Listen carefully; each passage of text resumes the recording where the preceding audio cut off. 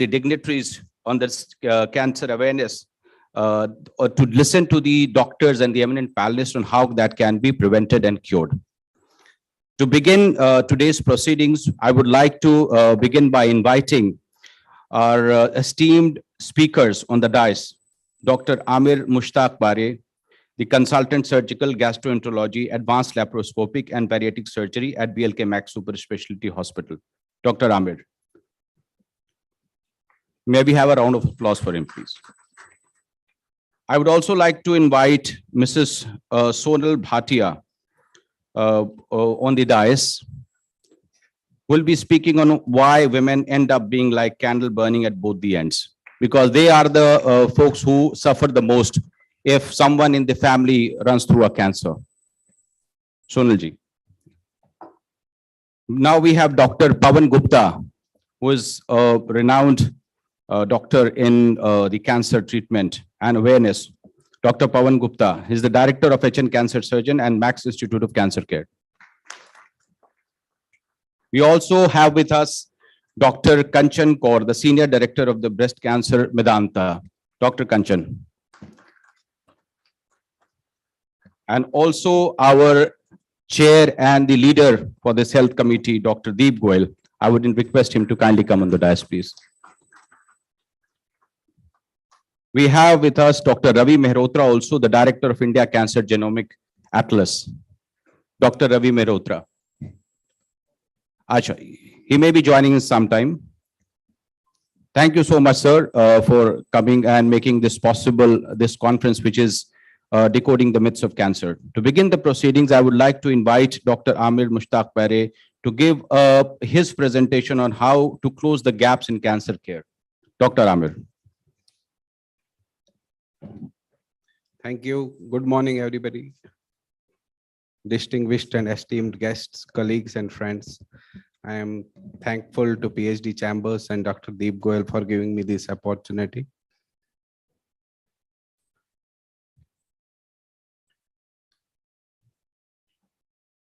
So I start with closing the gap in the cancer care. Why do we stand? During the day, you will hear in-depth analysis of how to close the gap in the cancer care.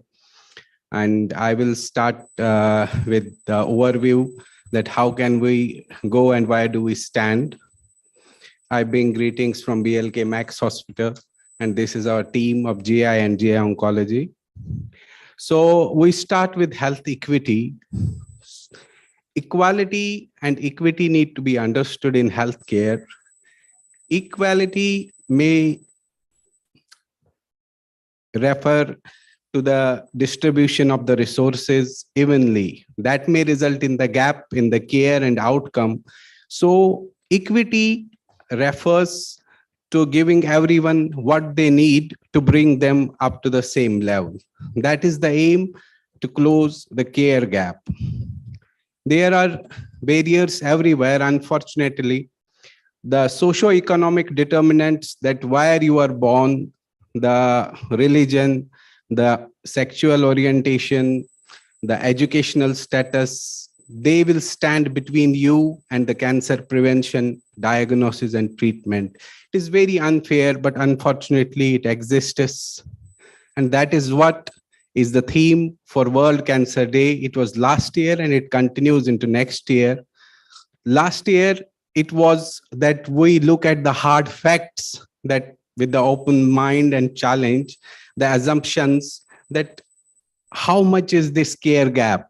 And this year we are uniting our voices and build a stronger associations, innovate and collaborate, so that we go to the stakeholders and the people in power next year and challenge them to address the root causes that will ensure the equitable health for everybody.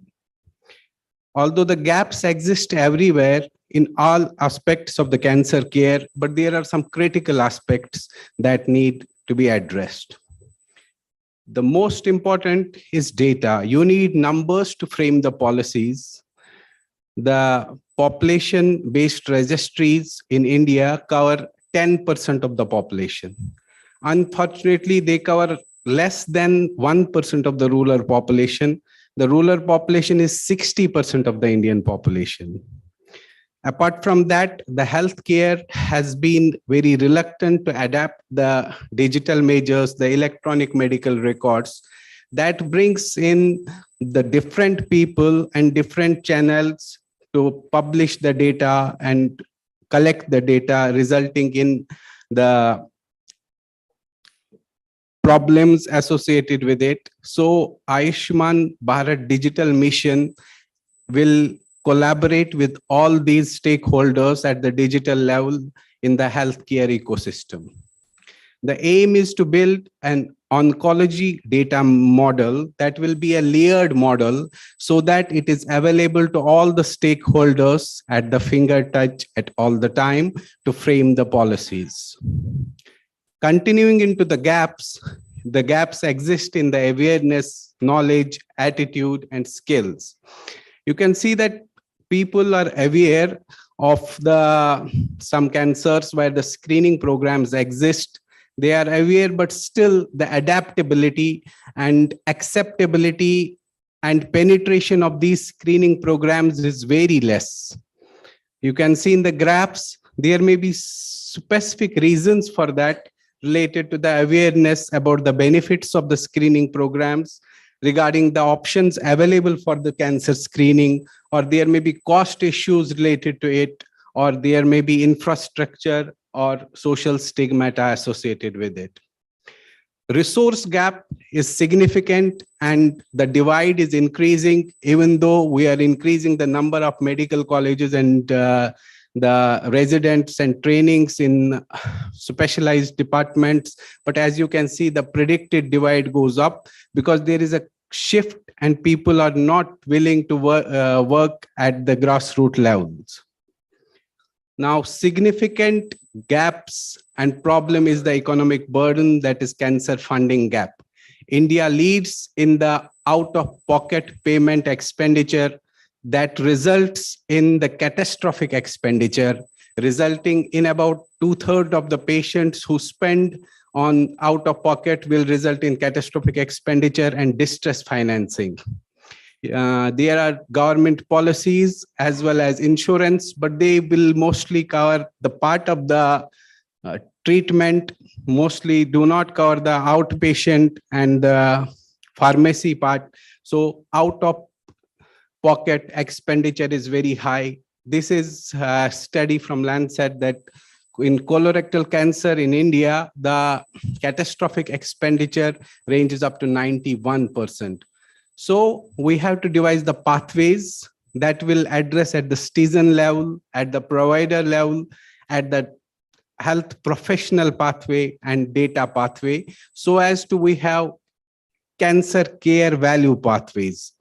There will be some aspects that will be classified as easy wins, like awareness among high-risk groups, personalized education, and there will be potential game changers as oncology data model and long-term interventions like continuum of care and artificial intelligence for comprehensive cancer insurance.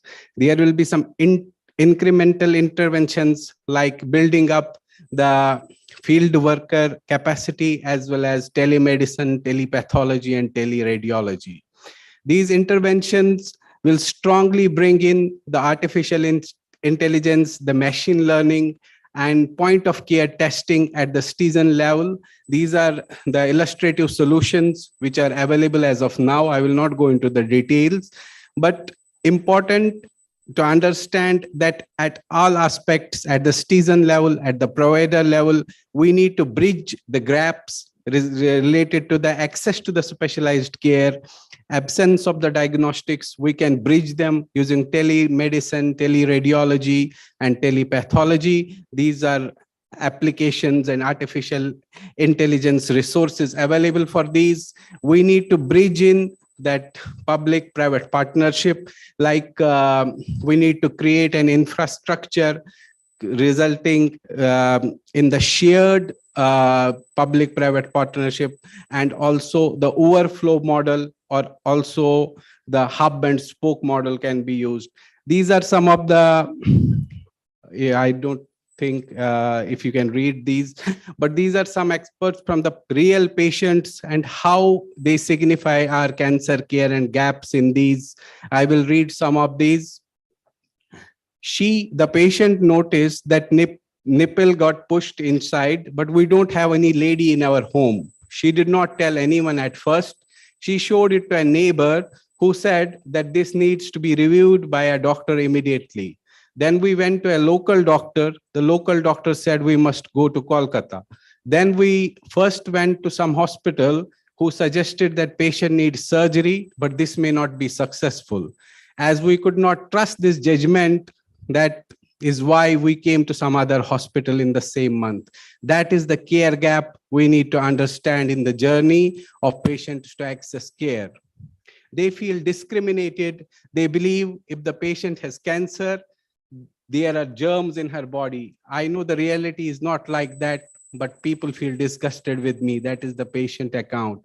And disappointment, patient says, I often ask God, why did I get such disease?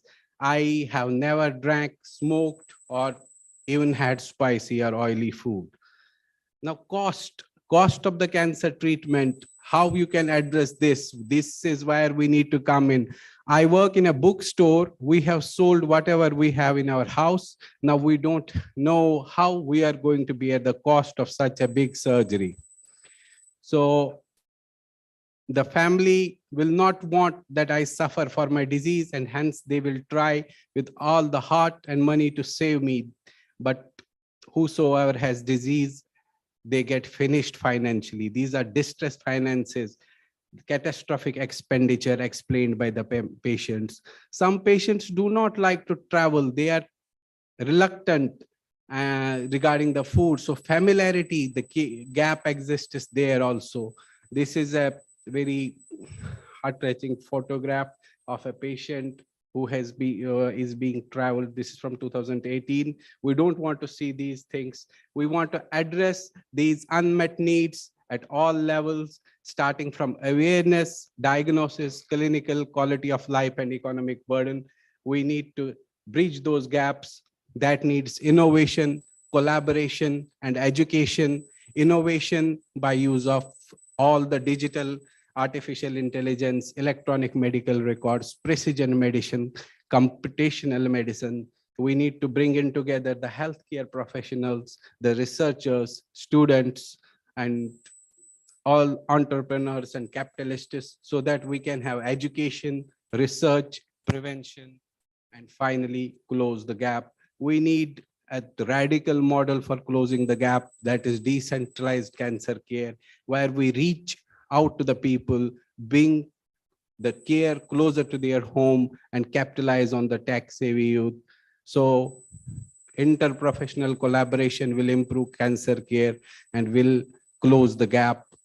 That is, it is not fair, but we can change this. I leave you with some of the chart data and some of the posters, so that just a thought and to begin the proceedings for the day that is going to be thought-provoking and beneficial for all of us. Thank you so much.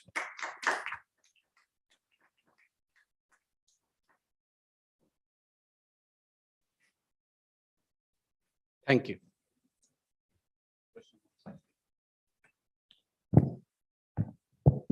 Thank you, Amir, for such a lovely disposition. If there are any questions from the audience, we'll be happy to answer them. What Amir is trying to say that, in spite of having such a huge burden of cancer in our society, and which seems to be increasing very rapidly, in spite of whatever measures we are taking, we need to do more and more. We need to think more and more, and we need to collaborate, innovate. And, there are gaps at every nook and corner, whether it's infrastructure, whether it is a screening program, whether it's the cost of the treatment, innovations, artificial intelligence, data. Though government is working tirelessly on these, but as a responsible citizen, I think it's our duty to share the burden, and at least we can partner in creating awareness. And for that, first of all, we all will have to be educated about these diseases which are affecting us, which is affecting our dear ones, which is affecting our friends, family, everybody around us. It's surprising, wherever you turn your head and speak to anybody, you find a cancer patient. Uh, I think every fourth, fifth person is either suffering from cancer or is going to be suffering from cancer in the near future. So I think it's a demon which we need to fight. We need to fight it together. I don't think any one of us is so powerful that we can fight on our own. So hence there is a need for collaboration and understanding of this disease. Thank you. Thank you, Amir. Any questions, anybody? Yes, please, ma'am. Pass on the mic to them, madam. Sorry, yeah, please. Thank you very much. I also want to thank Doctor for an elaborate explanation of this cancer problem. There's a lot of information that you wanted to share with us on the screen that we could not read. Will you be kind enough to share the presentation with us? We're going to release a knowledge report today, and a lot of information is there in that booklet. So Okay. all of you will be getting a booklet. Okay, thank you very much. Very good morning to all of you. I am Dr. Mamta Mohan Singh, and I'm very happy to hear Mr. Ramar here. And my question is, I have one of my aunt and who was suffering from cancer, and very immediately, in very first instance only, she went to the hospital and she was cured. She's absolutely fine now, but she can't lift weight from her one side of the body. As in, she can't use one of her hand, and she can't lift anything heavy or nothing. She says, I can't lift anything. I'm not allowed to lift anything. What I was mean, the surgery, ma'am? It was breast cancer. Yeah. And, so she needs which side? This I'm not confirmed, but one of the side. Yeah, that Yes, Dr. ma'am. Kanchan. Yes, ma'am. Hi, may I? So, obviously, we haven't seen the patient. We don't know the details. But generally, when we operate for breast cancer, in some patients, we need to remove lymph nodes from their armpit. And if we have done that, then there is a risk of swelling in that arm, which is called lymphedema, for which certain specific precautions are advised. Now, we do allow weightlifting, but generally not more than 5 kgs. So what we tell patients is that they can lift a pan in their house, they can lift a shopping bag, but preferably not a full bucket of water or a suitcase. And whichever hospital she had treatment in, every hospital has physiotherapists who guide patients on what all they can do with that arm and what they can't do with that arm.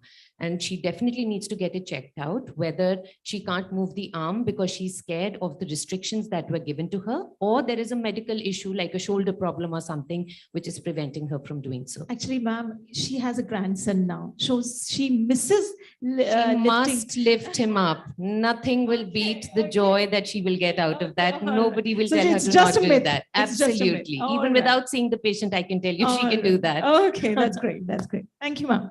Thank you, sir. Thank you, Amir.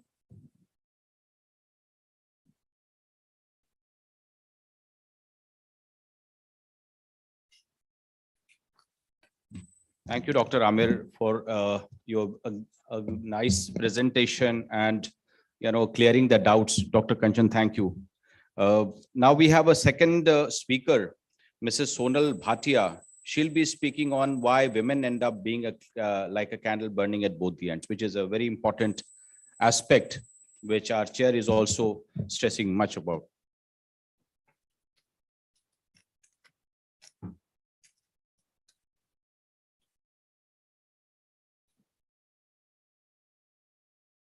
Excuse me, where are my slides?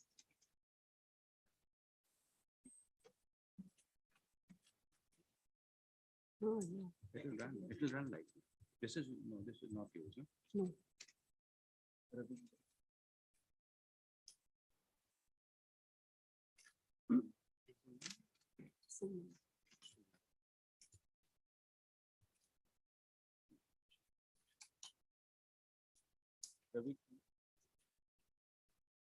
She will come in the meantime.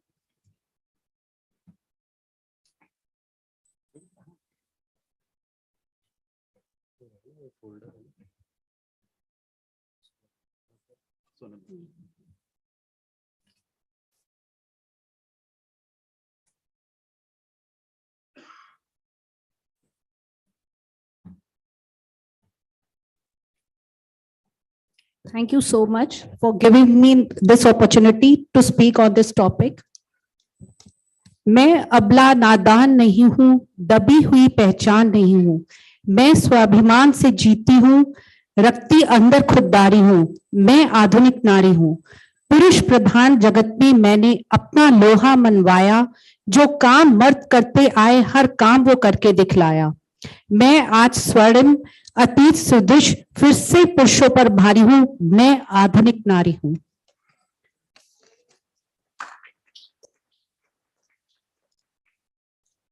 Honorable chief guest, dignitaries on the dais and off the dais, and my dear friends present over here, inner wheel naman to all of you.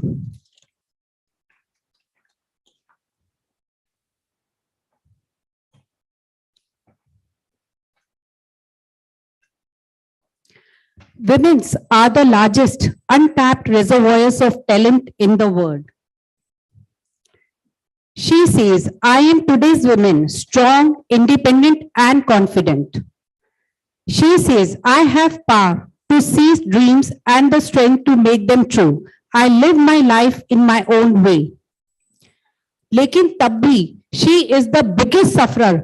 किसकी वजह से? Just because of this tobacco. How are common women affected by this? एक छोटे से tobacco के लिए कैसे हम महिलाएं सफर कर रही हैं, मैं आज आप लोगों को बताऊंगी। Happy girl with lots of expectation and apple eye of the parents gets married. हम अपनी बेटियों को किस तरीके से हम विदा करते हैं एज अ मदर। हम जब उनके लिए गाइस, जब उनके लिए पार्टनर ढूंढते हैं तो हम क्या करते हैं? कितने हमारे पास बायोडाटाज आते हैं, कितने मैरिज ब्यूरो वाले हमें बायोडाटाज भेजते हैं, लेकिन हम जब उन सब बायोडाटाज में से एक चुनकर अपनी बेटी के लिए, उसके लिए एक उसका राजकुमार ढूंढते हैं, क्या होता है? अगर उसका हस्बैंड एक टोबैको स्मोकर होता है, क्या उसकी जिंदगी कैसी हो जाती है? Life takes a big world to a sad story from a live happily after to left sadly ever after the marriage. किस तरीके से ये टोबैको, एक हम नाम तो हमारा है कि एक छोटा सा tobacco, how it is affecting a women's life. It affects its sex life, social life, the only seva life she has to lead. Next generation life is also affected. Financial life, widows, she is likely to become a widow. Second hand effect on her. Now let's see how does this tobacco affects her sex life. The poisonous kiss, smelly infected. ये जो बंदा जो उसके साथ जीवन बिताने के लिए बढ़ रहा है, वो बहुत ही स्मेली, उसके पास से बहुत, मतलब he is giving infection to her. He is an important man, the carcinogenic man, oozing carcinogens from every corner of her body. The diseased man, ये तो बीमार है, ये व्यक्ति बहुत ही ज्यादा बीमार है, ऐसा उसको लगने लग जाता है, फिटेक है, कफ, हर समय खांसता रहता है, हर समय। Social life, how does this tobacco affects her social life? जो वो सोचती है शादी के बाद आएगी और राज करेगी, उसका जीवन, कितने सपने सोचकर हम लोग महिलाएं, कितने सपने हमारे माइंड में, कितने सपने होते हैं जब हम शादी करके एक घर से जब हम दूसरे घर में आते हैं, किस तरीके से हम, मतलब क्या हमारे माइंड में कितने सपने होते हैं, लेकिन क्या हो जाता है, उसकी जिंदगी किस प्रकार की हो जाती है? वो सारी जिंदगी उसके स्टेन्स को साफ करने में का, मतलब उसकी शर्ट पे कभी स्टेन्स हैं, कभी घर के कोनों में स्टेन्स है, हर जगह स्टेन्स को वो साफ करने में ही उसकी जिंदगी बीतती है। Cleaning the butts and the spits. और क्या होता है जब इस तरीके की बातें होंगी तो क्या होगा? घर में लड़ाई झगड़े हर समय, हम यही होता रहेगा उसकी जिंदगी में। और उसको किस तरीके की लाइफ जिंदगी में जीनी पड़ेगी? Like a servant. क्योंकि वो जो बंदा जिसके साथ उसकी शादी हुई है, वो क्या है, वो तो एक बीमार आदमी हो गया, क्योंकि वो टोबैको ले रहा है तो वो तो बीमार होगा ही। तो हर समय उसको हाइपरटेंशन होगी, सीओपीडी होगी, कफ हर समय खांसता रहेगा। और अगर कॉम्प्लिकेटेड डिजीज लाइक कैंसर, क्योंकि जो ये टोबैको है, इट ये कैंसर जैसी भयानक बीमारियां भी हमें देता है। तो अगर उसे हार्ट अटैक आ गया, स्ट्रोक आ गया, सीओपीडी आ गया, तो वो हमेशा के लिए बेड रिडन हो जाएगा। एंड क्या होगी लाइफ, एक महिला की जिंदगी किस तरीके की हो जाएगी? बस वो उसकी सेवा में ही अपना समय बिताएगी और कुछ भी नहीं उसकी जिंदगी। एंड नेक्स्ट जनरेशन लाइफ कैसे होगी? अगर उसका हस्बैंड स्मोक कर रहा है तो सेकेंड हैंड स्मोक के कारण उसकी प्रेगनेंसी में बहुत ही कॉम्प्लिकेशंस आएंगे। अगर बेबी जो बॉर्न होते हैं वो स्पेशल होंगे, हाइपर एक्टिव होंगे, उनका आईक्यू लेवल बहुत लो होगा, लो इम्यूनिटी होगी उन बच्चों में, अर्ली डिजीजेस आने के चांसेस हैं उन बच्चों में, लो कंसंट्रेशन होगा, पुअर इन स्टडीज होंगे। अब जब वो बड़े हो जाएंगे, हम कहते हैं ना मदर, मैं आपको एक एग्जांपल देती हूँ। जब मेरी बेटी की मैरिज होने वाली थी तो लोग मुझसे आके ये बोलते थे कि मैम वो भाभी आपके लिए ना कोई पूछ रहा था। मतलब मैंने कहा मेरे लिए क्यों पूछ रहा था? क्योंकि मदर जो, तो उन्होंने मुझे ये बताया कि वो आपके बारे में पूछ रहे थे। मैंने कहा मेरी बेटी की शादी होने वाली है और मेरे बारे में क्यों पूछ रहे थे? बोले नहीं, हम ये पूछना चाह रहे थे वो लोग कि मदर कैसी है, जैसी मदर होगी वैसी तो बेटी होगी। तो इसलिए क्या हम मदर्स ही हैं जो हम संस्कार देती हैं अपने बच्चों में। ये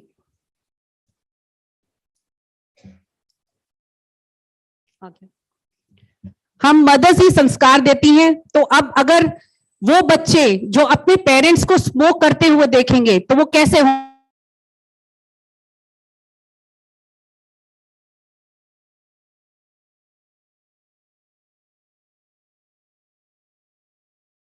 स्मोक करना शुरू किया तो बच्चे क्या करेंगे?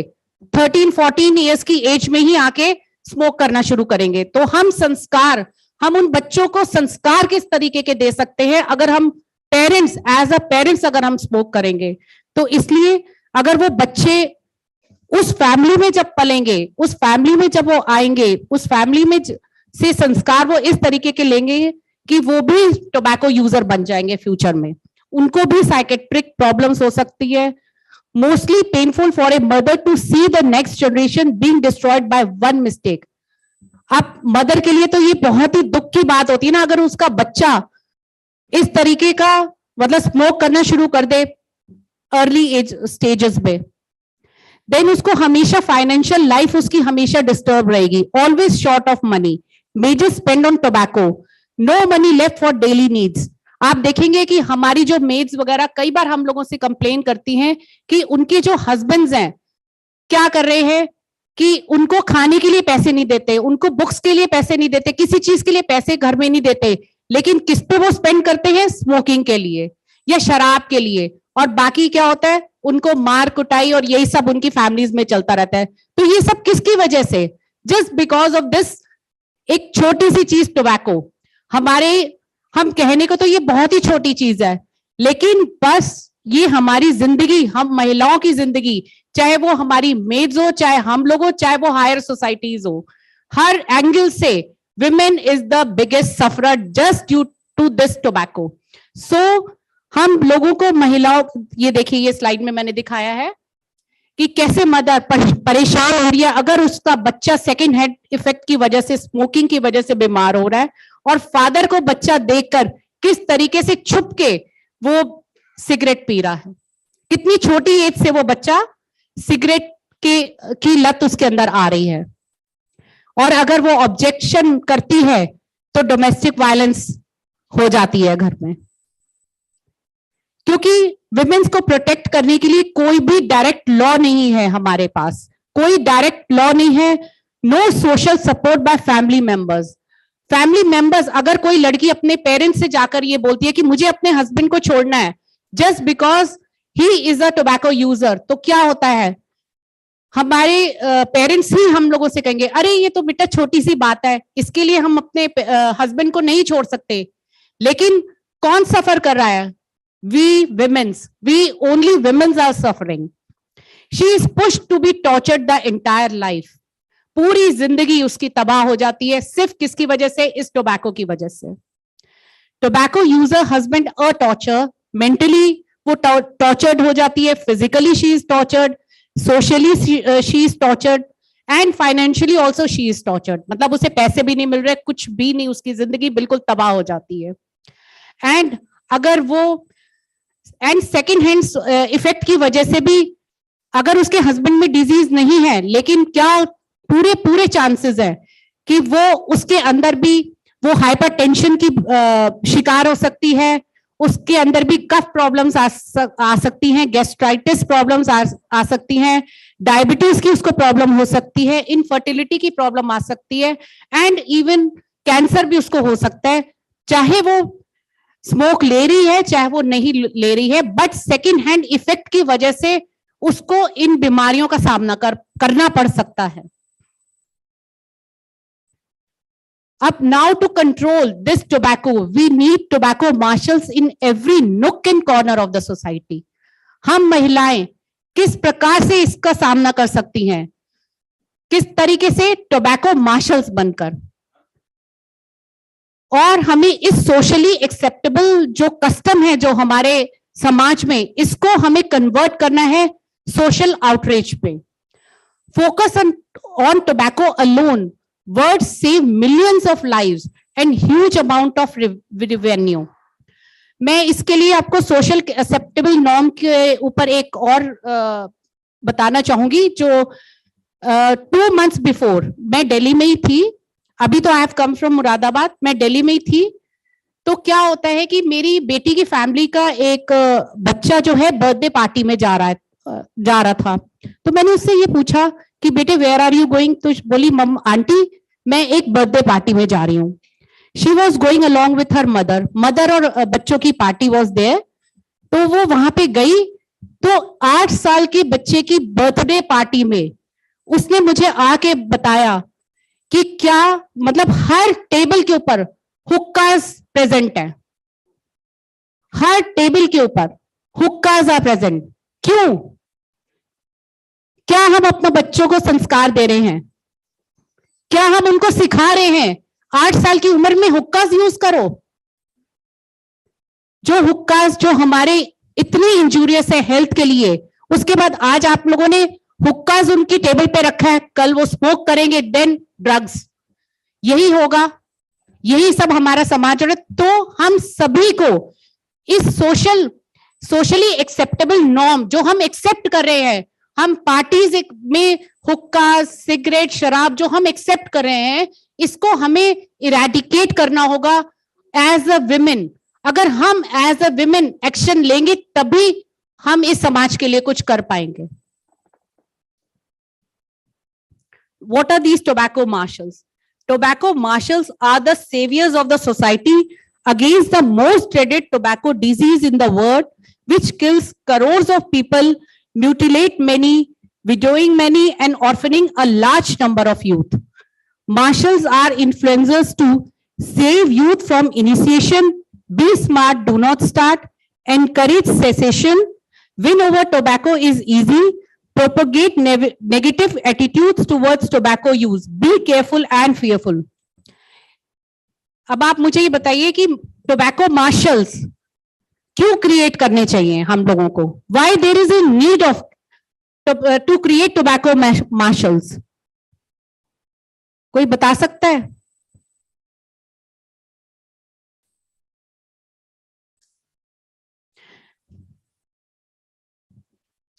कोई नहीं बता सकता? हाँ, not only cancer, because tobacco causes many type of disease, head to toe. हाँ नहीं, अपने फर्स्टली तो हम नारी has to take a new avatar. हमें इस टोबैको को एक्सेप्ट ही क्यों करना है?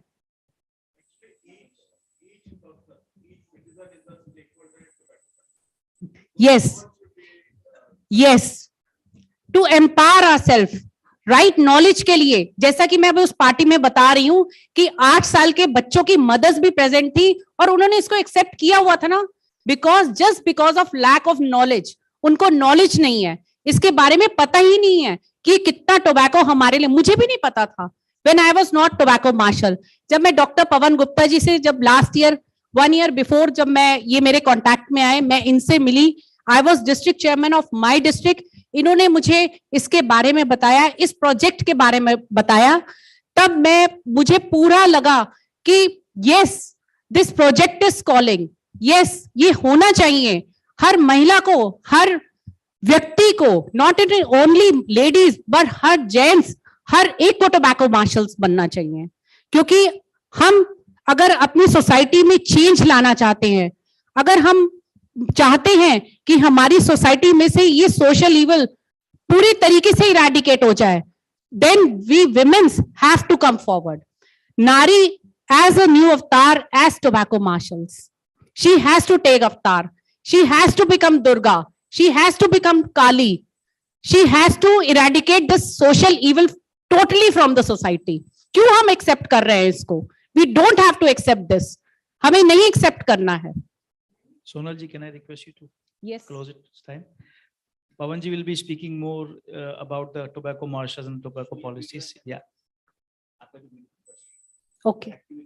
Yeah.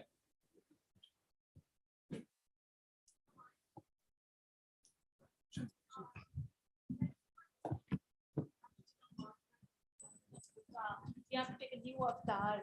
I totally agree with that. What my concern is, what is the very first step a lady should go for it? As in, first is accepting myself that I will not accept this. Number Yes, one. And the yes. second is, I mean, completely go against to a person in front of me, as in the person who is using tobacco, who is who is a tobacco affected person, or what is the next step against the person who is in front of me? My steps, I know I don't have to go against. I have to accept that this is wrong. I have to make the person in front of me that this is wrong. But what about what do I do about the person in front of me? How do I explain that I can't handle this relation? I can handle this habit, a behavior. What do I do? First you become a tobacco marshal, then you will understand All कि right. what steps to take in, because empower होना is much important. That's right. Firstly, Mhm. हमें जब पता ही नहीं है, Mhm. तो हम दूसरों को क्या सिखाएंगे? Correct. So we should learn ourselves. First you should learn. Yeah, correct. All right. Thank you, ma'am. Thank you. Mine is not a job. Mine is a calling. Maybe it is the creator of universe who popped up into my mind. Hey, listen, Sonal, we want you as a healer. I received this calling when I was the DC, so I went ahead with this project in my hand. Some law of attraction was there in this project. So I moved up with this project in my hand, and I created 1,000 tobacco marshals in my district 310. Please show the video.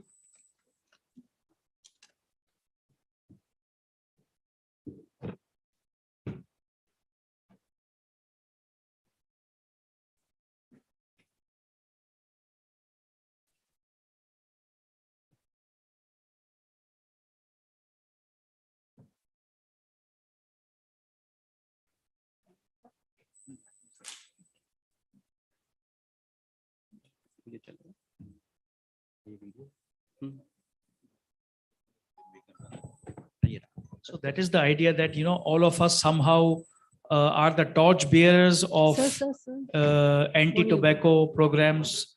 And as was discussed, that unless we are aware of the ill effects and how we can prevent it, we cannot empower others. So first we need to empower ourselves with the knowledge and understanding of the core subject, and then we need to empower people around us. So if, everybody, all of us take this responsibility and a challenge that I will train 5 people around me and they make a chain. And I think that's the best way to contribute to the society. And I think it's not difficult.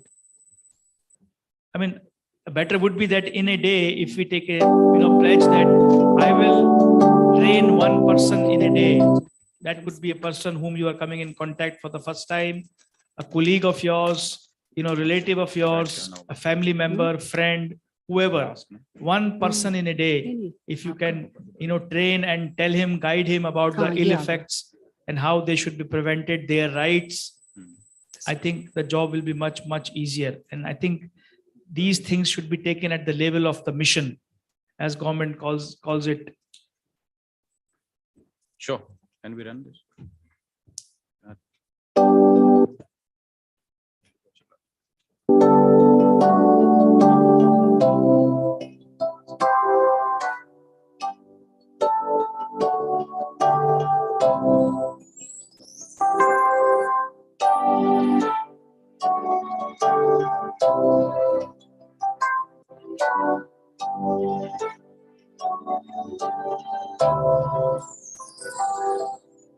Time keeps turning like a wheel, and the face of our world is changing forever.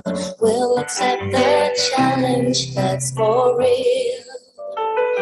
With responsibility, and we'll make it together.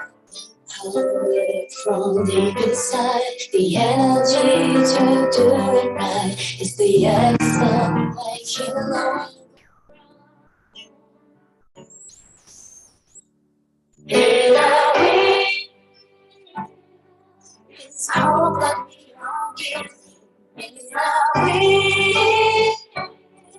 it's charity. In our way, we can help, we can heal. Standing together.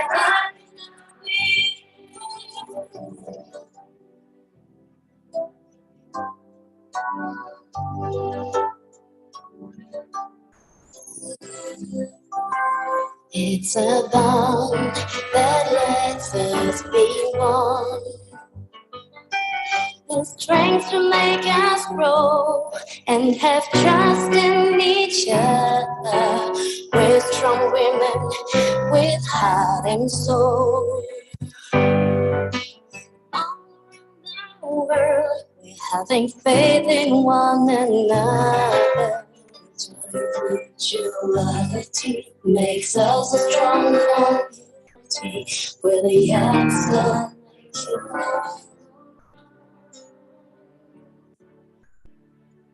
In our way, it's turning.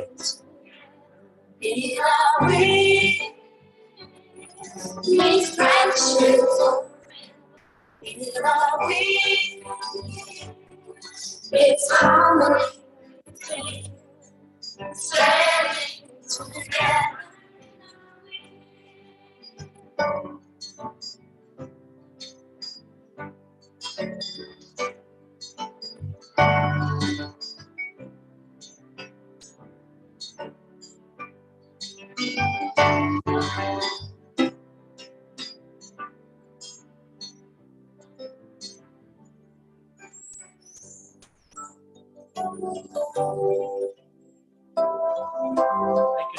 Thank you so much.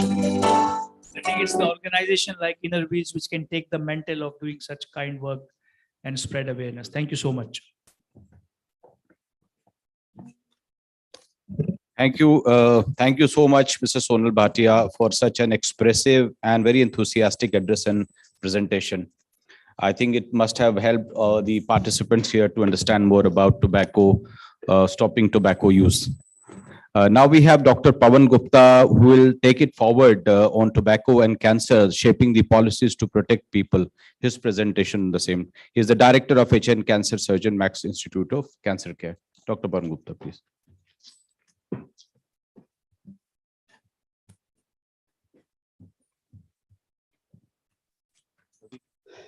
Thank you so much for a kind introduction. And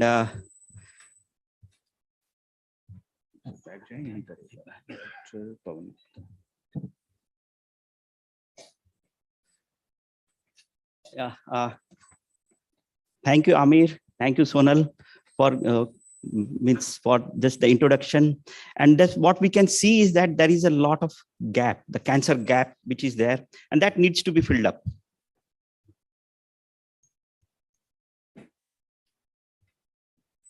Right.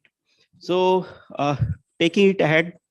So Sonal just spoke about how to empower the women against tobacco. We need to have some policies. That is what we have to shape the policies, and that is what Deep wanted, that we somehow create something that we can actually bring or close that gap that we are having. You know, I'm a cancer surgeon and I have done 11,000 surgeries till now. And to put it here, of this 80% of my surgeries, because I'm mostly dealing with head and neck cancers, 80% of my cancer surgeries because of tobacco. Right. So this is something, and we know tobacco is one thing that is the biggest killer on this universe.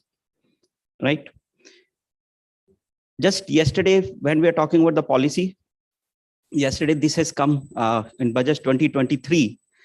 This was that tobacco, the smoke, the cigarettes will cost more than what it was before. But this is only on the cigarettes. So this was a tweet by Dr. Rakesh Gupta, and I have got Dr. Rakesh Gupta here itself. He's sitting here, and I welcome him, sir. He has come all the way from Chandigarh. He's leading for the last 12 years. He's been leading this tobacco cause in entire Punjab, and he was in the government department. So he was doing quite a bit about tobacco. So is this policy enough? Are we doing enough for this? Or are we going to have still ask the government to keep on doing something? Government has put in a lot of things like KOTPA, PICA, and others are also there. But there is a lack of awareness. And more than that, there is a lack of implementation. When we talk about tobacco and cancer, India has the highest tobacco-related cancers in the world. Right? We are the highest. We are the leaders. India is the highest consumer of tobacco in the world right now. And to tell it that we are also the highest producer now of tobacco in the world. India leads with unique diseases related to tobacco. India has the highest varieties of tobacco that we do not get anywhere in the world. We have got all the three varieties. We have got smoking, non-smoking. Now we have got vaping devices, which has come in, and it is coming out in a very big way, although it has been banned. Tobacco, why we talk about tobacco, it is the most addictive substance in the world, most easily available form of addiction, cheapest addiction. The industry is working overtime to make it available and entice the youth. It is a gateway to other addictions. Our children are at risk. That is what Sonal has also physically pointed out, that our children are at risk, and every woman needs to take stance. It has to be, every woman has to take. They are the target of industries, and not more just the children. It is the women who are now getting affected, and they are also becoming more and more affected because of tobacco. One development that has taken place over a period of time, and when I started my cancer journey, that was way back in 2001, there was hardly any medications or hardly anything available to help these patients who are taking tobacco. I call them patients because they are diseased.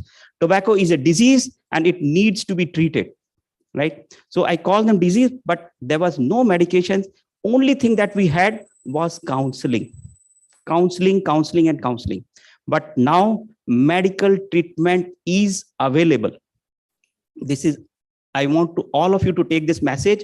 Medical treatment is available and it is possible to quit. Standard protocol for intervention is available.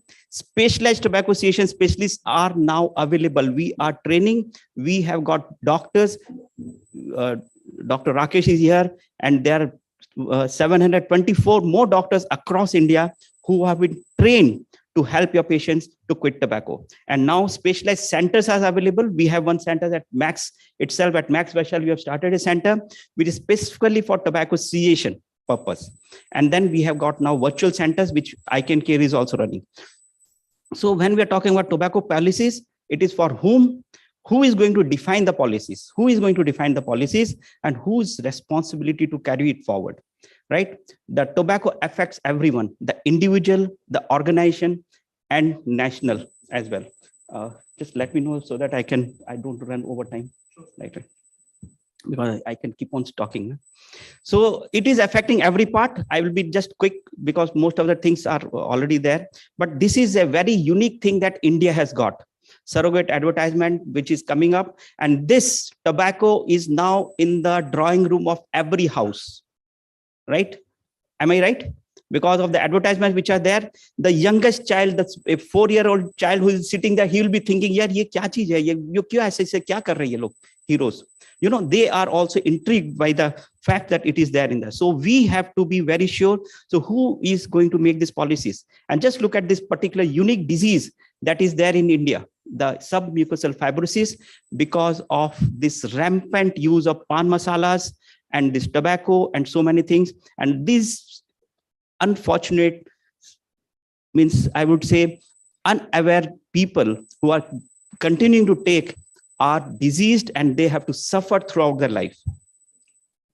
So India has the highest oral cancers. I'm not going to, India has got, definitely it is going to cause some of the disease. And more than that, it is just not the tobacco user, but the people around, everyone, every family, colleagues, bystanders, environment, everything is affected because of tobacco.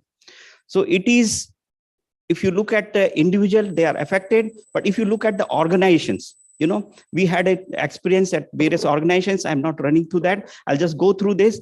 And just a person who is taking smoking, he puts the organization at a loss of almost like 2.16 crore per year, just because of his smoking. This is a estimate. And if you look at 1,000, this is I cannot calculate because I'm not a economist, I'm not a financial, someone from probably a PhDCC can say what is this numbers. You know, this is the amount of loss a large organization will have just because if there are tobacco users in their organizations. And this, if the cancer, cardiac, stroke, respiratory, huge number of crores of rupees are lost, and these patients or these tobacco users, they can never get cured, right? So if one single intervention, that is tobacco measures, it can save money, it can save lives, and it can save crores of rupees, right? So if you are looking at the organization, like the government level, individual level, the organization level, or the government level, government is losing crores of millions of rupees just because of tobacco, right? But yes, there are, everyone would say why the government doesn't ban it. I'm not here to talk about that, but yes, there are reasons behind it. So who is going to take care? So the policies have to be defined by everyone, each one of us. The individual has to define, the organization, the owners of the organization have to define whether they want to continue to have their health establishments, they need to define, and of course the national policies have to be there. So if we are going to look at a complete ban or control of this thing, it has to start, it is an inverted pyramid, it has to start from the individual and it has to go high up, home, workplace, institution, community, hospitals, district, state, and the country. So this is just a simple message, few more slides, right? Be smart. This is a message to individual, every person who is sitting here, they have to carry this message with themselves. And what we say, reach 3, teach 3, make India tobacco free. So everyone takes this message, like just Deep had just said, everyone has to take a responsibility, right? And that is the policy they have to make it for themselves. कि हम ना तो तंबाकू को लेंगे ना लेने देंगे ना ही हम उसको सहन करेंगे, right? So be smart, do not start. Win over tobacco is easy. Be careful and fearful. Chota dana is something that we have created for the population, where we go to the villages to how to. Oral cancer is the highest in India. It has got a pre-malignant lesions also. So just look into the oral cavity. Chota dana, जब भी देखो छोटा दाना, उसकी जांच जरूर करवाना. Cancer को बनने ना दो नासुर, जल्द करो इसे दूर. That is a message that we give to the population, that कि अपने मुंह को चेक करो, हर महीने एक बार अपने मुंह को जरूर जांच कर लो. No pan masalas and submucosal fibrosis. We have got this instrument, risk care, and be a tobacco marshal. As Sonal has already put, everyone have to be a tobacco marshal, and just being tobacco marshal is not enough. I'll just tell you that we have also started some more parts. So for an organization, no tobacco policy has to be there. Annual checkup should include tobacco survey. Nowadays, none of the organizations have this tobacco survey, right? Medical aid to help quit tobacco. All large organizations should have a medical quit tobacco program running. No tobacco users to be recruited. No more tobacco people. If you are going for new jobs, no more tobacco users. Train as tobacco marshals, all associated doctors to have knowledge about tobacco cessation intervention. Healthcare establishment, this is one thing that I would like for if anyone who is from the healthcare system, like Deep is also there and so many other people. Every hospital, every place should have a tobacco user center facility. all doctors, paramedics should be sensitized for tobacco intervention. All doctors to advise quit tobacco and refer the patients to the center. So there is a selfie board outside. I would request each one of you, please take a picture of yourself, advise quit tobacco. Let us take a pledge today, advise quit tobacco. Take a selfie, put it on your Facebook, put it on all your social media. Let the message flow, because every one of you would have at least 100 friends. Let them also get into it. So this is how we can actually create a policy, and we can create a self policy, organization policy, healthcare. Every healthcare professional should be aware of evidence-based tobacco cessation. That is what I would say. So just this is a role of a doctor, that every doctor has to be aware. So this is a simple campaign like Save the Youth campaign, Chota Dana, No Tobacco campaign. And this is a sensitize. Save the Youth is sensitization, assistance, volunteer training, and enforcement. And this is how we have actually created a full system. This is a center we have set at Max Hospital, where we are taking care. And every day we get around 10 to 15 patients whom we help these patients to quit tobacco. So we started also an I Can Care Cessation app, which is a unique app, which has got all the facilities, which has got a protocol-based intervention system. And this app is available online, and it is free of cost. So I'll not describe the app, but it is in a very in-depth app. For the first time in the world, this app has been developed to streamline, to make a protocol-based tobacco cessation, right? So this is the intervention program, tobacco cessation virtual clinic, and tobacco cessation on telephone, tobacco cessation e-pharmacy, digital protocol, tobacco cessation help books, and of course we have started a quit line number, which is there. So tobacco quit program is available, feasible, and effective. And this I Can Care Save has to be everywhere. And this is what we have started, the Marshals program, the ambassador programs and specialists, that every doctor, that the doctor that she's sitting here, she has been asking questions. I would suggest that she becomes a tobacco cessation specialist, right? If you want to do something more in the society, learn and help. Right? So these are some of the books, and this is what we look at, creating a complete network of ambassadors, the marshals, and the specialists who are there, who can help people to quit tobacco. Right? So there are already specialists available across India, and I'll just recently we had signed a MOU with Seema Dental College at Rishikesh for Uttarakhand. We had this presentation at the Global Digital Platform, and we had this with Mizoram. We have also signed a MOU, and this was at Assam. And we are through at various places, so this is how we are reaching out. And this was at just recent training of tobacco marshals. And this is a very unique thing that we have done. What we created, we took girls from the rural area. A lot of people say what to do at the rural. So we cannot reach out everywhere. So we started capacity building in the rural areas to train girls who are there at the villages, 550 villages, and they are actually working there at the grassroots level. So I'll just stop here. We are here to simplify, to amplify. We are looking for partners to set up centers. We are looking for people who can actually partner with us to take it further. Thank you so much for the patient hearing. I'll just stop. I would definitely request everyone. Thank you so much. Thank you, sir. So I would request everyone to, there is a selfie board there outside. Once we have declared in the evening, we have this. Please do take a selfie and then take it further. Thank you so much. Thank you, Dr. Pawan. Dr. Pawan, as you have seen already, other than being a very accomplished surgeon, he is also taking the mantle of spreading awareness against tobacco. And I would urge all of us present today here, if we can do what he has asked us, take a selfie, post it on our social media group, and be aware. And let's take a pledge that we will continue to fight against the ill effects of tobacco. I think how we can start is just ask our dear ones not to smoke. And if at all there is smoking, ask them not to smoke at home. Not be a passive smoker for yourself and for your family members. I think if we start from here, that will be a good start.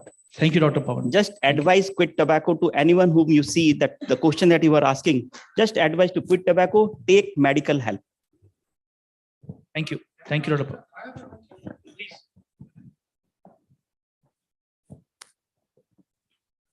I'm Dr. Kavar from Key Healthcare Private Limited. I have a question to Key Healthcare, sir. I'm a KD, one of the tobacco groups, sir. You remember? Okay. My question is, will they get the cancer if they quit the smoking? Yes, of course.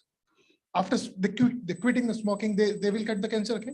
See, let me tell you. Okay, so this was see, number one is all those who will quit smoking will definitely have a health benefit, social benefit, financial benefit, work family benefit, everything there will be a benefit. The chance of getting cancer still persists for more than 15 years. So all those who have taken tobacco for more than 10 years, they need to be on follow-up, regular follow-up. And that is where we said that chota dana and regular follow-up has to be there for all those who have taken tobacco, whatever form of tobacco, whether it is smoking, smokeless, or vaping, they have to be on follow-up. Yeah, thank you. Can I ask a question? Of course, sir. Please, you can comment, sir. You are a very Sure. senior person who is doing. So I'll just comment because I must congratulate Dr. Pawan, the PhD chamber, for organizing this conference. And Dr. Pawan has very well summarized the issue, because tobacco is the most important preventable risk factor for cancer. So as we all know, actually 30% of the cancers, they are because of tobacco, and 90% of the oral cancers, because India is a cancer capital for oral cancer. So and Dr. and Sonal also, she spoke very well. And I think tobacco, it kills 4,000 people a day and almost 14 lakh people in a year. So I think we must be talking about it more and advising people to quit. And another thing I just want to talk is that people think that e-cigarettes, they're safe. And luckily for the Indian government has banned e-cigarettes since 2019. But people still, they think that it is a safer alternative. But I must tell you that nicotine itself, without all the other chemicals of tobacco, nicotine itself is a carcinogenic. So we must not ask our patients to use these cigarettes instead of the tobacco cigarettes. Thank you. Thank you, Dr. Rakesh. Thank you, Dr. Pawan. Madam, can we have questions during the lunchtime, because we are already running late? Dr. Pawan is available. All of us are available. We can discuss. Thank you, Dr. Pawan Gupta. Thank you so much for making this presentation and enlightening the people. And I think most of the people would take a pledge. There's a selfie point also.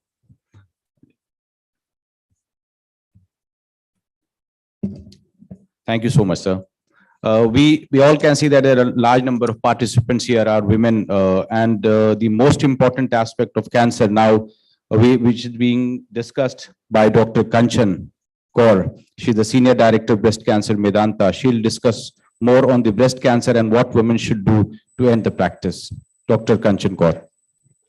We have with us Dr. Ravi Mehrotra also. He is also one of the speakers in this session. Dr. Ravi Mehrotra, if you can kindly join us on the dais, sir. He is the Director of the India Cancer Genome Atlas. Dr. Ravi Mehrotra.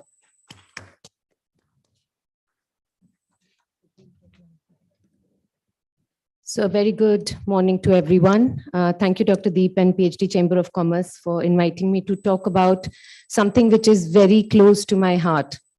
So the buzzword here is creating a network of all stakeholders.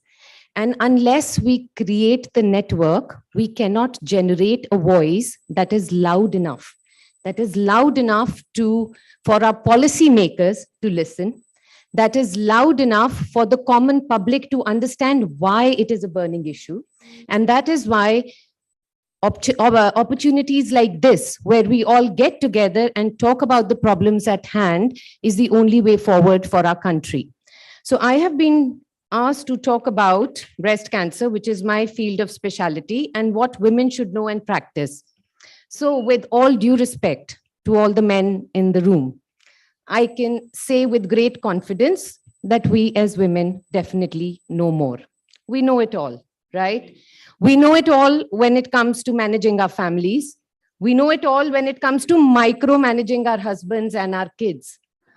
But sadly, when it comes to ourselves, even if we know, we do not want to know. So I hope that at the end of this talk, I would have given just a little nugget of information that you all can carry home. Now, for all the tobacco marshals and people talking about oral cancer, which is definitely the top on our policymakers' desks, with breast cancer, sadly, there is nothing that I can tell you to stop doing. and it won't happen because we don't know why breast cancer happens in most people. So to know what breast cancer is, to know your enemy is the only way forward to defeating it. So we start with some statistics. I know we are talking about India being number one in producing and consuming tobacco, number one in the types of tobacco. I have a little grudge against God. I believe God is racist. You look at the statistics at the right hand corner of this slide, the Indian puzzle. In the West, breast cancer peaks in the 5th and 6th decade. In India, breast cancer peaks a decade earlier than it does in the West. So imagine a 40-year-old with breast cancer, and then imagine a 70-year-old with breast cancer. And you'll realize the kind of changes that happen in a woman's life with breast cancer will definitely shake up the life of a 40-year-old way much more than it would shake the life of a 70-year-old.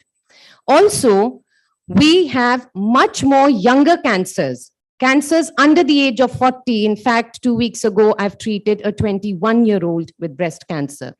So whereas in the West, only 6% breast cancers happen in women under the age of 40, in India, we again take the medal of having up to 16% of women under the age of 40 presenting with breast cancer. And if that wasn't enough, we are more likely to have more aggressive cancers. And some ethnicity studies in the West, when they have compared age stage matched patients for response to treatments, we sadly don't respond as well to the same treatment that is being given to a Caucasian patient. So that is my grudge against God, the Indian puzzle. But things definitely get worse. Yes, we are ethnically prone to younger and more aggressive cancer. But sadly, our health-seeking behavior, or should I say our lack of health-seeking behavior, leads to breast cancer presenting at later stages. And I stand here shamefully saying that most of my patients end up losing their breasts to breast cancer and also end up losing their lives to breast cancer. So if you look at the right-hand corner where the pie chart is, up to 90% women in the US after being diagnosed with a breast cancer diagnosis will be alive at 5 years. In India, the number will be a dismal 46.4%. And also we are the mastectomy capital of the world. So some statistics that we obviously don't like to talk about. Till about a decade ago, cervical cancer, which is cancer of the mouth of the cervix, was the commonest cancer amongst women in India. But now breast cancer tops the list, especially in metropolitan cities. And there are studies that have shown that the numbers of breast cancer have increased by almost 50%. Yes, a part of it is due to increased awareness and increased diagnosis, but the numbers are definitely on the rise. So this conundrum that we are facing, we have more numbers, we are seeing younger patients, they are presenting late. Sadly, there is lack of standardized treatments, which is all contributing to increased morbidity and mortality. And 1 in 2 women will die within 5 years of being diagnosed with breast cancer in India. I'm sorry, I seem to be the harbinger of doom and gloom when I talk about statistics like this, but I think the time to be politically correct about breast cancer is over. We need to talk about the hard statistics and understand why breast cancer also needs to be on the top of priorities of our policymakers. So the barriers that lead to delayed presentation are obviously a limited knowledge in the community. Now, when COVID happened, I was quite surprised to see even the most uneducated person, your worker in the house, your auto rickshaw driver, could have a very intelligent discussion with you about what kind of vaccine to take. You know, they were so aware about COVID and vaccination and all of that. Why? It all boiled down to an in-your-face constant information on news channels and everywhere. I remember once a patient told me, Dr. Kanchan, if you say that breast cancer is as big a problem as it is, why isn't there an in-your-face campaign about breast cancer? Why don't I pick up my newspaper in the morning and see a little pink box at the bottom saying, when did you last examine your breasts? Sadly, that is not the case. So this limited knowledge in the community with limited availability of screening. And also, I will strongly mention here breast cancer specific healthcare services, because outcomes are different when a specialist center treats cancer as opposed to when a general medical community doctor treats cancer. And because sadly, healthcare in India is not as standardized as we would like it to be, sometimes, in fact, more often than we would like, cancer does get missed by the GP in the community. So these are things which lead to delayed presentation. But then we come with our burden of fears. We are afraid of the word cancer. It's that big cloud over our head. Nobody wants to talk about it. And because we don't want to talk about it, we don't want to know about it, we are ignorant about the disease. Now, even if we do know and we get diagnosed, our financial constraints may prevent us from taking the treatments that we need. And then belief in alternative treatments is a whole topic altogether that I obviously do not want to get into. So the topic I was given was, what should you know? Very simple, basic information. Now, luckily or unluckily, breasts are external organs. And I hope to God that you as women see and touch them every day. So for an organ that is external, it is not like an ovary which is inside your abdomen and a tumor is growing and you can't see and you don't know. The breast is an external organ. You see it, you touch it every day. So self-breast examination, you know, when I came back from England 12 years ago, I used to get into a fight with every doctor at a medical conference saying, if mammograms worked for the West, why won't they work for India? 12 years down the line, I'm wiser. And I've learned a lot. And what I have learned is that with our sketchy healthcare resources, the biggest tool that you as women have is your own hands. Like they say in Hindi, apne haath Jagannath. Am I right? So your own hands, self-breast examination. So I'll go through a few images now, and I apologize if you find them too graphic, but as I said, the time to be politically correct about breast cancer is over. In fact, just on a little note, when my kids were asked what their parents do, they happily told what their father did. They were too ashamed to say that their mother was a breast specialist because they were ashamed to use that word. So we need to take that shame away from the word breast, because this is one cancer that is killing women often. I was told that there's going to be a lot of common public in the, during my talk. So I'm going to very quickly go through self-breast examination. It's about look, see, and feel. So you look at yourself with your arms by your sides, with your hands on your hips, bending forwards and with your arms raised above your head. After you look, you feel 3 fingers. So what mistake most women do when they feel their breast is that they hold their breast between their thumb and their fingers, which is a wrong way to examine, because you examine your own milk glands and then the fear ki are mere breast mein to gaanthe, and then you don't want to examine. So it's the flat of the hand, 3 fingers running on the surface of your breast. Cover the entire breast outside inwards from your collarbone down to your upper abdomen, from your armpit up to your cleavage. And when you are looking and seeing, what are you looking for? You're looking for a localized bulge or a lump.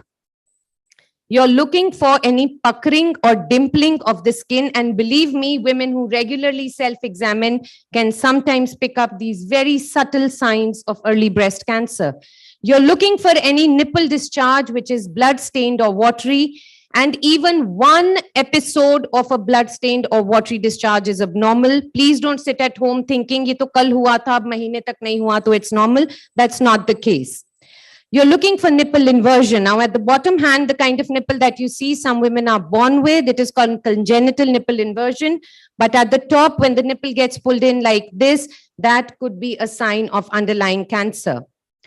Now, as I said, healthcare in our country is not standardized. So sometimes, especially in young women, cancer may present like an infection. It's called inflammatory breast cancer.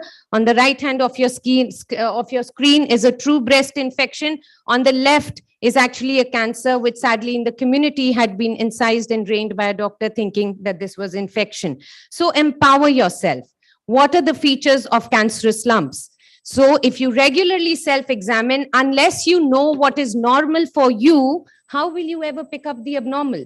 So if you regularly self-examine, any lump that is hard, irregular, painless, immobile, causes your skin to be pulled in, could be dangerous. Now, what do you do when you feel something like this? Please do not go to Dr. Google.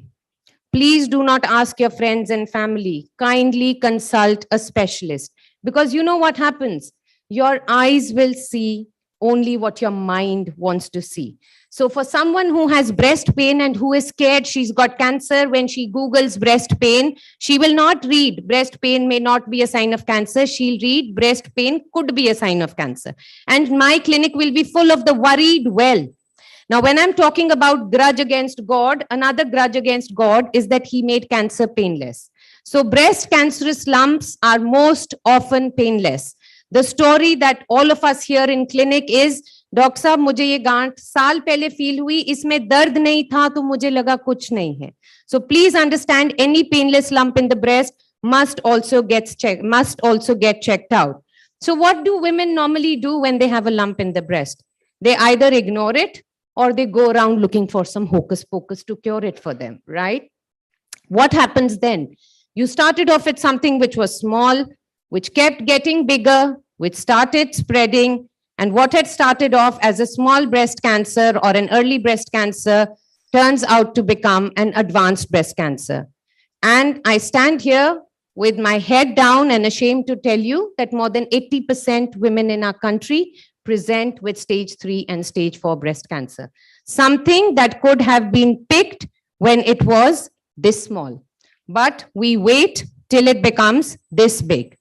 And when it becomes this big, the chance of cure becomes less. So what is cancer? Cancer is not an infection. It's an overgrowth of your own body cells. And they're like parasites. They incite blood vessels to come towards them so that they can feed on them. So the longer it stays in the body, it can slip into your bloodstream and spread from the organ where it started from. So again, I will not apologize for showing this picture. This was a PhD professor in a Delhi university who thought that because this lump was not hurting, it was okay to have it. मैं तो रोज इसकी dressing करती हूँ Betadine के साथ और मैं 10 दिन से इसके लिए एंटीबायोटिक खा रही हूँ. So this is the kind of cancer that still commonly presents in our country. And what we think, वो जो फिल्मी डायलॉग होता है, मुझे कैंसर होगा तो खून की उल्टी होगी, मुझे चक्कर आएगा, मेरा वजन कम होगा, ऐसा कुछ भी नहीं होता है in early breast cancer. It's only when you've allowed it to spread do things become dramatic, when it spreads to the bone, lung and liver. And when it spreads to your organs away from the breast, then the chances of cure become very, very, very less. So I use a little example. You know what Deemak is, right? So if you allow Deemak to grow in one wooden structure of your house, what will happen? The entire wood of your house will collapse. So learn to pick it up early. Early detection is the only way forward. So again, because healthcare in India is not standardized, sadly in India still, if a woman who picks a breast lump goes to a general physician or a general surgeon, will end up losing her breast and all the lymph nodes in her armpit. And when that happens, local staging and systemic staging, which is what we really need to do for breast cancer to understand how much of the disease is in the breast, has it spread anywhere else in the body, all of that goes for a toss. So I'm going to empower you by showing you a little slide from my textbook of surgery when I was growing up. It is called triple assessment. And I think every single common person needs to know that if you have a lump in the breast, please do not walk yourself into a radiology center to get a mammogram, क्योंकि किसी सहेली ने कहा कि mammogram होना चाहिए. Don't let any doctor tell you कि इस गांठ को निकाल के जांच कर लेंगे. So understand triple assessment, 3 steps that have to be done stepwise. The first is getting examined by a specialist. General surgeons and breast surgeons are the best people to go to, along with oncosurgeons if you have a problem. Nothing against gynecologists. My own mother is a gynecologist, but the thing is that they may miss, and that is why you must go to a general surgeon, an oncosurgeon, or a breast specialist. And after the clinical examination, whatever tests are needed, a mammogram, an ultrasound, an MRI, you will be guided to what is appropriate for you. That is the local staging.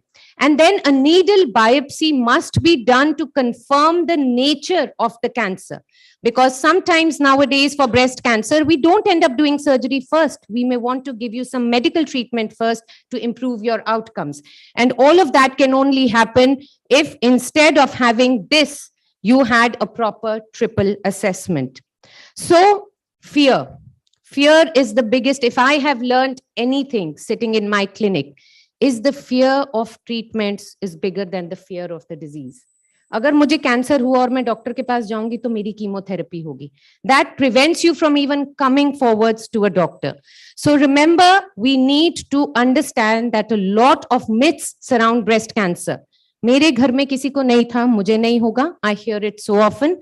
Well, 90% breast cancer happens in those who do not have a family history. So it can happen to anyone. Mammogram causes too much radiation. This is WhatsApp University teaching you what can happen with a mammogram. You get more radiation from your environment and from taking transatlantic flights than you get from doing one mammogram. This, what we hear very often, needle biopsy can cause a cancer to spread. It's true for some cancers. It's not true for breast. Unless we put a needle into it, unless we understand what the nature of the cancer is, we cannot treat you properly. A breast has to be removed if one has cancer. Not true. We can save the breast if the cancer is detected in time. And for all the men in the house, 1% of all breast cancers that we see happen in men. So even men can get breast cancer. If you have breast cancer, you will die. And that fear prevents you from coming forward. Well, survival rate of most breast cancers, if detected early, is more than 90%. I tell my patients with early breast cancer, you are at more risk of dying from a road traffic accident on the streets of Delhi than from dying after a diagnosis of breast cancer if it is detected in time and treated properly. So what should you know? That it's not all doom and gloom. Surgical options have evolved significantly. Even if we have to remove a breast, we can recreate a new one. So don't let the fear of that make you sit at home. Chemotherapy options have become more and more targeted, and they have become safer. Radiation options have become more safer. Younger girls diagnosed with breast cancer, what is the first question that an Indian parent will ask? Iski shaadi ho jayegi? Iske bacche honge? We don't get asked, ye bach jayegi. The question we get asked is, iski shaadi hogi, iske bacche honge? Well, I can tell you so many of our young breast cancer patients go on to become mothers and have natural pregnancies, provided they've been treated in a multidisciplinary setup. And now genetic mutations allow us to understand which patient is at a higher risk of breast cancer. Everybody knows about Angelina Jolie. She made the BRCA1 and 2 gene famous. So there are ways of preventing, especially in those who have gene positive disease. So we as doctors look at 5-year survival and 10-year survival. And once when I told a patient about this, the patient said, "Tumhe 5 saal ke baad mar jaungi kya?" So that's not the case. We look at 5 and 10-year survivals because that is the time when the cancer is most likely to come back. So if you look at the first slide, that tiny little dot in the mammogram is asymptomatic screen detected cancer, which carries almost 100% cure rate. Your diabetic specialist, your hypertension specialist cannot give you that guarantee, but your cancer specialist can if it is detected early. But the longer you leave it, the lesser the chances of cure. So outcomes when breast cancer is detected early is not only do you save your life, there are higher chances of breast being saved. And in the Indian scenario where financial constraints are a big problem, costs of treatment are saved. So now that you know so much, and I went on and on about what you should know, what should you practice then? Self-breast examination once a month, every month. And I believe it should be taught to every girl by the mother. Before you teach her how to get her eyebrows threaded and how to get waxed, please teach her how to examine her breasts. Seek medical advice at the earliest, not from Dr. WhatsApp and not from Google University, but from a specialist. And please, when you get the advice, follow it. We struggle with getting our patients to listen to what we have to say. Stay positive and keep the faith. And a hand-folded request to every Indian, please do not spread myths about the disease and its treatment. Uska aise hua tha to waise ho gaya, aap aise kyun kara rahe ho? Can we please stop the haw-high mentality around cancer? Otherwise, we cannot move forwards. So solutions we are going to be talking about, all stakeholders have to come into play, preventive and screening strategies. We definitely need the policy makers to give us the kind of infrastructure that we need and the psychosocial support and financial assistance. I won't go into too much of the detailing. Knowing it exists is not enough. Please pass on the message, because we have to find it before the cancer finds you. Otherwise, it becomes very difficult to treat. Thank you very much.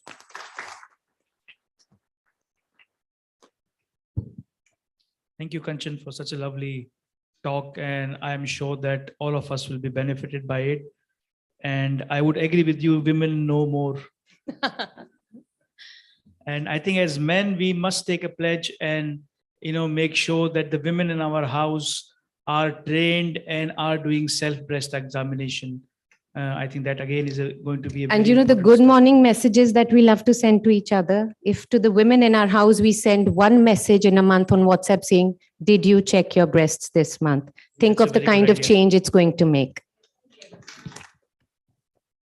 Thank you, Kanchan.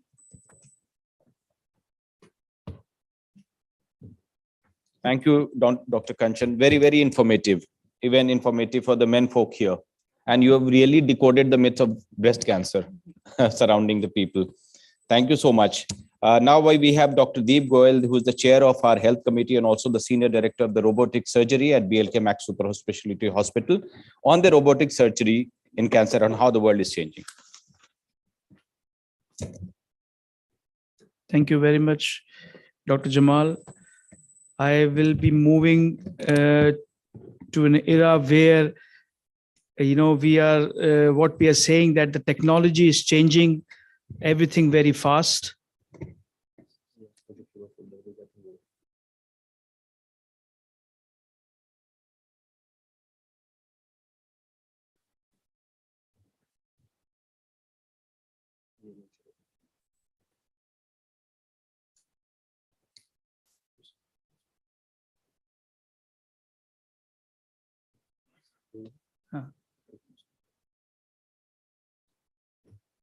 So as we know that tobacco not only causes cancer related to our oral cavity or lungs, it also affects gastrointestinal area. And a lot of cancers in the abdomen are caused by or are triggered by tobacco use. And most of the times whenever cancer is diagnosed, it seems that, surgery is going to be a part of their treatment. And surgery potentially is curable modality, and a lot of changes and a lot of developments have happened in the last decade and a half, where the modalities of surgical intervention have changed from radical to minimal invasive, and robotic surgery is a right step in the same direction. So whenever we talk about robotic surgery, the first thing we get asked by the patient or relatives is that, sir, will robot be doing the surgery or you will be doing the surgery? So it is obviously, it's a master-slave relationship where robot is behaving like a slave and surgeon is like a master. He's controlled by the surgeon. The difference is that there is a precision by movements of the robot. So this is like a master-slave system. Robot is being manipulated by the surgeon himself. And why did the need of robot came into the picture is that a lot of times while we are operating, we feel the need that if I wish I had more arms, more than two, so I can do this, I can do that. And that is where the need and the innovation came into place. First robotic intervention happened in 1985, where a brain biopsy was done. And then first transatlantic robotic surgery was done, where a patient was in New York and the surgery was being done in France. So surgeon was there in France controlling the robot in the New York. I happened to be part of that team by default because I was being trained at that time in New York. So that is how it started. And that is what we think that probably in the future that is more likely to happen. So advantage of the robotic surgery are there are more movements. Their range of movements of robot is much higher as compared to men. You can move robotic arm into 7 degrees and the vision is 3D. So depth perception is more and you can have more precise surgery. While you're doing laparoscopic surgery or open surgery, it takes a toll on the surgeon if you're operating for longer time, because ergonomically you are in a very difficult position. You are bending on the patient or you are twisting your waist. So a lot of problems can happen to the surgeon.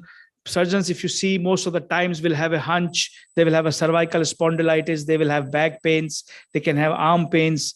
So all this are taken care by new robotic solutions. Also, when we talk about training of surgeons in advanced surgery, the laparoscopic surgery, the learning curve is much, much steep as compared to robotic surgery. I always in the conferences show my first robotic surgery video and how easily, it was very, very difficult for anybody, even for me to, say that this was my first surgery, because the ease with which we were operating, even in the first surgery, was very easy. And that happened because the learning curve is very less. Precision, as I was talking to you, robotic surgery is very, very precise. See how skin of the grape is being peeled precisely, which will be very, very difficult to do laparoscopically or by open surgery without harming the surrounding structures. If you can appreciate the fineness of the instruments and how without damaging the tissue.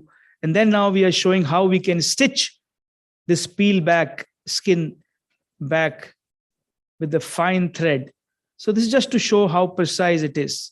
There are various models available, and what surgeries can be done is again a very common question asked to us. Well, once you know the language, you can write whatever you want. So it is true for robotic surgery as well. Once you know the technique, you can do whatever you want. Whether it should be done or not is a medical decision, but technically it is possible to do all surgeries. And whatever uses we see today, it is just the tip of the iceberg. In the future, we will see even the simpler surgeries being done robotically. It's not moving. This is just one of the videos of the rectal cancer surgery done robotically. It's not playing. Okay, I think I'll skip this since it's not playing.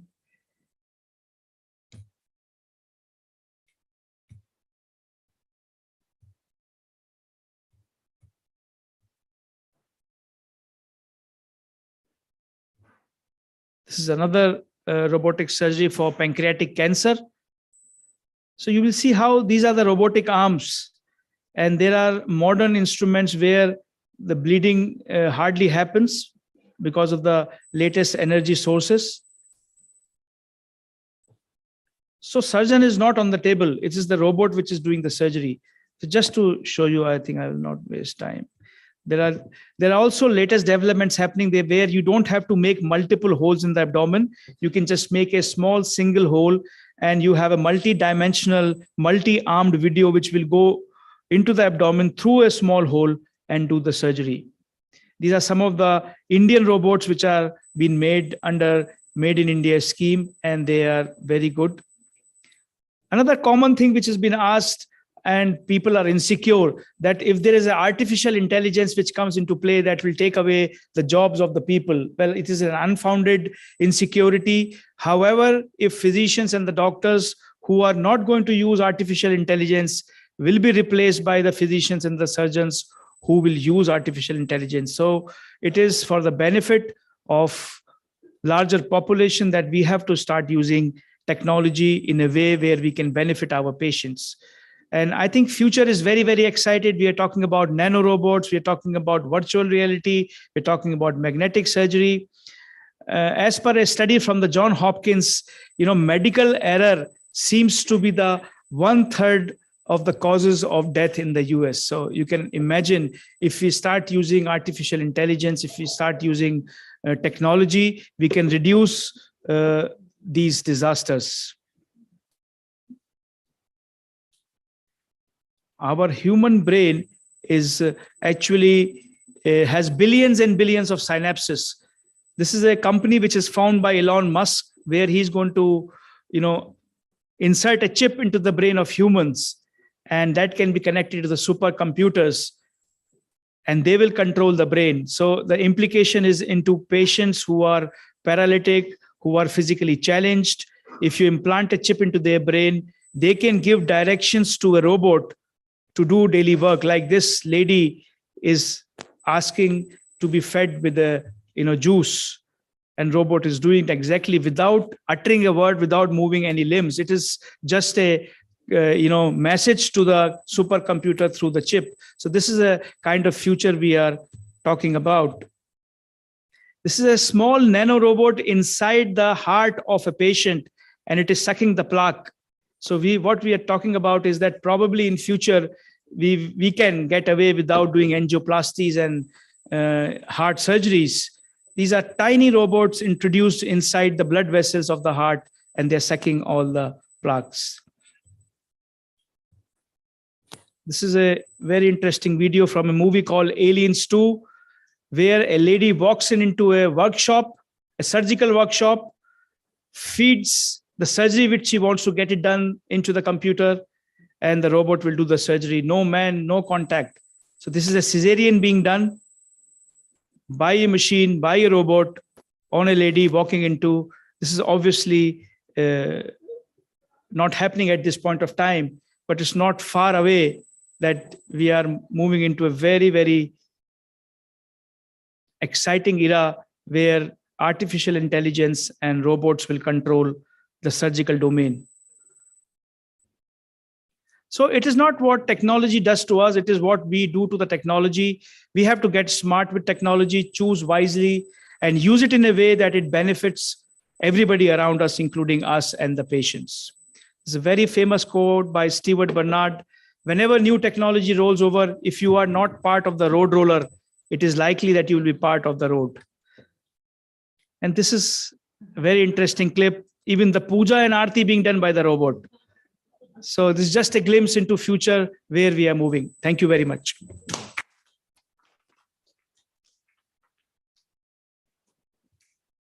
Thank you, sir. Thank you. A very, very exciting presentation and very informative.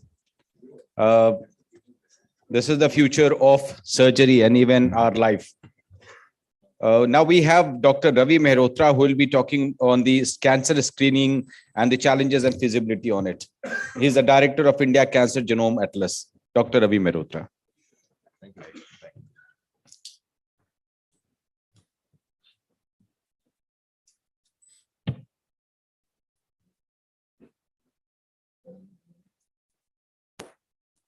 Thank you.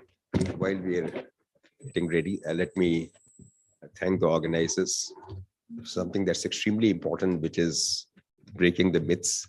And on the occasion of the World Cancer Day, which is another couple of days to go. Yes, thank you. The theme is basically connecting people and also making sure that just for the sake of audience, the screening is what we were talking since morning, is methods by which we can diagnose cancers early.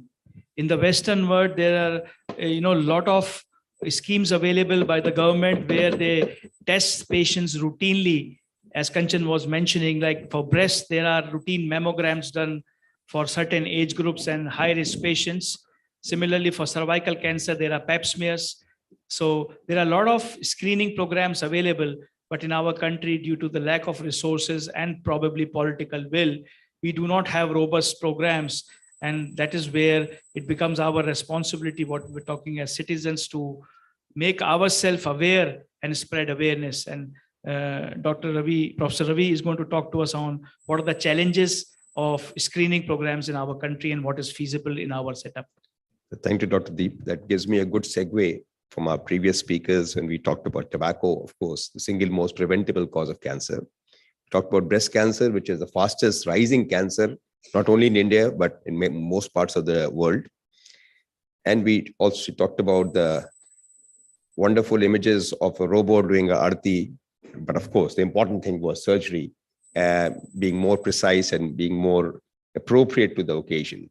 So what I'll be taking you through a brief journey of what we in India have been doing for early diagnosis. I know the topic is screening, but to be absolutely honest with you, what we are really more interested is catching it early. And this takes up from Kanchan's talk, in which they talk about you before the cancer finds you, why don't you find it? I think that was a very appropriate take-home message.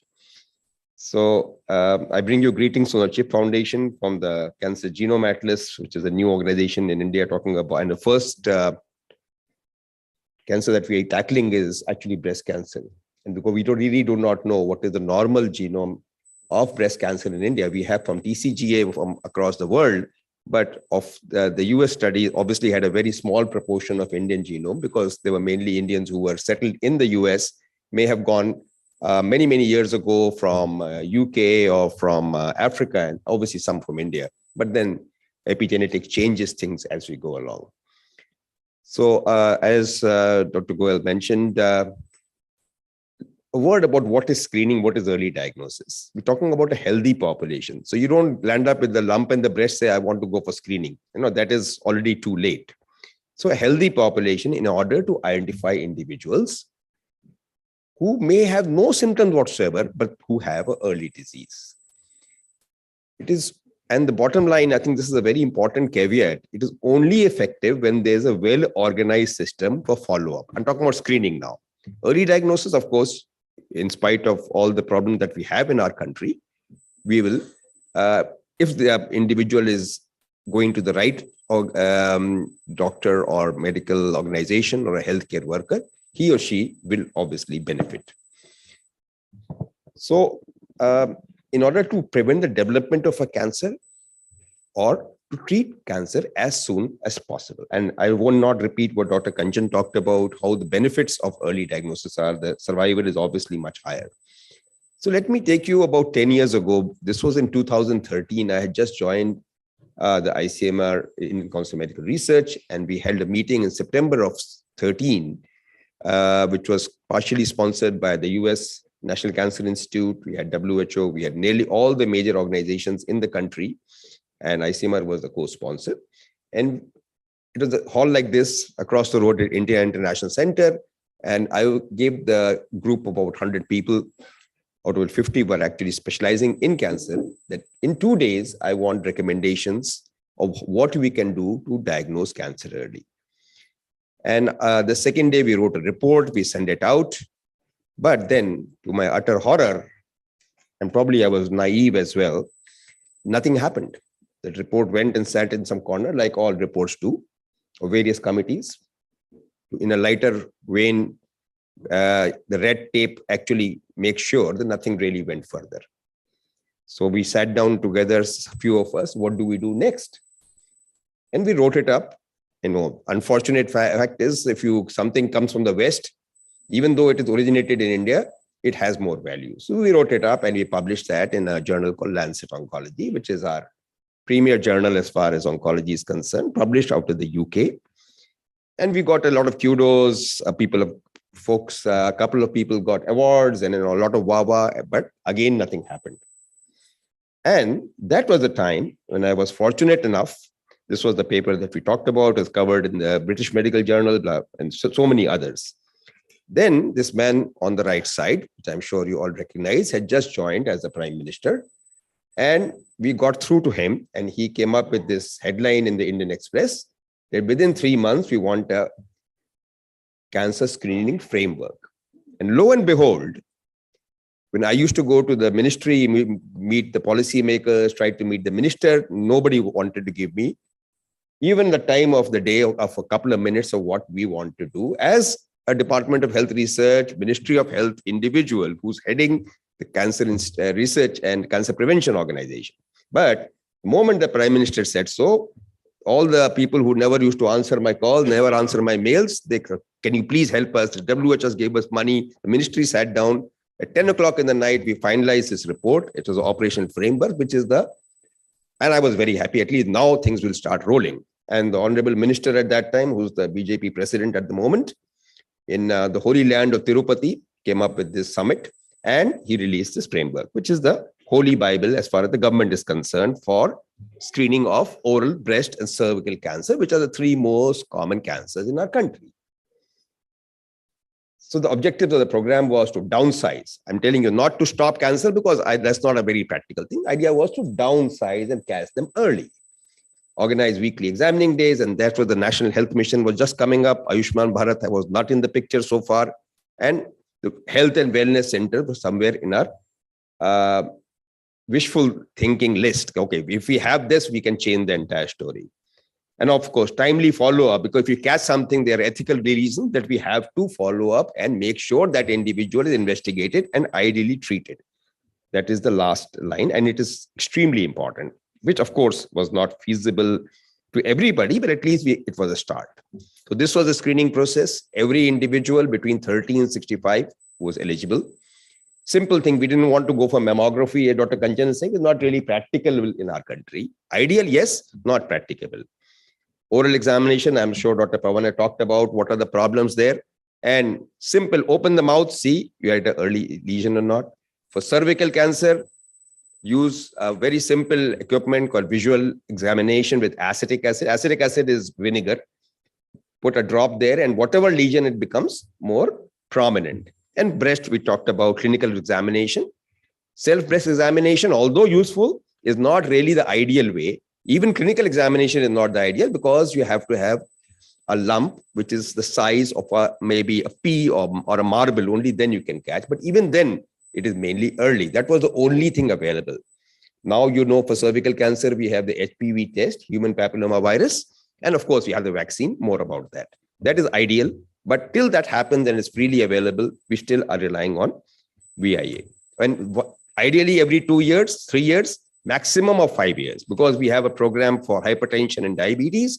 So the idea was to align the cancer with the same age. So the one person comes in for a wellness check, gets a blood sugar done, gets a blood pressure done, and also gets examined. And that was taken up by the government. Now, Dr. Kanchan and others talked about what are the barriers, and barriers are so many. So I've really devoted most of my talk to the barriers and how we can possibly overcome it in the years to come. So at least, maybe not in our generation, the next generation, at least, and some of us who are lucky do get the benefit of this procedure, and also first of all, don't get cancer. If you do get it diagnosed early. That would be my mantra. So the problems, of course, are aplenty, but I again don't want to be the doom and gloom. There are rays of hope, which I'll be covering it. And some of it came in from the budget that was released yesterday. I'll talk about that briefly. So please bear with me. So of course, awareness, low level of cancer screening about the various centers. COVID put practically not only a comma, but nearly a full stop to all our activities. Hopefully that is behind us and we are seeing the COVID pandemic in the rear view mirror, and hopefully all these activities will restart in earnest in case they haven't already. Education, I need not talk about. Affordability is a major problem. Unavailability of these services although we can talk about it, that all wellness centers, all private hospitals have these facilities. Unfortunately, they are few and far between. And of course, the main thing is fear of screening. The stigma, why we should be going to a doctor. If we go there, the doctor will find something and then we'll be in trouble. And as we talked about earlier, मेरी लड़की की शादी कैसे होगी, मेरा बच्चे का college education कैसे होगा, मेरा हस्बैंड रिटायर हो जाएगा तब चाहेंगे. Those various excuses which come to our mind. So, and we agree with Dr. Kanchan that women know it all. Unfortunately, they are the most neglected as far as health is concerned. They would be the last person to have a meal. I mean, it happens not only in the rural village, even in the urban. आप अपने दिल्ली के आसपास देख लीजिए, NCR में देखिए, the lady is usually the one who has the weakest, and she is the pillar of the family. I know these are homilies, but this is the actual fact. The leftover will be eaten by the lady, or unhealthy food which nobody else wants to have. Nowadays, people are into health consciousness, which is very good. But जो बढ़िया करी वाला, जो protein वाला इलाका है या iron content है, वो तो मेल्स ले लेंगे, या even the girl child will be given, but not the lady of the house. So, of course, that has to change. And I love that idea. And I talked about in some other meeting yesterday that instead of sending flowers, send a cancer message. I know it is not the most pleasant thing, but then talking about PC or politically correct has not really achieved this any much. I get 100 messages every morning of various homilies, various self-truths, idioms, and flowers. But I think it all just one swipe and that's the end of the story. I cannot really, I don't have a time, don't have the interest to see so many messages. So these are the barriers we talked about. In addition, we have what facilities are available. We don't even know that. A lot of facilities from the government and private hospitals are there. We don't know. And a case in point was HPV vaccine in Delhi. Way back in 2016, we started this whole episode that why we should not be getting it from the government. And that the Delhi Cancer Society, Delhi State Cancer Institute in Shadra started it. In Punjab, we had two districts which started, and then lately Sikkim. Sikkim was the only state which is actually giving all its children the vaccine with a more than 90% success rate. But unfortunately, what happens here in NCR, they had to waste some vaccines, HPV vaccine for cervical cancer at the Delhi State Cancer Institute because there were no takers. So awareness is a problem. Minimal understanding the concept that recognize requirements of an organized screening program, trained manpower, infrastructure we all know about, lack of diagnostic facilities. If you cannot do a histopathology, cannot do a cytopathology, what do? You know the problem is there, but the facility is not. And everybody cannot travel for 100 miles or 100 kilometers, go to the nearest, the bigger hospital. So women's health issues, I already talked about. Ethical issues, if you find something, for heaven's sake, it is important legally, morally, and medically to follow it up. Just to give you a same thing in a graphic version, health-seeking or not health-seeking behavior, access to healthcare, awareness, and of course, availability of trained force, and then a program. A major issue comes in as far as culture is concerned. I talked about the woman taking her own health in the last importance. Customs, let me talk to my mother-in-law, let me talk to my father-in-law, my husband. How do they come in the picture? But that is a reality, whether we want to accept it or not. And that is changing, but not as fast as we would like it to change. Genetics is something that I have got into more recently. Just about 5 to 10% have a genetic nature. The BRCA gene we talked about for breast cancer, for example, most are occurring de novo. Access, we talked about gender individuals. Some diseases are much more in males as compared to females, and more in, and vice versa. Interestingly, there are more females who get cancer than men, but more men die of cancer than females. Why is it so? Think about it. Because most men have a tobacco-related cancer. Sorry, Pawan Saab, back to you. Lung cancer, oral cancer, detected mainly late and uniformly complicated if detected late. No surgeon in the world, no radiotherapist or medical oncologist or the latest immunotherapist is actually going to be able to handle that. At least this is the state in February of 2023. Hopefully in a few years' time, that will also change. I'll talk about that very briefly. Log kya kahenge? We all know that, right? हमारे घर में cancer हो गया है. जैसे कोई छूत की बीमारी है. Most cancers are not communicable. You know that. Middle-aged people, that is the norm. Interconnected folks talking within the family, it is considered a stigma. Of course, cost of care and access. Limited capacity to triage or to have diagnostic workup. Again, limited capacity for quality assurance. What happens in Medanta, what happens in BLK, what happens in the All India Institute may be completely different. And we're talking about Delhi right now. What happens in Dadri? What happens in Ghaziabad? I mean, nobody knows. So, of course, it's a problem. Ambiguous policies. Who is going to fund the whole thing? Insurance, Ayushman Bharat, private insurance, CGHS, and so on and so forth. Lack of commitment for long-term sustenance. What I personally faced when we had a very proactive secretary, proactive minister, we got everything done. The people at the top change, everything changes. Suddenly you find that maternal health is important. Of course, it is important. Tomorrow somebody comes in from a background of mental diseases. Also, mental health is the most important. I mean, we really cannot weigh this between, bandar-bat nahi ho sakta hai. All are important, but you have to see that what is the most problematic area in your country. There's a famous cartoon, I'm sure many of you have seen it. You talk about lifestyle change, talk about surgery, chemotherapy, so on and so forth. There's nobody at lifestyle. Changing lifestyle, changing a mindset is difficult. So talking about tobacco, again, one of my favorite areas, it is a disease. I don't think you should be shaming somebody that you are a smoker, you were chewing tobacco, that's why you got this cancer. I mean, unfortunately, that doesn't work anymore. It's a mental problem. It's an addiction. So you just like you have Alcoholic Anonymous or whatever similar thing you have in this country, similarly, you have Tobacco Anonymous.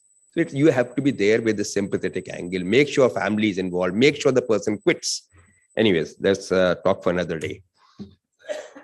Just summarizing, what are the priority areas for research, for organized screening, organized early diagnosis? We talked about cancer vaccines, hepatitis vaccine, and cervical cancer vaccine. Hopefully within the next 2 to 4 months, at the rate of 200 rupees, sponsored by the government and private hospitals, at least you'll be saving X amount of lives for cervical cancer given 20 years time. At the present moment, we'll lose a huge number of entirely preventable. Cervical cancer is the only cancer which is not only preventable by vaccine, it is diagnosable by HPV test, VIA, whatever you have.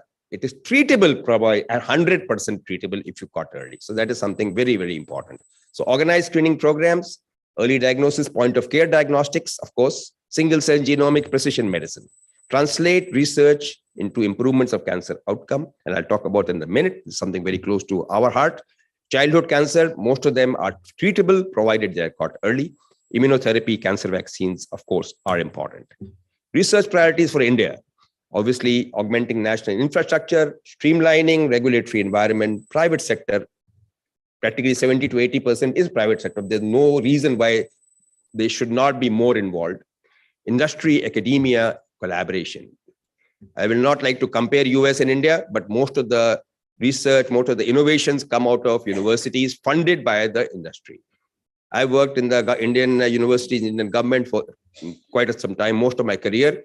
Moment somebody, private company comes in, Roche comes in, Bayer comes in, or Sun comes in, you find, oh, no, we do not want to involve us. We can talk our horse, public, private, there's nothing public about it. Basically, it is private, or public. And since private organizations do not want to spend money, barring a very small handful, we'll end up in this soup. Until that mindset changes, now I'm out of the government, I can easily say that there is a lack on both sides, much more on the government, but also the private, because they do not earn money. And we talked about that earlier. Impact of COVID, very briefly, of course, we went through a very tough time. Caring for family members, nobody wanted to go. And I'm sure our oncologists here on the panel will be able to vouch for it. The people coming up with stage 3 and stage 4 increased a lot more in 2 years than it could have otherwise. What was the reason? We did not have adequate health structure, as was seen in the second wave. Serious disruptions of supply chain, fear among patients and health workers, and also prevented people reaching the hospital. You do not have transport. What do? You reach the hospital, the person wants to see you through a big screen and doesn't want to touch you. What do? Mammography, not there. Early diagnosis was a serious problem. Fortunately, it is behind us, but hopefully we will learn lessons, because this is not the last pandemic we'll be seeing. I'm very sure about it. Things are going to go from bad to worse. I hope I'm wrong. So Ayushman Bharat, again, is a very universal health coverage, is a very, very ambitious scheme. It is slowly picking up the roots. Any individual below the poverty line up to 5 lakh rupees, I believe the maximum uptake is for breast cancer, both for chemotherapy and surgery. That has been a game changer, and I hope and pray it works out further. Fit India movement, we talk about the Finance Commission, and now I'll be talking about the budget. I'm sure all of you listened to it yesterday.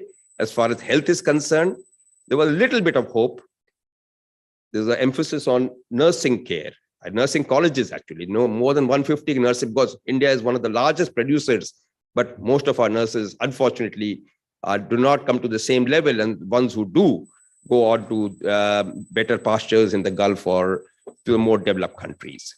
A program to promote research pharmaceuticals, excellent. Sickle cell anemia in our tribal area especially is a special elimination program in the 10 years time. Very ambitious, but let's see. I was talking about research, talking about public and private medical research encouraged through selected ICMR organizations. And it is time that the private setup, especially the biotech companies, loosen their purse strings and actually get into some cutting edge research rather than just copying. I can only think of a handful of organizations which are actually doing it now, and that thing is going to change. So this is the first vaccine that was given on the right side at the Delhi State Cancer. I was happy to be there. I will not talk about tobacco because smokeless tobacco is what area where we can do a lot about. And of course, just a very brief word about the picture on the right top. These are actually mill workers in the printing presses from Bombay who were having a rally. And those times, quite often, the paper cutting was done by hand. And if you see the hand right in the front, the 2 digits are missing. And that is actually, in spite of all that, our folks are enthusiastic, they are hopeful. And I, in spite of the doom and gloom, I'm very hopeful that early diagnosis, ideally prevention, but if not prevention, early diagnosis is going to make a change in the way we think going forward. We have a positive government. Unfortunately, the budget did not include a lot of money for the health sector, which we were hoping for. But that is the way we are. There are so many competing requirements, so many competing causes which have to be done.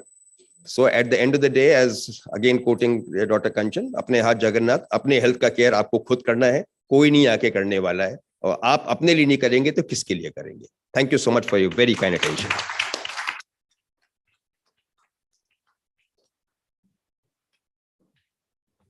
Thank you, Dr. Ravi Mehrotra. Thank you so much for deliberating on the most important aspect, screening and prevention, early prevention, which is actually the utmost cure for cancer as of now.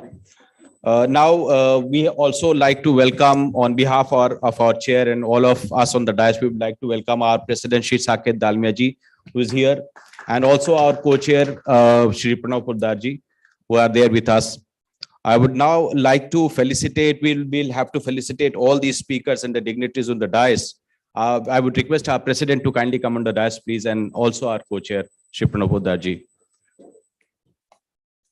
So we have with us Dr. Amir Mushtaq Pare, who is the consultant surgical gastroenterology, advanced laparoscopic and bariatric surgery at BLK Max. Dr. Amir. Abhi jaiye, Pranav ji. Ravi. Yeah, inko sir, Dr. Amir.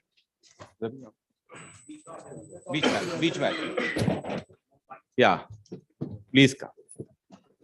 Ravi.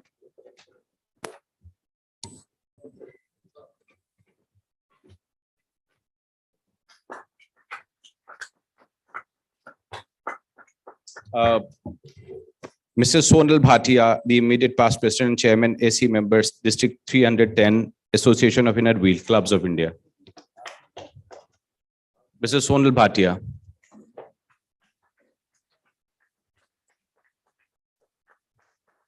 Dr. Pawan Gupta, the director, HN Cancer Surgeon, Max Institute of Cancer Care. Very well spoken and very passionate. Dr. Kanchan Kaur.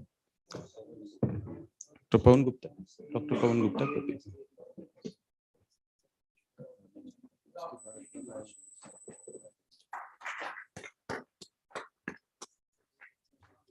Dr. Kanchan Kaur, the Senior Director, Breast Cancer, Medanta. Very, very informative presentation, Dr. Kanchan, today.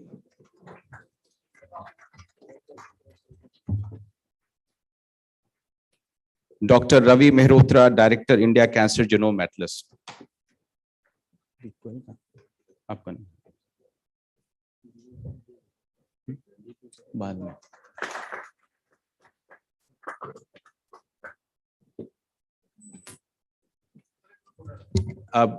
Yeah.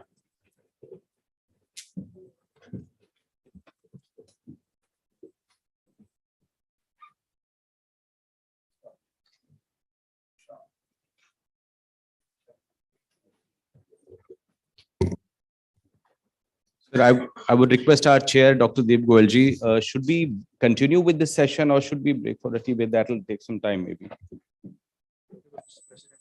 Our President, shall we continue with 12:35? चाहे करेंगे तो sir 15-20 minute 2 minutes नहीं आ गया वहाँ पे ठीक है करवा वो राइट में हाँ करवा देता हूँ 2 minute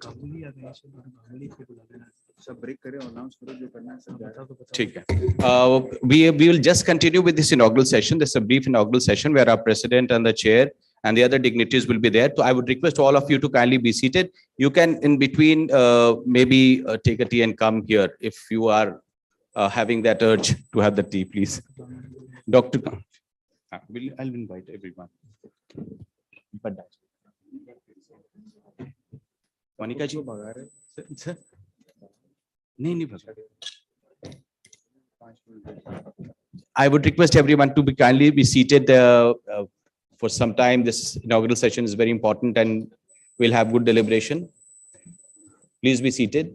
This kind of information and this kind of deliberation you won't be getting any day and every day. So I would request everyone to be here.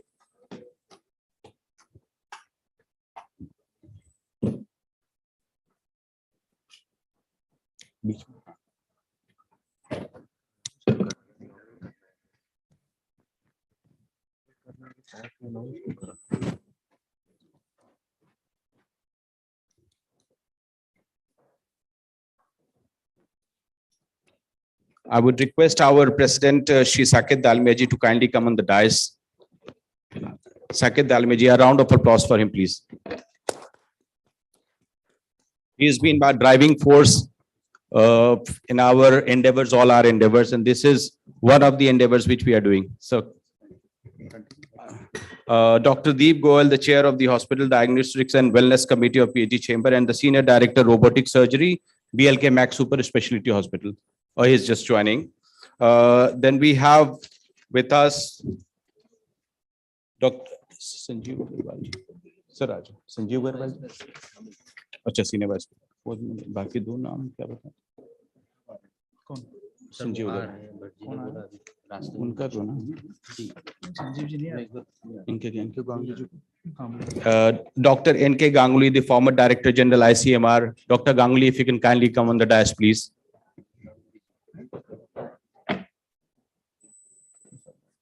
उनका सेशन बाद में है बट करते हैं ठीक है आपका टाइम पे चलते हम लोग आपके टाइम 12:35 में you have to move out नहीं मेरे को तो 35 में जाना अभी 12:13 हुआ ना हाँ तो 10 मिनट में सब वापस नहीं आ पाएंगे सर कभी नहीं आएंगे तो अब तो टूट गया है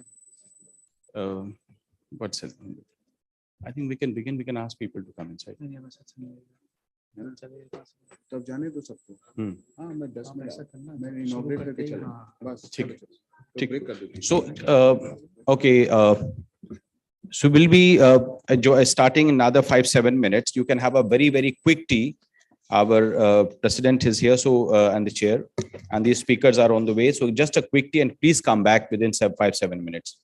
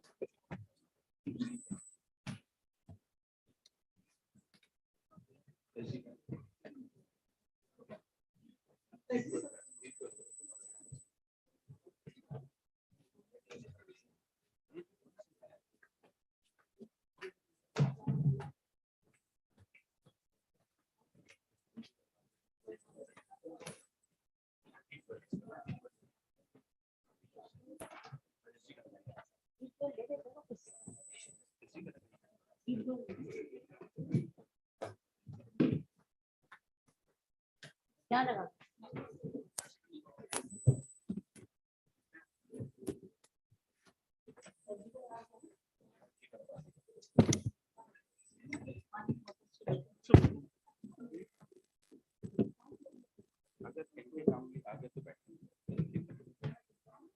नहीं हटा मत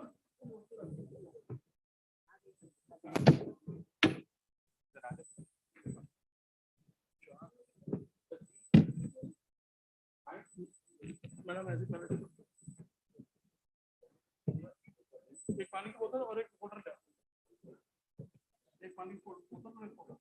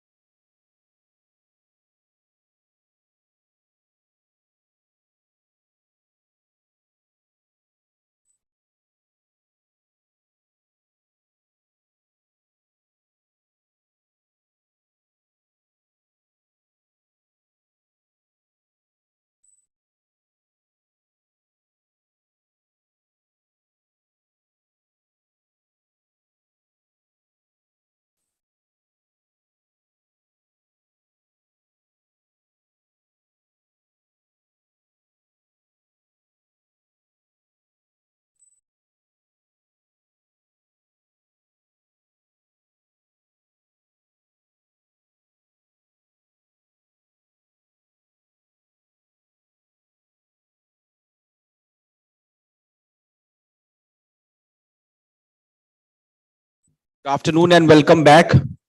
I would request all the delegates to please be seated. We are starting the formal inaugural session. हाँ बस मेरे को किसको एड्रेस करने सर आपको दिया था वो सर का देना अमित वो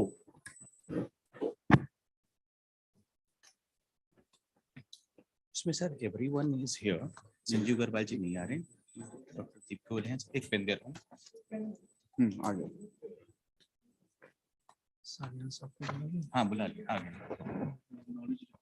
हाँ रिलीज करवा दो सर दीप गोयल जी हैं सौरभ सन्याल जी मैं तो हूँ सर ये इनमें से अभी पता नहीं ये एक बंदे आ गए हैं कौन आए हैं इगोर आए हैं हाँ एक और आए हैं और नीलेश रोनिल नहीं आया वो भी नहीं आए नहीं वो अभी तक आए नहीं आए सर तो I think sir dignitaries and diplomats का बाकी बॉस किसी को स्पेशल मुझे किसी स्पेशल नाम लेना है जिनको बोलना है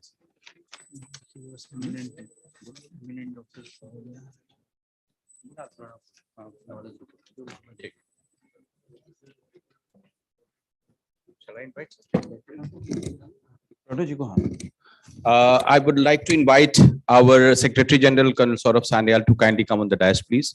Mr. Pranav Podar. Pranav ji, please come on the stage.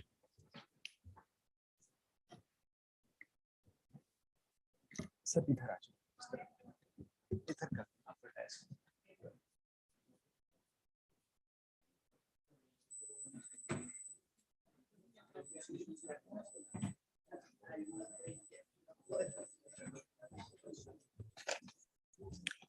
Ladies and gentlemen, this is the formal inaugural session, and we'll start the proceeding by releasing a report which we have prepared on decoding the myths of cancer.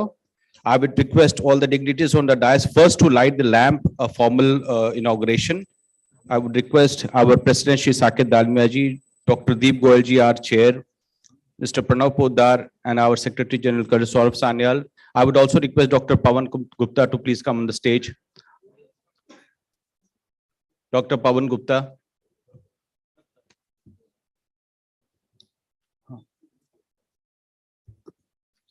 So please, we'll light the lamp. We'll light the lamp first, sir, and then we'll release the paper.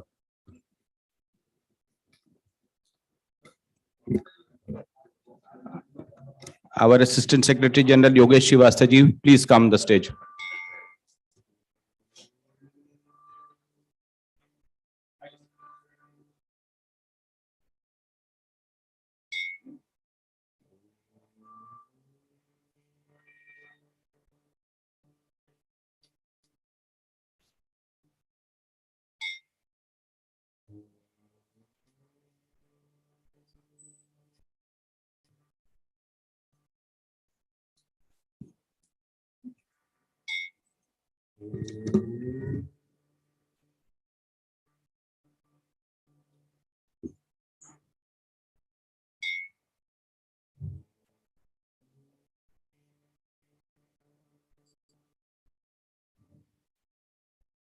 Thank you, sir. Now I would request all the dignitaries on the dais to kindly release the paper which we have prepared on decoding the myths of cancer. I would request Dr. Ravi Rathore to please come on the stage. Dr. Ravi Rathore is very instrumental in preparing the report. We have got inputs from Dr. Deep Goyal ji and his team. Dr. Ravi Rathore.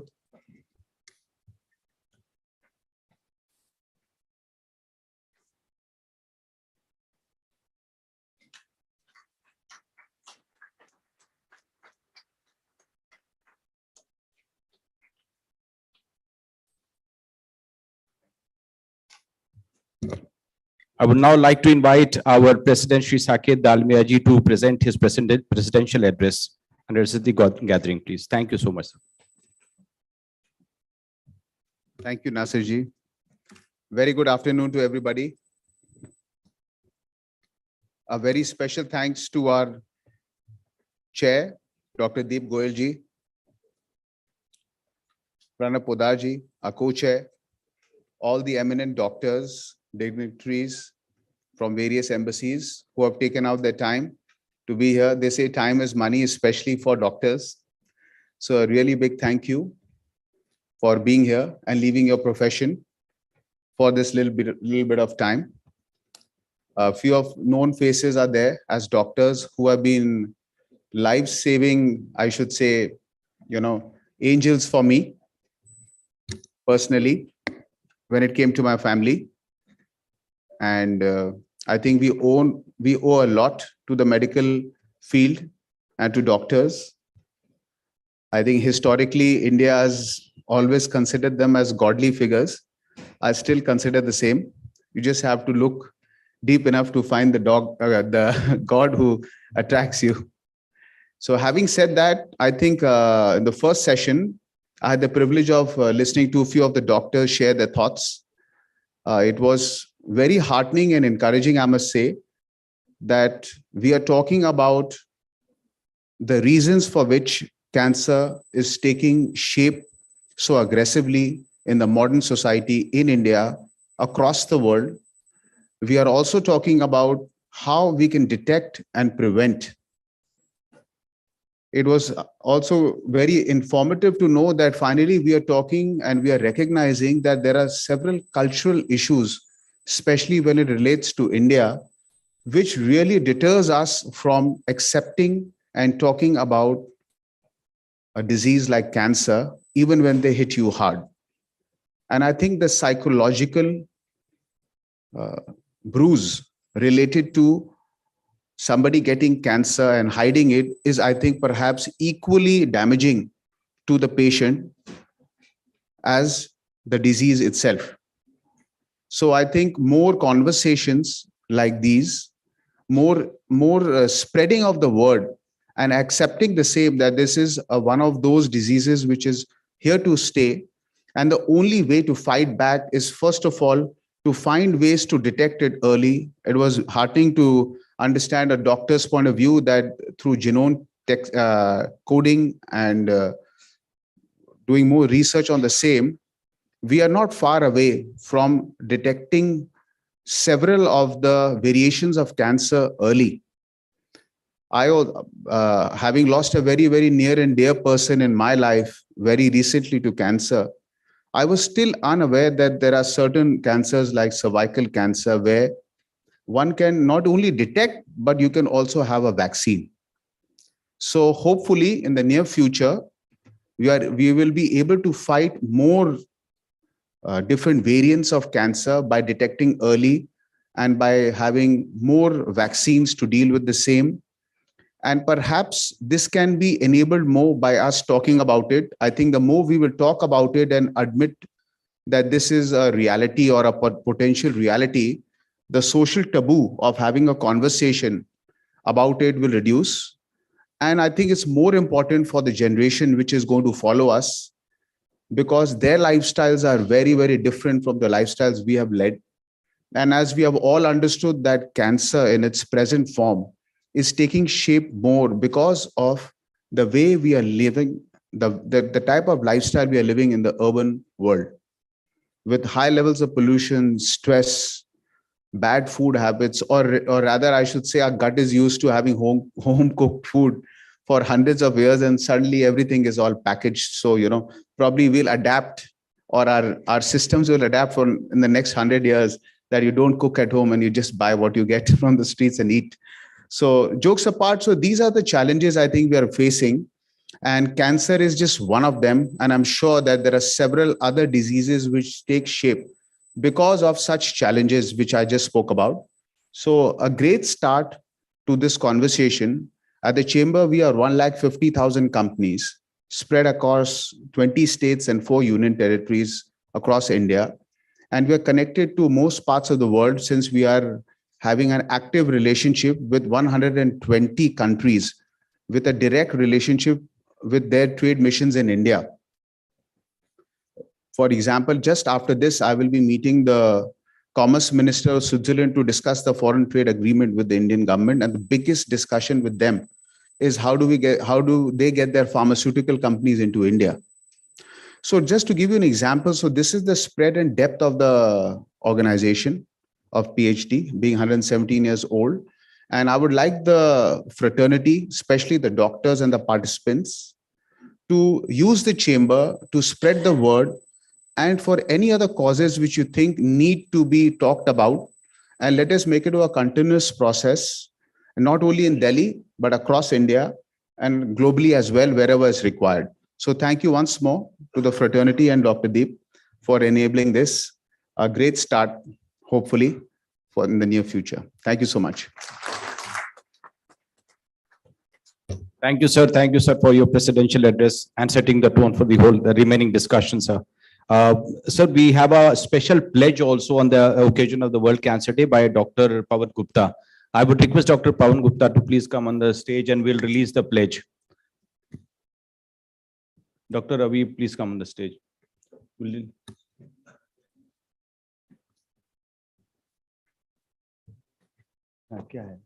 have to just 2 minutes. Thank you so much. Thank dignitaries on the dais and dignitaries off the dais. In the morning, we had such a wonderful presentation. And we know that this PhD CC of Commerce with such a huge following, we can do a lot in health. We can really, what every one of us has been thinking, we have a big platform where we can take it further and we can really bring a change.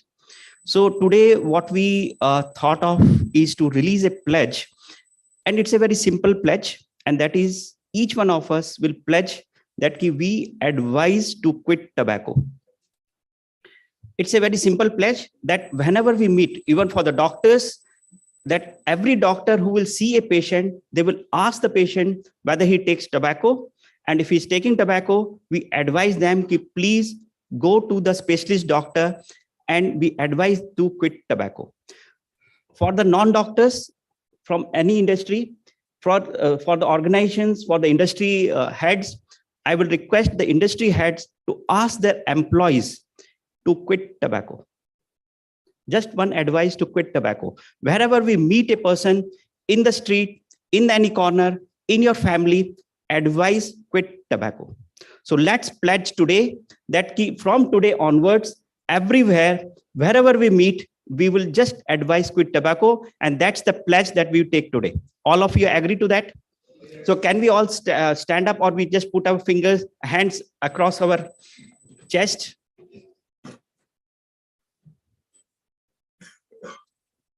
We as human beings, we as people who want to take care of our family, of our friends, of our relatives, we pledge to advise quit tobacco. Thank you so much. Thank you, Dr. Pawan Gupta. Our president is leaving for an important meeting. Thank you, sir, for gracing the occasion. We'll continue with the proceedings, sir. Thank you, sir. I would request Dr. Deep Goyal, the chair of the Health Committee, to kindly present his remarks. Thank you, Dr. Jamal. I think a lot has been already said by me. Just to reiterate that we are here today as a team to make a difference to the society. As we know that cancer is spreading like a fire, if I may say, if I may use that word. And there is no doubt in my mind that all of us are affected or will be affected in some way or the other. We must wake up. We must do something, whatever is in our reach, in our hands. And what the low-hanging fruit, which seems to us, is spreading awareness and following the protocols of screening for certain cancers and prevent our dear ones and near ones from, suffering from this disease, which can be a disaster. And, once I have lost my father because of a cancer, tobacco-related cancer. And once the news is broken to the family, it seems like the life comes crashing down. It's like you are under a mountain, crushed under a mountain. And so I think it is important as a responsible citizen for us to contribute to the society and prevent our dear and near ones, probably from, avoiding them from suffering from cancer. And also let me put this on record, the president has gone, that current dispensation leadership of PhD chamber is very, very supportive for using the platform and getting all the help from the chamber to conduct these kind of programs. I will request all of you, in whatever way we can contribute, we are available to you. Please discuss with us. If you have any thoughts or any ideas, we will be very, very happy to take it forward. Thank you very much. Thank you, sir. Now I would request our co-chair of the Hospitals and Diagnostics Committee, Wellness Committee, Shri Pranav Poddar-ji, to present his concluding remarks and vote of thanks. And after that, we have a very interesting session just after this on the newer concepts in technology, cancer treatment. Good afternoon. So firstly, I would, on behalf of the PhD Chamber of Commerce and Industry, like to thank all of you to be present here today on this very important subject. Our President, Shri Saket Dalmia ji, our Chair for the Healthcare Committee, Shri Deep Goyal ji, our CEO and Secretary General, Shri Saurabh Sanyal ji, Dr. Nasir Jamal, who's heading the Healthcare Committee, and all of you who are present here. Of course, all the sponsors who have supported the event today, Mankind Pharma, Esperer Onco Nutrition, and Walter Bushnell Healthcare Foundation. So thank you to all the sponsors for supporting this.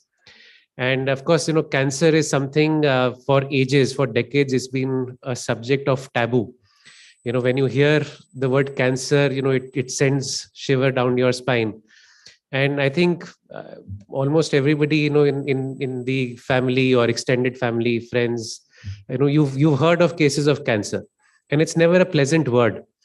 But I think what's required, and with such kind of programs with the chamber and various other healthcare solution providers are doing, the idea is to be more open about it, to encourage people to adopt screening as a way of life. Many years back we used to talk about these annual health checkups. We conducted a survey within our own organization, because we are in the wellness space. And we did a survey amongst about 60 organizations. And we did that, okay, most of them used to provide a benefit of this annual health checkup to their employees every year.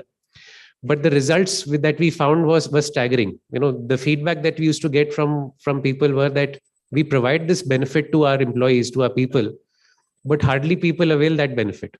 And the statistics were that only about 12 to 15% of that working population actually avails that benefit provided free of cost to them by their organization to go for a preventive health check. No, and two major reasons when we deep dived into it. One, people say that, okay, I'm fine. There's nothing wrong with me. I'm able to lead the quality of life that I want to lead.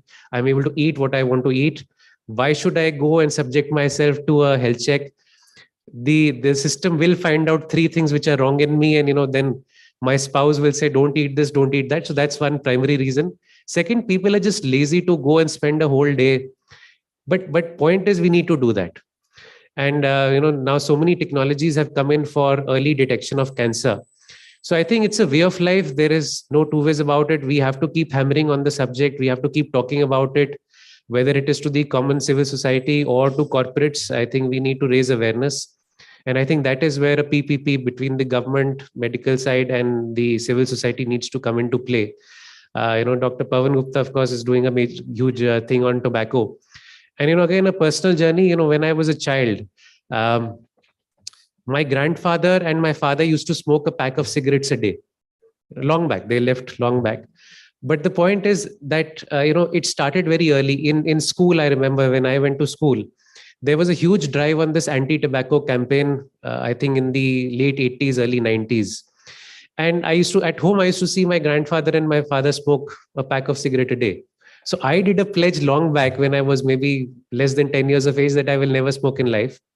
And I've always kept it to that. But the point is that much more needs to be done. And again, at an organization level, again, what I can only talk about from personal experience, what I have done in my organization is that when somebody applies for a job, of course, we have an application form and we ask them, do you smoke or you don't smoke? Anybody who says that they smoke, of course, not everybody is also open about it. They may also lie. But we have a zero tobacco policy in our organization. Anybody who we know that smokes is not even hired, first of all. They may be good at what they do, but we ensure that, at the workplace, because we also see a huge downtrend in productivity of people who smoke. They need to take frequent smoke breaks. So I think overall together we need to, pledge and be aware of these things and just spread that awareness that, you need to go for a preventive health check. You need to go for cancer screening on an annual basis. Dr. Mehrotra presented that there are so many things available now which you can do. So I think we all need to do that. So with that, again, thank you to the president and the chair and the secretariat to organize this very important subject and the program on that. And so thank you all for coming. Thank you. Thank you, Pranavji, for your concluding remarks and vote of thanks. We'll request the dignitaries on the dais. We'll have a quick change of dais and we'll have a next session, sir, which is actually on the newer concepts. Thank you so much, sir, for your presence. We'll have a new session which is on newer concepts and technology in cancer therapy. I would request the panelists and the moderator to be okay. So the panelists for the session are obviously our chair for the committee, Dr. Deep Goyal. I would request Dr. Deep Goyal to come on the dais, please. Dr. Kanchan Kaur, Senior Director, Breast Cancer, Vedanta. We have Dr. Shelly Mahajan. She's the Lab Director and Clinical Head of Genomics Center on Advanced Research and Imaging. Dr. Ravinder Mohan, Director, NDPS, CAN Support. And the moderator for the session, Dr. Nitesh Rohtagi, the Senior Director, Medical Oncologist, Fortis Memorial Research Institute, Gurugram. Hi. I will hand over the mic to Dr. Rohtagi, please. Thank you very much. Can I have my slides? First of all, while we are waiting, thank you very much for actually inviting me. It's really an honor. We tend to spend a lot of time attending conferences where we speak to colleagues, not realizing actually this is where we make the biggest impact. I am missing my panelist, Dr. Vineet Datta, Dr. Ravinder Mohan. Okay, there you are, sir. Dr. Vipin Rathi. Dr. Vipin Rathi, are you there, sir? Okay. So, no, I think this is not mine. This is Dr. Ravi Malhotra's.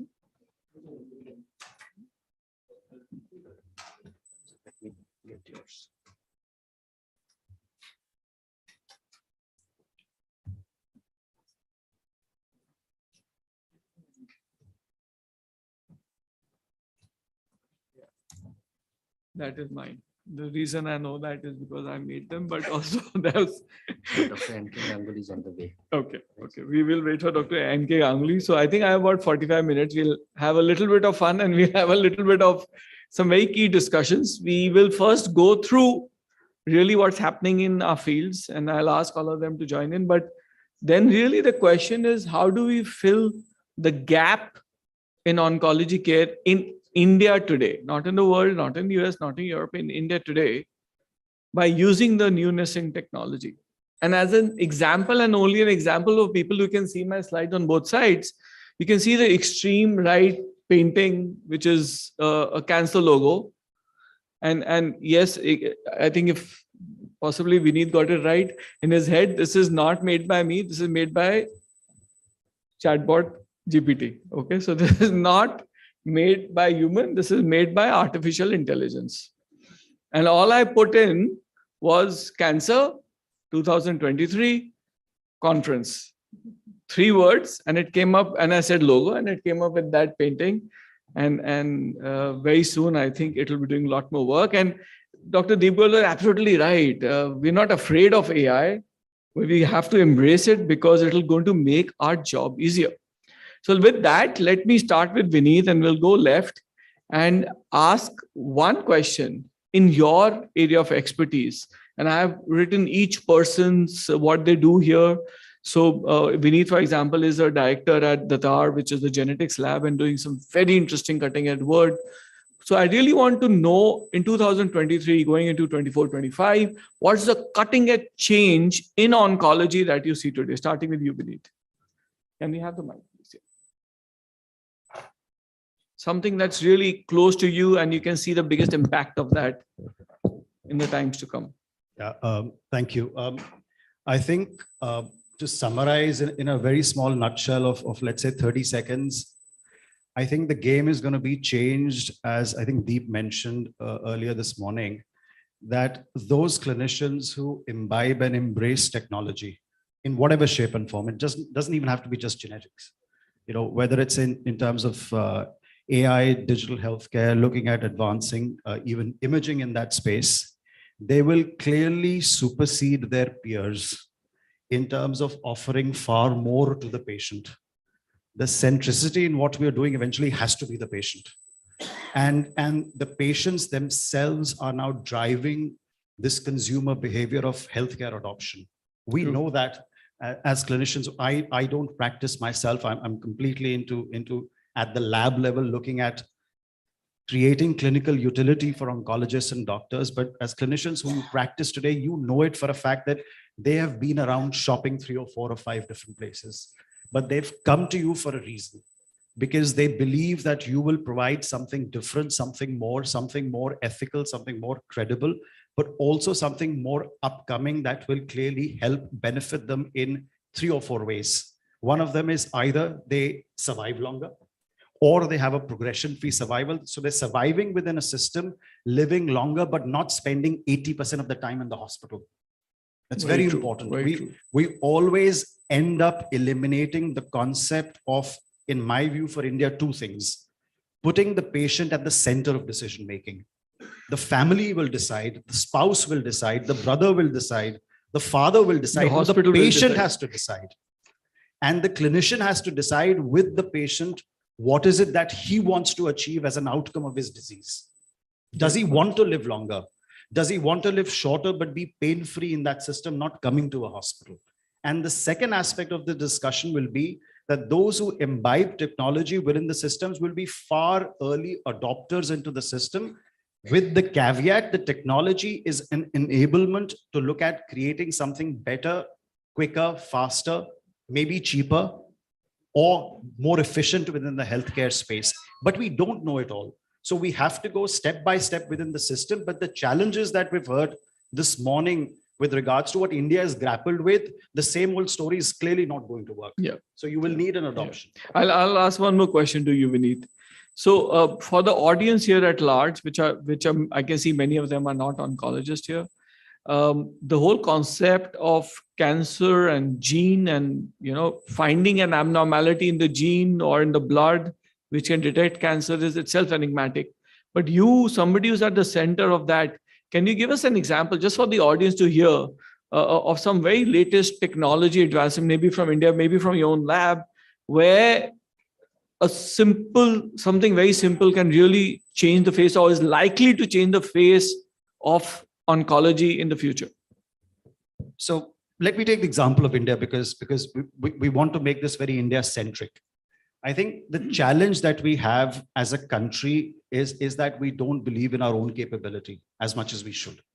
We have the expertise, the skill set, not just to imbibe what Kanchan said in the morning, very rightly, that you're using Western guidelines to build into the system. So for example, we've created for the first time, emanating out of India, the first liquid biopsy, which is a simple blood test to diagnose brain cancer. So before you actually go to a doctor and have a needle stuck in your brain in a hospital and probably stay a night in the hospital because you're probably going to end up in a semi-intensive care procedure for a day, you now have technologies that will help you define, before you go to a doctor, make a much more informed decision in a non-invasive manner. And when I look at expanding that from a brain tumor, you can pretty much put that system to anywhere else in that ecosystem. And this is research-based technology. This is first in the world. And I think the reason why I wanted Vineet to say that is because the fact that it came out of Indian lab in collaboration with Imperial, am I right? In collaboration with the Imperial UK's key institute, speaks a lot about our capabilities. And we really need to scale that up, which is where we are lacking. Deep, over to you. In the field of surgical oncology, what really stunned you? And you're going to say, wow, this is going to change my life entirely in the next few years. So I think the surgery in the olden times used to be quite mutilating And what has changed in our field, that surgery has now become less and less invasive, not only because of the availability of latest technology, but also because of availability of the information and sharing information with our colleagues. Like, a case comes to us of, say, pancreatic cancer. I can discuss with medical oncologists like you, I can discuss with the radiation oncologists and formulate a policy which is, as Vineet said, patient-centric, not because I am a surgeon and patient has come to me that it is mandatory that I must do an operation. No, I need to find out that what is good for this particular patient and then take a decision. Surgery may come into picture or may not come into picture, but my job is to guide that patient rightly towards a better treatment. And since there is so much available today, and that is where artificial intelligence comes into play. I read somewhere which they said that knowledge today is doubling at 12 months, at the rate of 12 months. And I'm sure from when you read to today, it's 6 months actually. Absolutely, absolutely. And it did say that by 2040, it will be 12 hours. Yeah. So how it is humanly possible for a particular specialist to be abreast with all what is happening, and also a lot of the information may not be useful for us. Yeah, you showed some great videos of where we are heading actually. So I think it's important that we must have a multidisciplinary approach in everybody's mind. We must be convinced. And as very rightly Vineet said, that ultimately it is our duty to discuss with patient all the available alternatives, however ugly they may seem.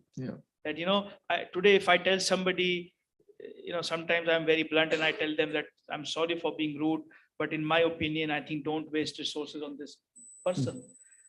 It is not acceptable at the moment neither to the family nor to the patient. So, but sometimes that is probably a good.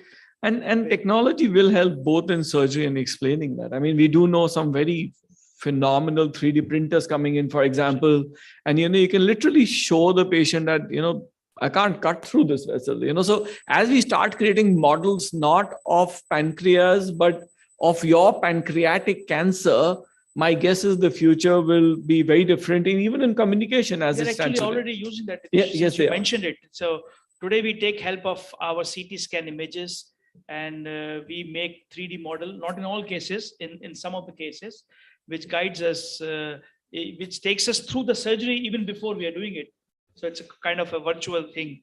And so I think that's what is, and again, genetic sequencing is a great help. It tells you, it can conserve your resources, that you're not going to waste chemotherapy on a person who is unlikely to be benefited by that chemotherapy. You will save him the side effects. So I think it's very exciting. Excellent. With that, I'll pass over to Shelly, since we are talking about genetics, and I know she does a lot of work in genomics, in germline testing as well. So Shelly, maybe to you particularly about germline testing, since we're setting this, could you give a example of what was the cost involved to know if you're getting, if cost involved in knowing whether you carry a DNA which can make you prone to cancer, let's say 10 years ago, 5 years ago, and today in your lab to do, and how easy it has become? What is the turnaround time? I want to really see how technology has changed that. Yeah, so in terms of genomics and in terms of diagnostics, I feel more than the concept, like you rightly said, it has been there for a while. More than the concept, what has changed is the acceptability of the technology, and acceptability by the patient and by the clinician both. So because of that, the cost, of course, is coming down. Cost of sequencing is coming down every few years. But more than the monetary cost, also the emotional cost to the patient, that is something which now, because of all the acceptability, is becoming easier. The patient is, of course, we have a long way to go, but the patient still is going away from the stigma of knowing that I may get cancer in my lifetime, or my daughter may get a cancer in her lifetime. So, and that's where the role of all the genetic counseling has come in, the role of the acceptability and knowing the fact that there are things which can be done if we know that we are more prone. There are more stringent screening protocols that can be followed. There are some steps that can be taken to maybe even prevent And has the technology helped you to increase that communication, increase the acceptability? Are you finding it easier to send information before and after to the No, patient? absolutely, because now, because the sequencing time has also decreased, we have doctors who are waiting for the, say, BRCA report before they start the treatment for the patient. So definitely it has improved the communication. The patient knows better about the disease, about what to look forward to and what to expect from a treatment. I remember very vividly, this is 2012. We sent a sample for BRCA1, BRCA2, not even all the genes. Now we are testing almost 18, 17, 19 genes. But just BRCA1, BRCA2 to a lab in USA. I won't name that. It was 5.5 lakh rupees. And it took about 6-7 weeks to come back. What's the cost of doing that testing today in your lab? So it would be somewhere around 15,000 and 2 to 3 weeks. So I think my point in saying that is not the fact that it's got cheaper, possibly better, and the term. Please welcome, Dr. Ganguly, please. But I think what the point I'm trying to make is when it reaches at that cost and that turnaround time, it becomes scalable. And unless a genetic screening test is scalable, which means you can apply to the maximum number of people possible, you cannot really have an impact in terms of early diagnosis and early survival. And I think that's where that importance of the test becoming cheaper, faster, universally available. And I think, of course, Datar does that too. So, and many other labs in India. And I think that's what makes it easy.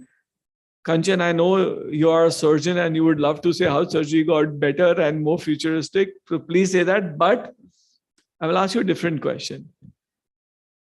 You're a breast surgeon, and I do know that not so long ago, not even a decade ago, the surgery was not only difficult, but very mutilating, and patients used to shy away from the diagnosis because of that.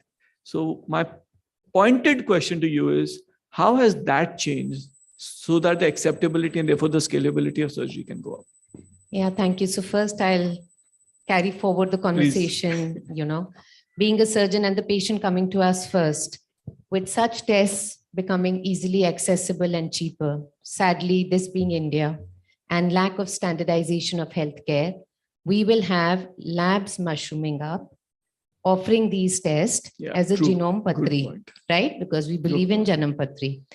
And what happens then is that I think for the common population, it's very important to send out that message that these tests are not to be done just because somebody in your family had cancer and you heard that this is a test that is available.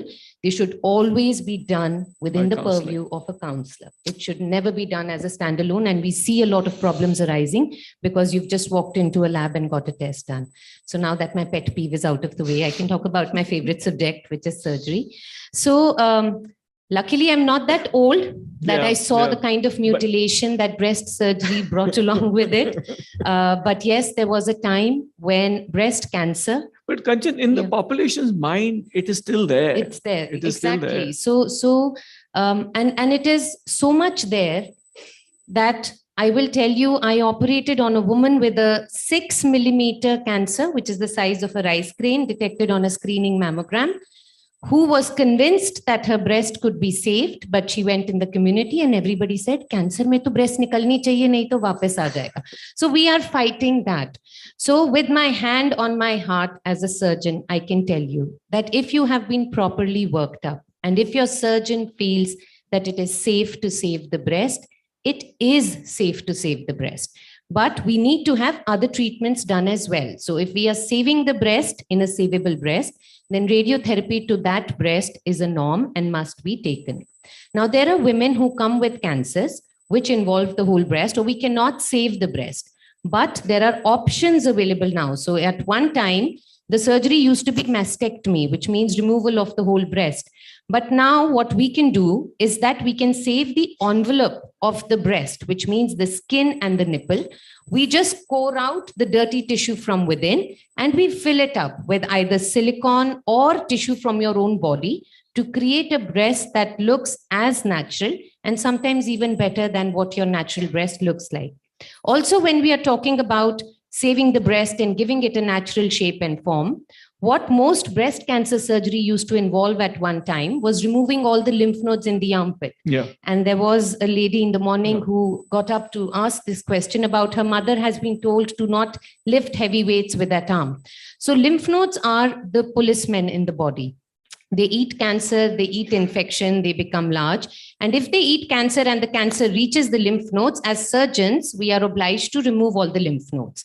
And that leads to a risk of development of swelling in that arm that we call lymphedema, which can be quite debilitating. But with cancer treatments having had evolved, we now have a way. We have a procedure called a sentinel node biopsy in which we can tell whether the cancer has spread to the lymph node or not with great certainty and save the lymph nodes in the breast and thus reduce the debility. And while that is said very comprehensively in 2 minutes, the impact of that has to be felt when you actually see patients after patients after patients. And I am also not too old, but I did see patients 10, 15 years ago, a lot of whom used to come with lymphedema. And now you're suddenly seeing, you pause back and say, when was the last time I saw a bad lymphedema? And you can see that change. So these are technology advancements in 2023. They have been going on for a few years. There's a small increase every year, but actually the impact of that is seen when you sit with our patients. And the point trying to make is, I think this group as a whole needs to go out and make a noise and say, it's 23, it's not that bad. You can get saved early. You can get treated early. The side effects are less. So please don't ignore this, because the more you wait, I always say, the more you wait, of course, more the risk of life being saved, but more importantly, more the side effects and more the cost. Cost is very important. I'll come to you, Dr. Mohan.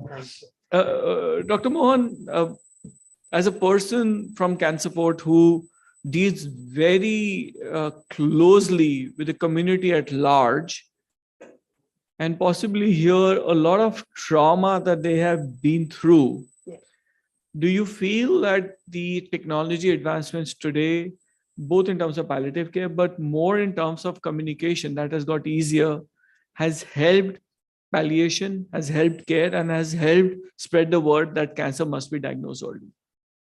You see, most important will be that palliative team is involved at the diagnosis. It is not end of life care option. Sure. The world bodies is an evidence-based research, and people who engage the team at the diagnosis, they have better chances of cure. It's not end of life care. So it's not an optional thing. It must be part and parcel. This is a fabric which has oncologist and palliative team on board, so that quality of care is improved. Since every case of one cancer could be different, every patient is different. Somebody need physician more, somebody need surgeon more, nurses more, and of course, communication is an issue. People often ask, why me? मैं तो रोज मंदिर गुरुद्वारे जाता हूँ, मैं cigarette भी नहीं पीता, मुझे कैंसर क्यों हुआ? तो ये सवाल मुश्किल है कि अल्लाह मियां मेरे से नाराज क्यों है? तो ये सवाल हमें काफी परेशान करते हैं. और of course communication is important, ताकि लोगों के और फैमिली के बहुत सारे सवाल होते हैं. True. और वो स्टेज के साथ बदलते भी हैं, कैंसर की स्टेज के साथ. कई बार आप लोग बहुत बिजी होते हो, हमसे सवाल पूछते हैं, व्हाट नेक्स्ट, जी, व्हाट ऑप्शंस आर देयर. तो इम्पोर्टेंट है कि patient and palliative care interesting is patient focused and family oriented. Family को इन्वॉल्व करना बहुत जरूरी है, स्पेशली हमारे उसमें. हमारा जो भी चॉइसेस हैं ये सिर्फ पेशेंट डिफाइन नहीं करता, उसकी फैमिली डिफाइन करती है. वो अगर एंड ऑफ लाइफ पास आ रहा है, वो क्या चाहता है अपने लिए. और कोशिश ये है कि नॉट दैट कि अब पैलिएशन शुरू हो गया तो अब पेशेंट ठीक नहीं होगा. There are many things which can be answered. We can offer a good quality of life for patients and their families, even good quality of death. I have a small story to relate. Please, sir. We visited a patient in West Delhi, I remember. The lady was tossing in bed because of pain. हर 2 हफ्ते उसको blood चढ़ता था because family could afford it. Pain was not being cared for properly as per our team. जब उसका pen manage किया, the lady had a different concept. She says, my onco has told me I can't be cured, तो मुझे 2 हफ्ते में blood नहीं चढ़वाना है. This can better be used for someone who meets a roadside accident. Number 2, मैं अपनी property का equal हिस्सा अपनी बेटी को देना चाहती हूँ, which is unheard in our society. एक बेटा, मेरे बच्चे जो अमेरिका कनाडा रहते हैं, मैं उनसे मिलना चाहती हूँ. मेरा एक बेटा प्रॉपर्टी की वजह से मेरे से नाराज है, मैं उससे मिलना चाहती हूँ.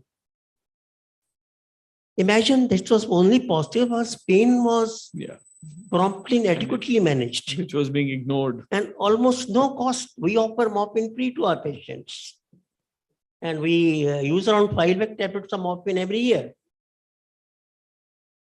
Great. Imagine when the son came with whom she has property problem, both wept, and children from America and Canada also came, and we have to reduce her pain dose because all pain was not because of cancer. Very and she told, Doctor साहब, अब मैं मरने के लिए तैयार हूँ. Very true. She was incidentally a sick lady. मैं अपने गुरु के पास जाने के लिए तैयार हूँ, क्योंकि मेरे सारे काम निपट गए हैं. मंदिर गुरुद्वारे को डोनेशन भी किया. जो मेड 20 साल से उनका घर देखी थी, उनको भी कुछ उन्होंने गिफ्ट दिया. और एक बेटी एक लड़के से मिलती थी, उससे वो मिली, और अपने जाने से पहले वो शादी भी करा गई. So this is what is called and I think magic of palliative care. It works when people refer to the diagnosis. And to me, the key point is this is one story, and there are about 1 million every year that you can tell. And this is the story of every day of our lives. And I think you put it very well. Actually, another applause for that. That was a really very crux of the matter. And while we're talking about newer concepts and technology, this is a newer concept that we embrace death, but we make life comfortable till the end. It is very important. It's something which is very logical, but it's newer because the society didn't accept that. I'll take a pause to just introduce our chair, Professor N.K. Ganguly. He's sitting in the corner there, and he's a former director of ICMR. So thank you for joining us, sir. And we will certainly ask you to make the last comment on this as the chair of this. But we will then go on to the next slide. Yes, sir. I'm actually, I apologize. I was coming from Rohtak. I was promised it is 2 hours, but it turned out to be 3 hours. 3 hours. So I apologize for that. Actually, I have a strong interest in the oncology. I am the board member of Tata Memorial Center for nearly 16 years and was the scientific advisory committee chair. But my major work now in oncology happens in the Department of Research of Gangaram. And my collaborators are Dr. Shyam Agarwal, Dr. Rawat, etc. I will briefly say a few words about one of our recent work, because that is what we were discussing today, that we chose about 50 lung cancer subjects. And we did a multi-omics in that. Okay. So the first was the immunology panel, and we found our question was that who is responder, who is not responder to nivolumab and pembro, because it is so costly. If the person is not likely to respond, the person will become broke. And the second thing, that if he is responding to the RECIST criteria, we should be able to monitor it with these markers. So in the immunologic markers, we used about 60 markers, but the two or three came out very well. The CD8 positive with Ki67, that is a marker which multiplies, and then it had granzyme B as well as PDL. So if this was the signature, the similar in the CD4 signature, and INK T cells. So these were the T cell profiling which were good in of in responders, about 4-fold increase than the control. Excellent. And this could be used in individual patients also. We looked at about 40 cytokines, and out of that, the few cytokines which came up very sharp, that is IL-17, and which actually creates the pathogenic IL-17. Yeah. And then IL-23 and 21. These have recently been shown by Vijay Kuchru, who is one of the checkpoint inhibitor one, that how they handle the AKT pathway and thereby work. So these were the cytokine signatures which we got. If I may just summarize that for the audience who are not oncologists here, what sir said, very expensive therapy. They studied 50 patients and found simple tests on the tissue, which could really prove whether spending all that money of up to a crore rupees a year was worth it or not. A few more minutes, just 2 minutes more. Yes, sir. So we looked at the metabolomes. I did it in ILBS. We identified after reduction 50 metabolomes. And out of that, we found 3 after all reductions, 3 metabolomes which are of significance. That if the patient will not respond, then we will have the sphingomycin metabolome, metabolic arachidonic acid pathway. But if the patient will respond, the glutamate pathway was the main thing. In the same way, we looked at targeted proteomes, and targeted proteomes also provided definitive signatures for the responders and non-responders. But the best thing came, then we looked at the microbiomes, the stool microbiome. Yeah. Those who responded, they had Bifidobacterium, Doria, one unnamed one, and Polyphonas. Those who didn't respond has Klebsiella and Enterobacter. So what we, after the follow-up, we did validation, and 50 patients of our lung cancer have survived for 5 years. So this is something which is very, very significant. Recently, through the AI, if you use the multi-omic data, with the AI, by validating it through cell lines in the animal model and then in the humans, you could repurpose the combination of drugs which will work. But this is still, there are 2 companies which are working on that. I don't know whether we will be zipped or not out of that, but it is worth validating those principles. And finally, at the Gangaram, we are now doing TIL. The TIL is that you take from the biopsy the T cells and then expand them and give it back to the patient. And we are instituting the CAR T cells. There are 2 companies which are providing CAR T cells, at least for the CD19. They are better. The toxicity is a concern, but the CD20 and CD22 are in the making. And it will be perhaps in the future, it will possible to use them in gliomas and others. So we are now working on that. These are the 2 areas which we are thinking. We are not buying CAR T cells and using them. We are trying to make our own. Very good, and sir. This is not very difficult to make if you have a good laboratory. So our research laboratory in Gangaram is very good. It only works on oncology. And our major areas are colon cancer, breast cancer, pancreatic cancer, and the gliomas. Thank you. Brilliant. So you really kind of touched a lot of chord there, but what all that meant was that there's a lot of new technology which is going to use the immune system and make the immune system fight cancer. And that is actually the new cutting edge. As we used to say, there's surgery, chemotherapy, radiation. Now we say surgery, chemotherapy, radiation, immunotherapy, and actually magnetic therapy coming in very soon.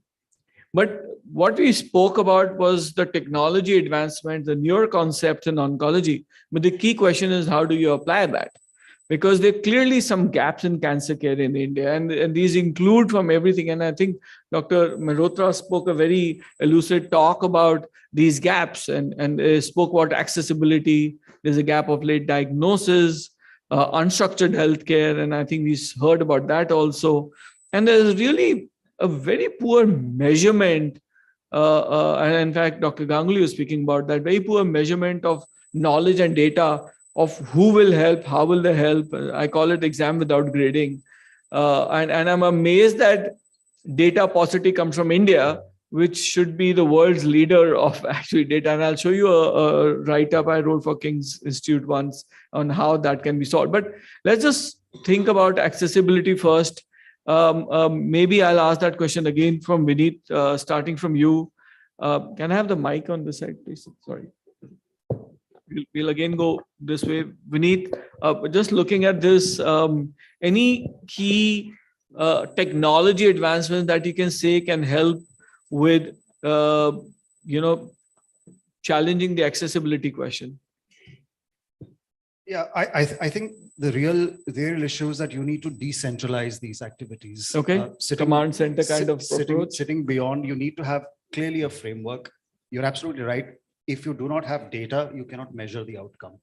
And that, I think, is where the challenge resides, that those countries who are today at least measuring their gaps are doing so because they have a framework. We are still struggling to create a benchmark of those different grids. And as new technologies, I think, pull us and push us into different directions, we need to be very clear as a country, what is it that we want to measure? We can't measure everything. Yeah. So I think it'll reside into certain elements of what is plugged and what is looked at from a data standpoint. Again, it comes to discussion in the morning. We need our own data. Yeah. Yeah. We know from the lung cancer consortium that those genes that we may end up testing, they may not work in the same framework for our population.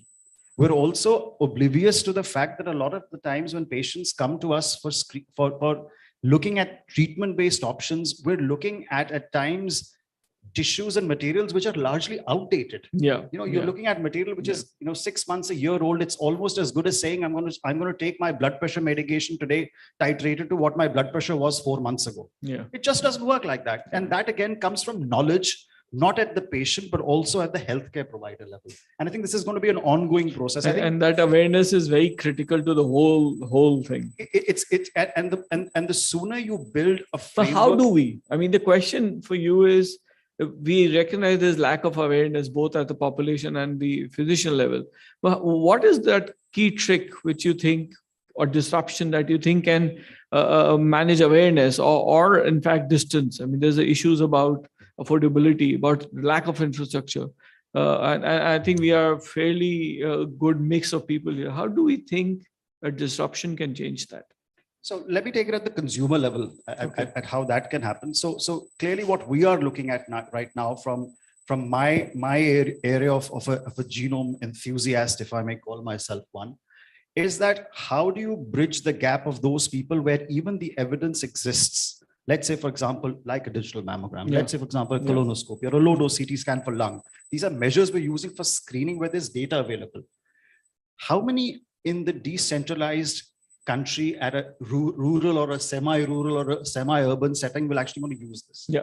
And can you then use simple blood-based adjuncts, To change a simple tool that will complement those existing methods? And just as an example, this is just not about India. I know we want to be a very India-centric discussion, but the West itself is facing these challenges. They're able to measure it. We just don't know the measure. As a simple example, in the NHS where you and I have worked, till about a year ago, there are 100,000 prostate biopsies that take place every year. Every year, 100,000 biopsies.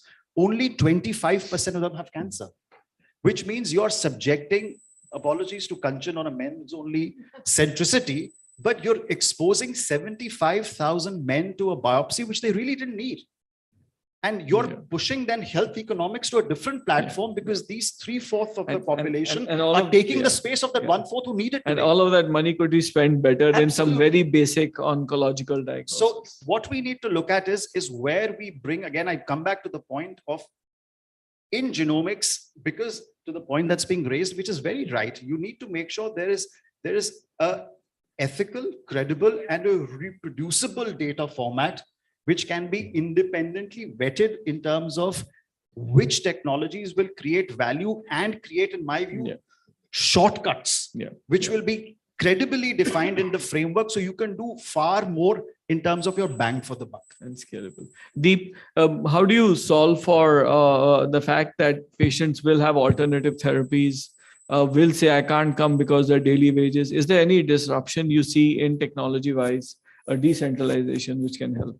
I think if I talk largely on the accessibility issue, I think the quickest way, in my opinion, for a country like ours is a ethical, intelligently formed guidelines and public-private partnership.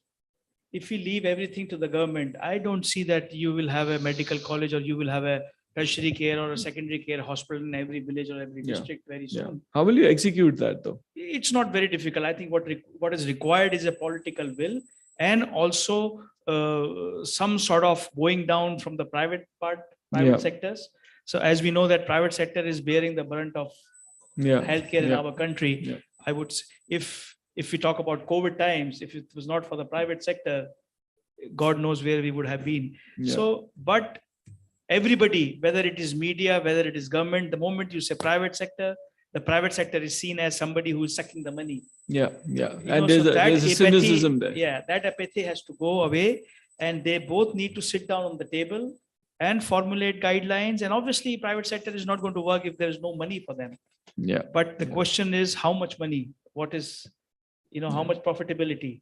Profitability versus profiteering is what's. But then when you bring scalability to the level of government, and when you bring scalability, costs come down, profitability. Absolutely. So those things are very real. You're right. For just for a second, you will have a hospital run by Delhi government. They have built a hospital of 1,000 bedded. They have spent around 700 crores, and only 100 beds are functional because they don't have funds to function it. Why did you build it? Is there somebody to ask that question? Can you outsource that now to Absolutely. usability? Exactly. Not. So I think the quickest way forward, in my opinion, is that. But as you rightly said, that both stakeholders need to sit down and apply their minds. Okay, Shelly, to you and then to Kanchan.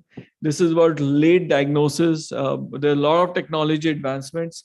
How do you think that technology can help both with diagnosis because of both cost, the technology itself, side effects? What are the potential solutions here? So I always say that the technology has been there for a while now, but what is lacking and still lacking is the awareness. Like Dr. Ravi Mehrotra very beautifully put it, that even in today's world, there is a major section of our society where women are actually they neglect their health, or cancer is considered a stigma, be it a breast cancer or a tobacco related cancer. So all of this, of course, leads to a late diagnosis. And if the patient reaches a doctor or a diagnostician at a stage where actually no technology can help the patient, that's where the technology becomes infamous. Because any kind of therapy, be it immunotherapy or targeted therapy or just a germline test, it'll only help you in certain situations, and if the patient fulfills certain criteria. And if that happens at a very late stage where things are kind of out of hand, then A, it doesn't work. B, getting those therapies to you is A, very costly, and B, is a troublesome exercise, getting the import license and everything.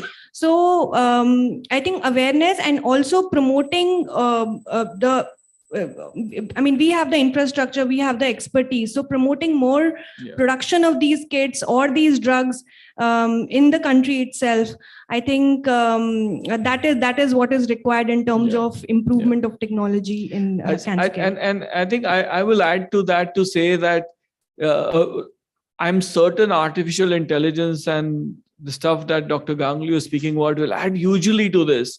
To know the right treatment for the right patient at the right time can only help in not only curability, but cutting the cost and cutting the toxicity. So I'll just come to you in 2 minutes. I'll actually take a brief from you anyway. Kanchan, I have, so I'm coming to you with this cost question.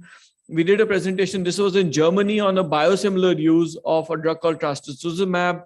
And we showed how by simple calculation, if Europe was to pick up biosimilars rather than that time the standard brand, the switch in 1 year would have saved 700 lives. And this was based on Indian numbers. So my guess is that in India, that number would be a lot more. And this got printed in German. This is German. I don't understand German, but it got printed in a German paper. So that is how impactful it was.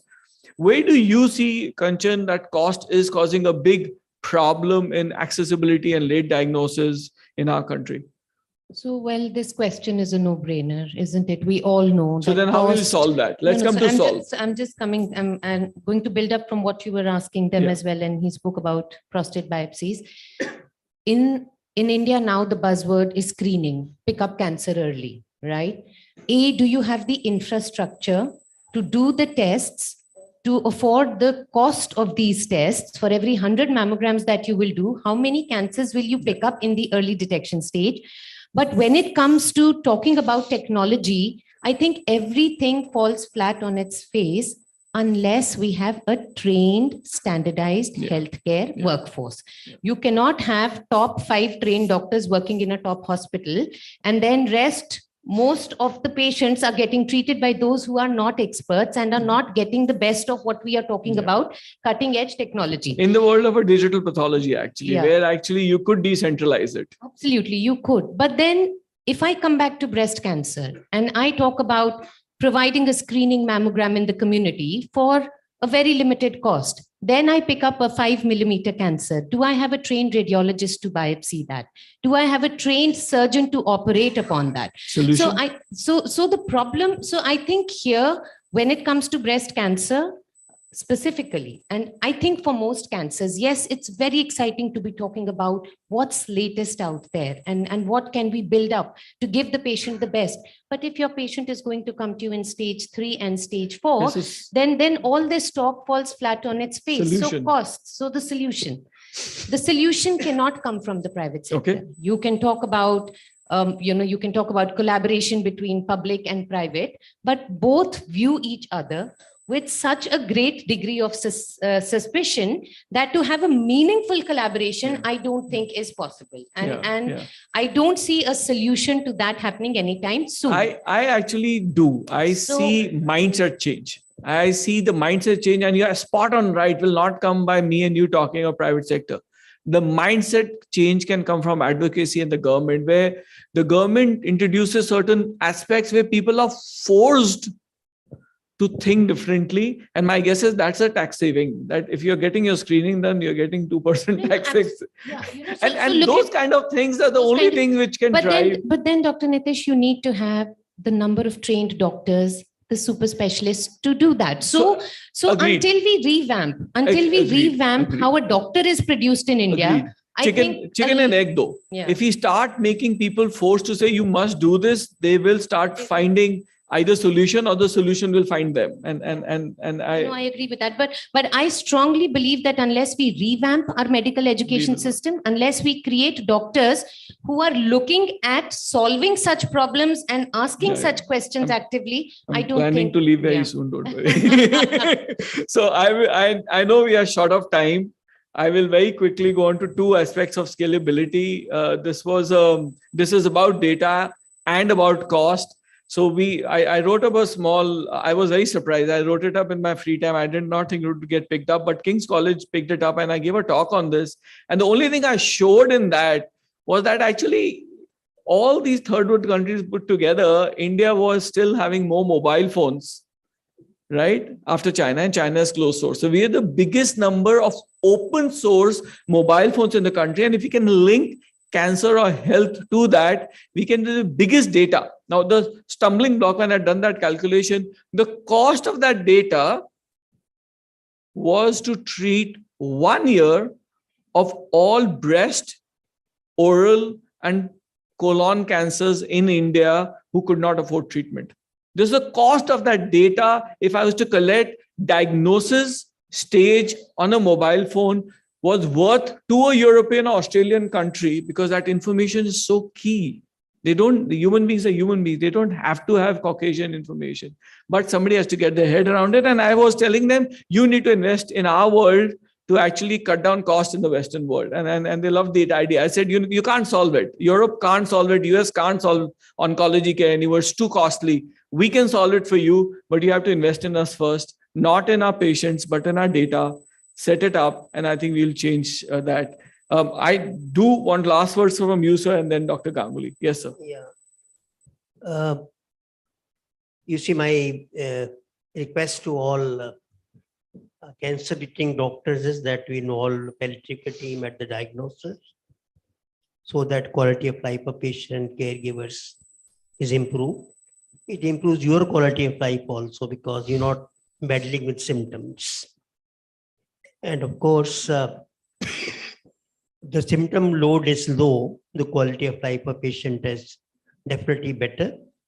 And we can always, when the death is imminent, it's possible to give them good quality of death. So please don't treat cancer without palliative care. That's what I have to say. Dr. Ganguly. Few bullet points. The cancer care should move to, caregivers should move as closer to the care seekers in cancer. That will change huge number of things. The community awareness will be very, very important because in India, 0-stage cancer for breast as well as cervical cancer hardly is detected. Mostly they come when the disease already occurred. It happens in the West. So we should have more women doctors to which women now can freely go, and male doctors should retire from checking women. So that sorry, this was a too drastic a thing. But one of the things which Tata Memorial Center has done, not only it opened 6 other centers in Varanasi, Visakhapatnam, Mullapur, Sangrur, etc., and Guwahati. It has created a grid and which is available to private sector. Yeah. There are 200 some people in the grid, and it is managed by the TCS. Yeah. And the training and similar kind of the data set is available to the most people. Correct. One more thing I want to say that, say for the new innovation, the AI, like for the cervical cancer. So there is a small thing which you could insert. In Bangladesh, look at our Nirja Batla went and taught them. They put this, the class 8 or 10 girls put it there. The image goes to a caregiver and caregiver makes a decision. So these technologies, more and more these same with the mouth actually. There's a AI based, it takes a photograph of the mouth and says whether there's cancer. So one last word which I want to say, that we should generate more cancer biobanks. So ILBS has got, Apollo has got Sapien, the Tata Memorial Center has, these are some of the quality biobanks. And I visited Moffat, one of the very strong cancer center in Tampa. Their biobank they use and develop for just one cancer. They had developed 260 protocols, different protocols to be tested and validated, which could be cheaper therapies. Like Dr. Badwe, for the triple negative breast cancer, created he created a 2000 patient database with just a dash of progesterone, and it worked the same as the Herceptin. Many Indian companies now, through the open licensing systems, are manufacturing biosimilars right from rituximab to Herceptin and others. And these will be available in a much cheaper rate. They already are. So we need to create policies where the cancer treatment becomes cheaper and ethical. Agreed, sir. Agreed. Thank you very much. I'll just conclude by saying that we're clearly seeing the future going in the right direction. We are seeing technology saving more lives. We are seeing diagnosis becoming easier. But the need of the hour is taking it to the patient. So anything which is blood-based is going to be easier. The need of the hour is getting more granular. So anything which is deep diving into DNA and the radiomics, the radiology is going to get better. But the need of the hour is also decentralization. It's about using the right technology. So there's now 100x amplification you can connect to an Apple phone and in fact take a slide and send it digitally out. So it is decentralization because the skill cannot be scaled up very fast. It is using technology so that it can be, so the information can flow to the right person rather than other way around. With that, thank you. I know I've run short of time. Thank you, Dr. Goel, and thank you the whole panel, and thank you, Dr. Ganguly. Thank you.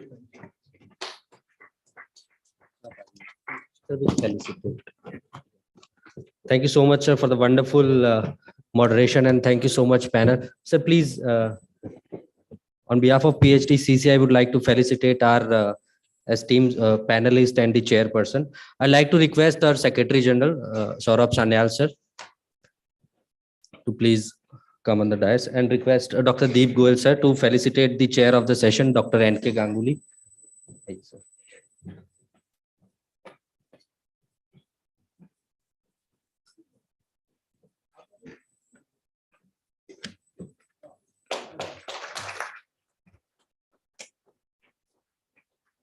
Our moderator for the wonderful moderation, sir, I must say, with a wonderful presentation, Dr. Nitesh Rotagi. He is the Senior Director, Medical Oncologist at the Fortis Memorial Research Institute, Gurgaon. Dr. Vinit Datta, sir, the Executive Director of the Datar Cancer Genetics Limited.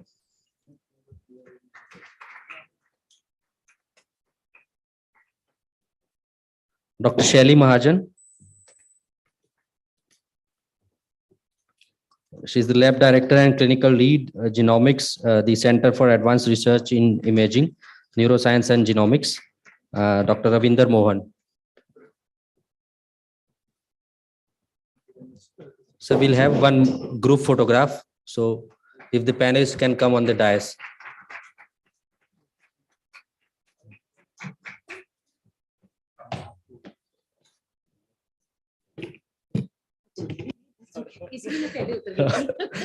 We'll request Dr. Yogesh also to come on the dais for a group photograph.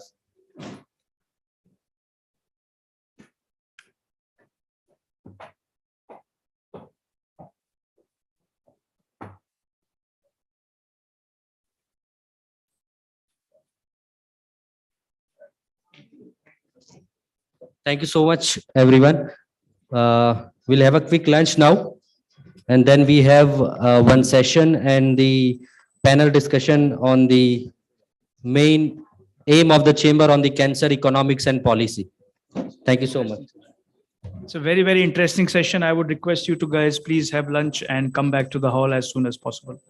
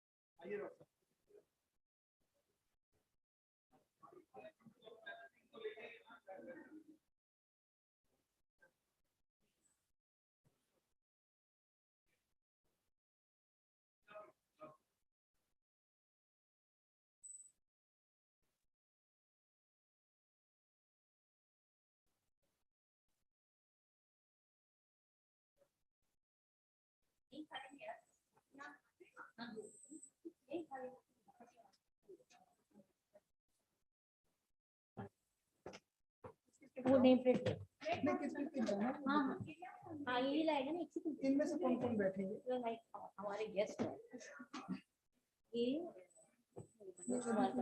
देखो ना कनिका गुप्ता लिखा वहाँ पर नहीं है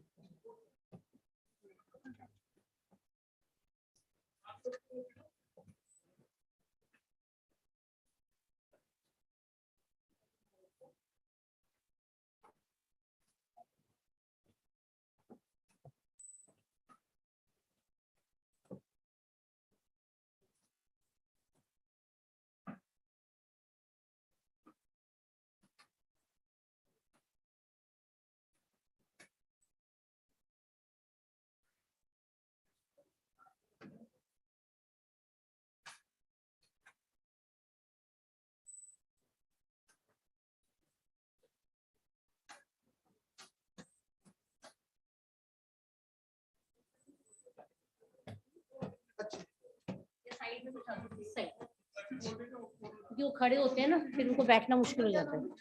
पहला नाम ये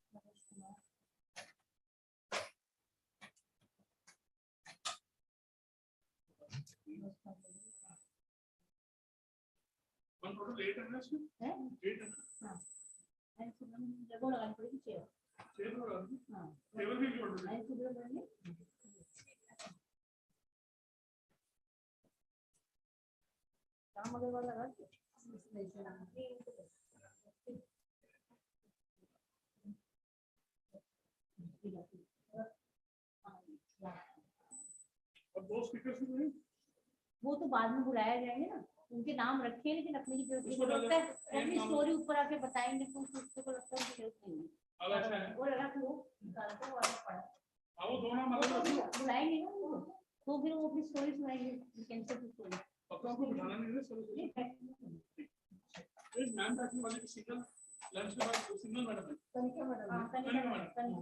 उनका नाम उनका डाल दिया, लेकिन मुझे लग रहा है यहाँ पर जो बैठे हैं ना, उनको फर्स्ट में खत्म मैडम। हाँ, उनको फर्स्ट क्योंकि ओपन होते ही उनको बोलेंगे, ओपन होते ही उनका सेशन है। मॉडरेटर को बाद में पता नहीं का नाम है।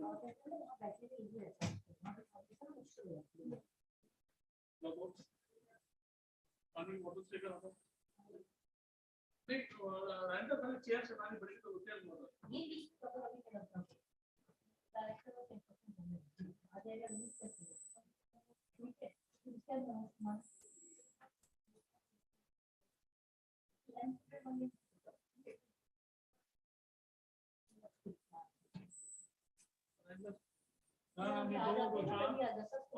ठीक है, अभी फिलहाल ये तो रखी, तो आगे पीछे जो करना होगा रवि करवा देगा। वो दो नाम भी निकाल के रख लो, बाई चांस जरूरत हुई पानी की बोतल्स रख लो, बाकी अरेंजमेंट कर लो। आप लोग भी लाइब्रेरी में चलिए ना, वहीं खा लेंगे। अभी थोड़ा टाइम लगेगा, आप लोग शुरू करो ना, थोड़ा सा करना आप लोग लाइब्रेरी में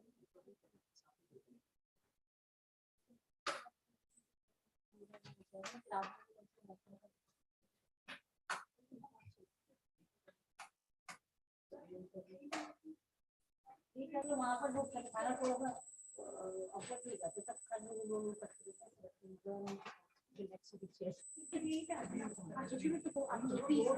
प्लीज हाँ सुन गलत कर रहा है, इस चेयर को बदला देंगे, फर्स्ट वाले को बदला, सब साइड पर फर्स्ट वाले को बदला, इस नाम के आगे सेकंड वाले को बदला, सेकंड वाले को बदला, ठीक है, थर्ड वाले को बदला साइड में, थर्ड वाले को बदला ना साइड में, ये खोले किसने, गैप क्यों करे? पता नहीं क्यों खोले, चिपका दे, साथ है ना, गैप करने पड़ेंगे, साथ है। चल ठीक है, थोड़ा थोड़ा ऐसे ही हो जाएंगे, सही है वो कर रहा हूँ। फोटो चेक करे किसी ने देखे ना, तो फिर एक नाम को इधर कर, नौ वाले को नाम को इधर करो, ठीक है, परफेक्ट है। अब सुन, तो नाम बोलो, इस नाम को थोड़ा इधर कर, हाँ, इस वाले को थोड़ा सेंटर में, बस ठीक है, उस वाले को सुब्रमण्यम सर को थोड़ा उधर कर, नाम को सुब्रमण्यम सर का नाम है ना, इसको थोड़ा बदला नहीं लंदन ये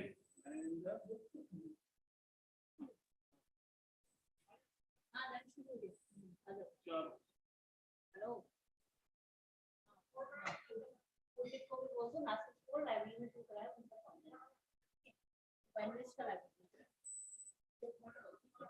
और जैसे पानी की बोतल ये आवाज नहीं आ रही है, ये दो नाम बिल्कुल नहीं मिल रहे नीचे वाले, वो कहां से कौन से नाम ये दिए थे, सब कुछ दिया था मैंने, नहीं हम कौन लेंगे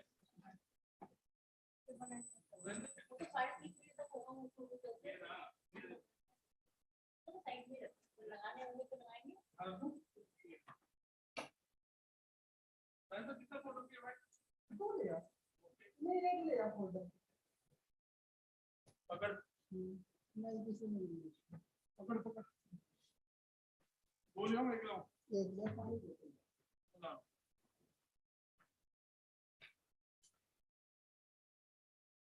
अभी वो तो कितने दिए भाई जैसे 1 2 3 4 5 6 7 बड़ी ऑलरेडी एक ही पड़ी है दो बार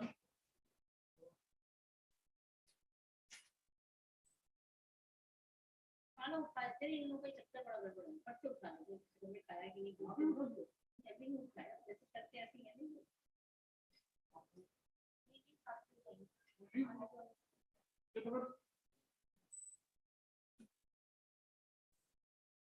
सीमा आ जाओ तुम कहाँ है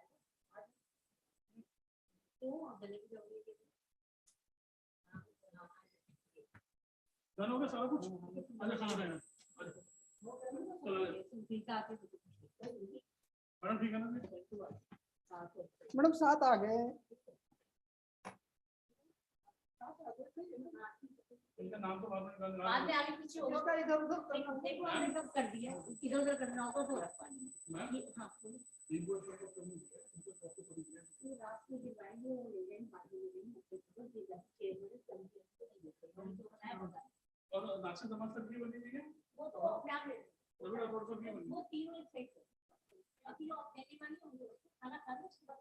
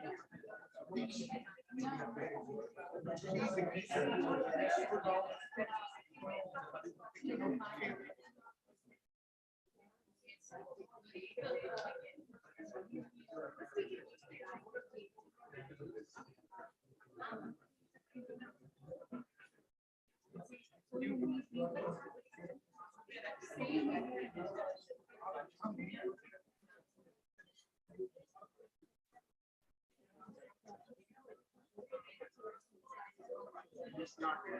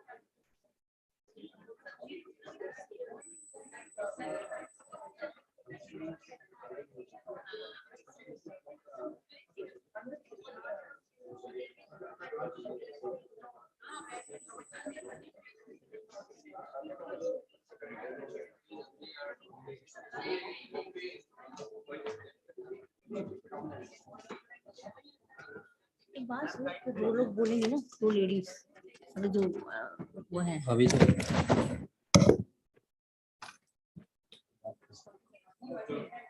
लगा ये ना लगा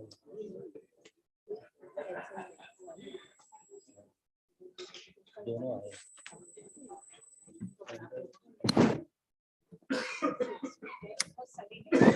लगा दीजिए।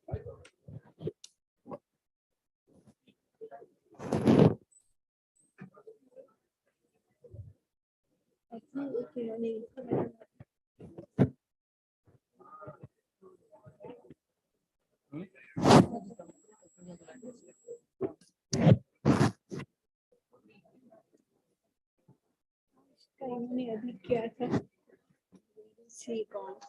ये अंडरस्टैंडिंग कैंसर नहीं सर, नहीं है, एक फोल्डर में डाला हुआ है उन्होंने। Second phase this one So second feb latest. This one Yes. Hope एक बार खोल के अब एक देख बार लीजिए। Yes. this one Thank you.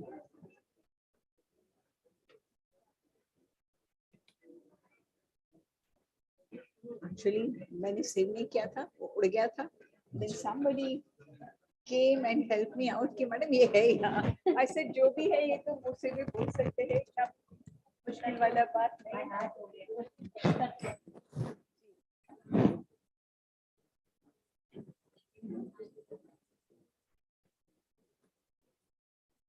So you don't want to run any videos, only the No. presentation, right? यही अपने आप में 50 स्लाइड है, बोर हो जाओगे. I think काफी लोग चले गए हैं लंच के बाद. That was expected. आएंगे अभी आएंगे. ठीक है. Thank you. So you call me. Yes. We'll start. Ravi किधर देखिए ऐसे लगाया एक बार नजर मार के.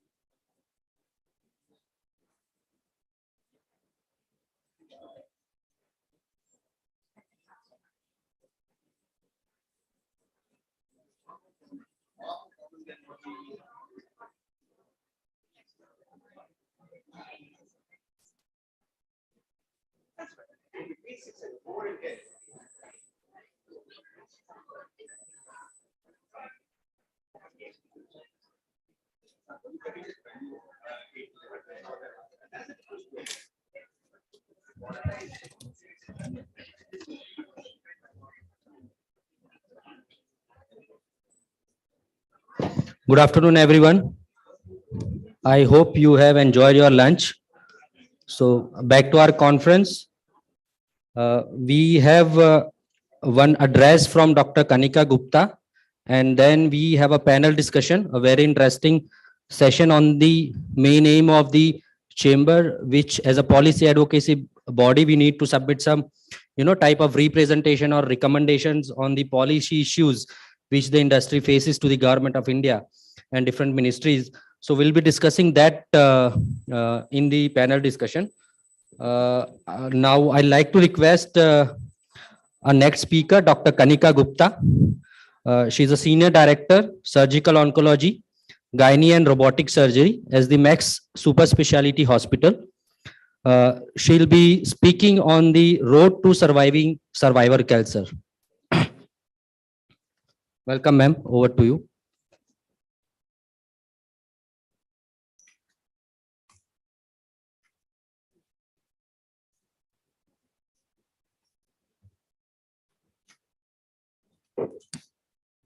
So,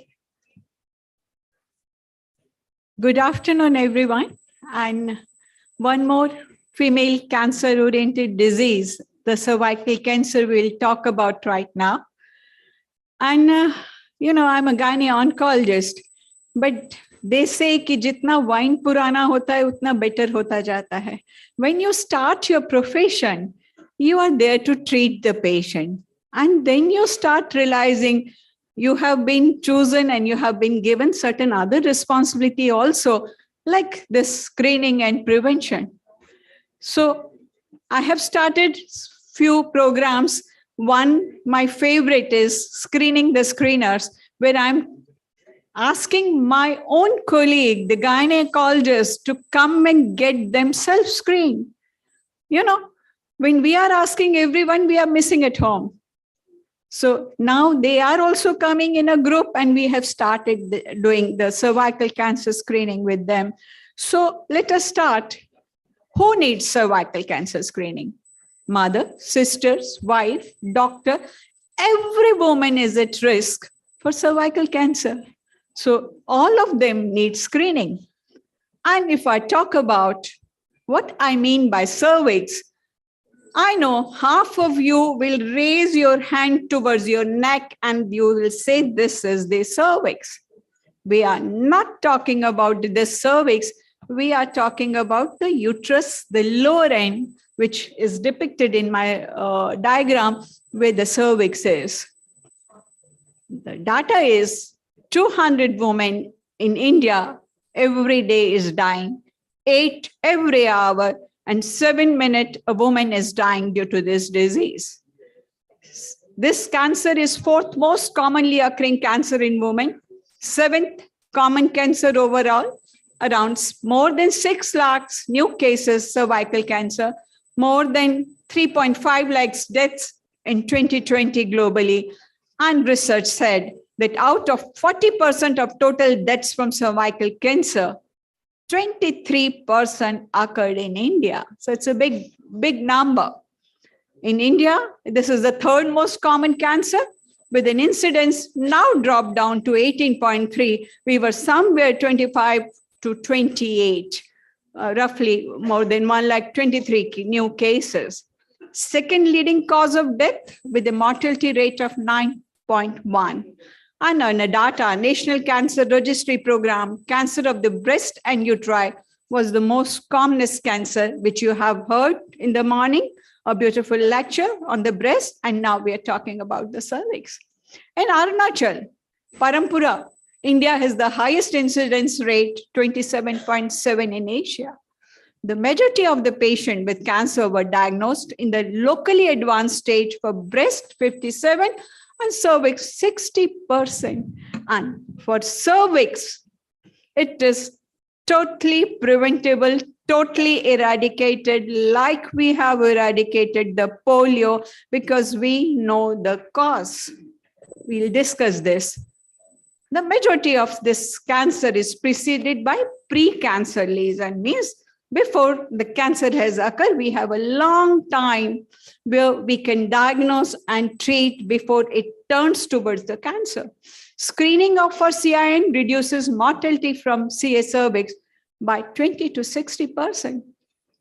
I'll not go in the detail of these diagrams all over the world, where the cervical cancer is number 4 and the death is there.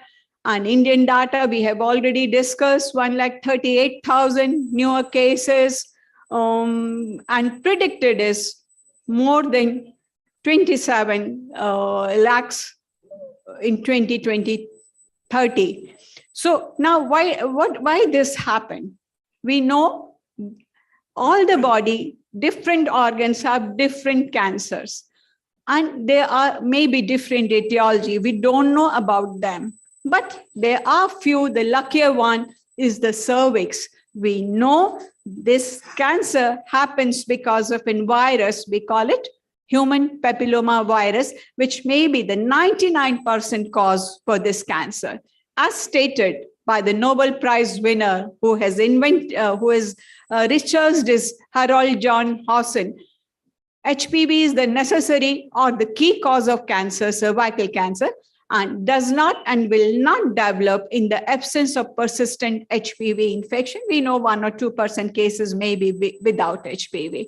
So what are the other, apart from HPV, what are the other reasons? Life events, early sexual experience, and a relatively high number of sexual partners increases the risk and severity of this infection. Why? Because this virus is sexually transmitted virus. Smoking, as we are talking since morning, Dr. Pawan has spoken a lot about this, and marshals and all. Yes, certain substances are secreted in the cervical secretion if she is smoking. There are certain medication which we don't give right now. We used to give to prevent the premature deliveries that can convert into the cancer. So in addition, age at the time of marriage, if she is married earlier, number of sexual partners, number of pregnancy, the genital hygiene, if she is using oral contraceptive, what is her nutritional status, can be associated with development of this cancer. In India, the age for this cancer, the peak is around 45 to 55 years of age. That doesn't mean that you can't see them early and you can't see them late, but we see majority of them at this age. And the natural history of disease suggests that early diagnosis should start before this age. So you can detect them in pre-cancerous condition that should start 45 से अगर 10-15 घटा देंगे तो 30 and 40. What the WHO has given the newer data in November 2020, that is 90, 70, and 90. By this, they want that 90% of the girls should be fully vaccinated, 70 should be screened, and 90 should be treated in a pre-cancer or properly in a cancer condition. So by this, they are suggesting that we can be towards eradicating this disease from this world. So now prevention, level of prevention for any disease, they are primary, secondary, and tertiary. So if we talk about the primary screening, what the things as a cofactor we have discussed, the hygiene, the nutrition, the smoking. Apart from that, now हम पहले भी learner थे, हमें मालूम था कि polio को vaccine से निकाला जा सकता है. कोविड ने हमें और बता दिया कि वायरस के लिए वैक्सीनेशन है. Virus is not till now can not be treated. So जब पता पड़ा कि cervical cancer is because of an HPV virus, the vaccine was there. So though screening has to lead to early identification of the disease and has helped in reducing the burden of the disease, primary prevention by vaccination is the answer for the country. The vaccine is safe and is mainly type 16 and 18, which causes approximately 70% of the cervical cancer. So now what is 16 and 18? HPV के 150 varieties हैं. उनमें से out of 150, the 15 are high-risk HPV viruses, and out of them, 16 number and 18 numbers HPV virus is the main culprit for this cervical cancer. So now what vaccines we do have in our country, how we are going to prevent. So good news, I'll share you with a little next slide. Right now, there are two vaccines. One was Cervarix and one was Gardasil. And when the COVID came, the Cervarix was withdrawn gradually. Now we have only prophylactic vaccine against HPV is, okay. So why we need vaccine? When the natural HPV infection comes here in your body, there is no inflammation. Local immunosuppression is only there, no viremia, so antibody titer is not high. So when you give vaccination in this HPV, it induces higher antibodies in the blood and at the site of infection and can prevent from HPV infection. So as I was saying, two vaccination, so Cervarix, which was bivalent against 16 and 18 has gone, withdrawn. Now the quadrivalent is there and a monovalent is there, which contains 4 HPV types, and in non-covalent it is 9, but out of 9 and this 4, 2 are for the warts. But the good news is we are becoming wiser and wiser. We have our COVID vaccine and the Pfizer, I will not like to comment. I don't know who is sitting here. So we have launched the first cervical cancer vaccine in 1st September 22. And you know, the Gardasil is costing, non-covalent is 11,000 for one single dose. And in our country, this newer launch vaccine, which is for only 16 and 18, is, I'm feeling so proud like मैंने इसको invent किया है, but yes, it needs a good round of applause for this Indian-made vaccine, which is going to come between 200 and 400 per dose, and is changing the whole scenario for us, because now the government is becoming open. This, if you go in details of the immunization, there is A category, B category. So far, the government has allowed us to give vaccine in India to females only, not to the males. In other countries, we are giving to the males also. And it was not in A category. A categories vaccinations are when the government gives you in free, whichever place you go, or if you come to the private sector, you have to pay a minimal amount. So now I have heard in June, it is going to go into category A, and very soon they are going to allow for the male also, from the boys also. Why? Because it is a sexually transmitted. So everybody, if getting immunized, the herd immunity goes down, and then only can gradually we can remove this disease. So the doses are for the female less than 15 years, we give 2 doses on 0 to 6 months. If interval is shorter than 5 months, you have to give 3 doses. Female more than 15 years, a 3-dose schedule is there, and 3-dose schedule for immunocompromised and HIV infected women also. This chart is depicting the same, although we are so far from the government not allowed to give it to the young boys. So now coming to the secondary prevention, only thing one is when you can't give this vaccine so far, if you are allergic to certain products of this, or she is pregnant, these are the only 2 contraindications. So you can give it to everyone.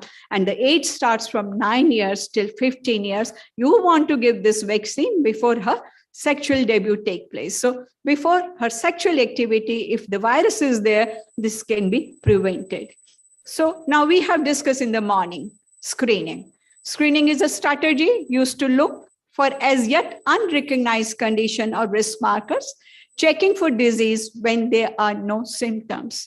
हमारी क्या मान्यता है, अगर checking कराने आए और कुछ नहीं निकला तो पैसा बर्बाद, चेकिंग करा लिया कुछ निकल गया तो ये तो ऐसे ही निकालते रहते हैं. No. So screening is important in our life. Since screening may find disease at an early stage, there may be a better chance of curing the disease. And mind it, for cervical cancer, we are diagnosed it in pre-cancer condition. My famous is, जब सीता जी ने लक्ष्मण रेखा cross ही नहीं करी है, तो kidnap नहीं हो सकता. जब सर्विक्स प्री कैंसर कंडीशन में है, कैंसर में बदला ही नहीं है, तो पूरा ट्रीटेड है ना, उसको निकालने की भी जरूरत नहीं. You can destroy that area, the lower end, and she can become mother and future fertility and everything is there. And that is the age, because 45 से 55 में होता है, उसके early आए तो 30s में pre cancer होना शुरू हो जाएगा, and the corporate girls are getting pregnant at the time only. So this is very important. Why to screen? Cervical cancer is one of the most preventable and treatable type. You can treat it by screening, vaccination, and treatment. So I'll skip this. So rate of progression is there. So once the virus comes in a body, it takes maybe 8 to 10 years to convert into the cancer. And this is the time you want to pick it up and wants to treat her. Now, how to do the screening? We'll come to that. The modalities which we can treat is, we know it is because of HPV virus. So we can diagnose the virus by doing HPV testing, by co-testing, a simple cytology, or visual inspection with acetic acid, which is for majority of my country. If I cannot do all this, I don't have the funds and facilities, visual inspection we see is with acetic acid can be done. So with limited sources in a village, it's can be done by VIA. Although I really failed to understand, जब Coke cigarette सब गांव में पान गुटखा पहुंच सकता है, हमारी screening क्यों नहीं पहुंच सकती? हम कहाँ लेक कर रहे हैं? या तो हमारे में एनर्जी की कमी है, या उनमें वो स्पेंड कर सकते हैं, इतना नहीं है कि एक पैप्समेयर पूरे 5 साल में अगर एक कराना है, उसका कॉस्ट निकाला जा सकता है. So the target group is 25 से 65 years of age, and in a limited resources 30 से, अभी WHO ने इसको 60 भी कर दिया है. Age to start cytology at 25, but HPV testing we start at 30, and of course visual inspection at 30. Frequency, अगर मैं HPV कर रही हूँ और वो मेरी बॉडी में है ही नहीं, तो every 5 years is sufficient. And if conventional smear where I am doing not doing HPV, I have to repeat it every 3 years. So age to stop, if the hysterectomy is being done, you can stop it, or otherwise it's 65. But she has come to you at 65, you can do a screening. If right now she is not in pre-cancerous condition, she can exit this program. And HPV testing can be done if the follow-ups are there for some certain disease for 12 months. I'll not go in this the details, but if she is immunocompromised, the screening is more. If the hysterectomy is done, she doesn't need that. Female younger than 21 years, no screening is recommended, because HPV commonly diagnosed in teenagers and young females in their 20s. Pap smear in this age will cause more abnormal findings. And in this age group, the immunity is so good that there is no disease. Generally, the body immunity's viral load reaches in 8 to 10 months in undetectable levels. So before the age 20, the incidence is 0.1%, although I have treated one patient at age of 20 also. So method, we have talked about किसको करना है, कब करना है, लेकिन कैसे करना है. Cytologically, conventional pap smear, liquid-based cytology, and HPV testing is main. Visual is, we can do it with acetic acid and with Lugol's iodine. I'll not discuss colposcopy and cervicograms. So pap smear is simply taking the secretions from the cervix, spreading on a slide, and send it to a lab, right? It may pick up some infections also, but our aim is to detect high-risk HPV changes which it's causing. So it can cause papinuclear test, pap smear. You just put a speculum and take with spatula. I'll show you that. The pap test combined with regular program of screening and appropriate follow-up can reduce cancer death by 80%. So this is first is speculum, second is brush, and third is microscope. So you insert in the vagina the speculum, open up the speculum, see the cervix, and a brush or a spatula is rotated and send it on a slide. So this is how we do a pap smear, which is not at all painful and need not to fear about. It's not costly. Even if I'm doing liquid pap plus HPV in a good center, it's roughly 1,500. कितना हुआ 5 साल में? 1 रुपए रोज का भी नहीं हुआ, और हम लोग तो अफोर्ड कर सकते हैं. और अगर हम अपने और मेट्स को भी अपने साथ शामिल कर लें तो वो चेन हमारी फैलती जाती है. So this is the conventional pap smear, how we do it. This is the liquid base where same brush is inserted into a smear in a bottle which contains some liquid. The brush is detached, we shake it and then send it in the lab. So by this, I can do liquid pap smear, and I can do HPV testing also if required. So we know this all cancer is because of HPV testing. And if we can detect this, we know she is prone or she is not prone. But if the HPV virus comes positive and the pap smear is negative, where there are no changes in your cervical cells, so liquid pap shows the cervical cell changes and HPV tells us the virus. अगर virus है, जरूरी नहीं है कि cervix में changes शुरू हो गए, क्योंकि आपकी बॉडी की इम्यूनिटी उसको 2 साल के अंदर आमतौर पे बाहर कर देती है. Majority of the women, 80% of the women will not come to know even that the कब virus आया and कब चला गया. So only when you check them, you will come to know that virus is there. So it is important to detect if the virus is there and if it is persistent in her body. So there is a high risk type, which we do it.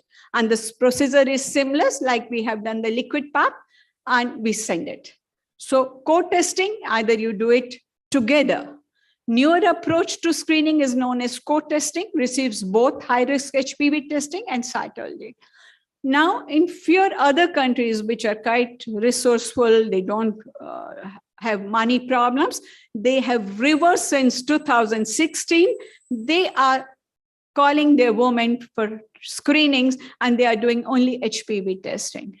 If HPV is positive, in that liquid only, they do the smear to know whether the changes are there or not. In our country, we are doing majority of the time conventional smear.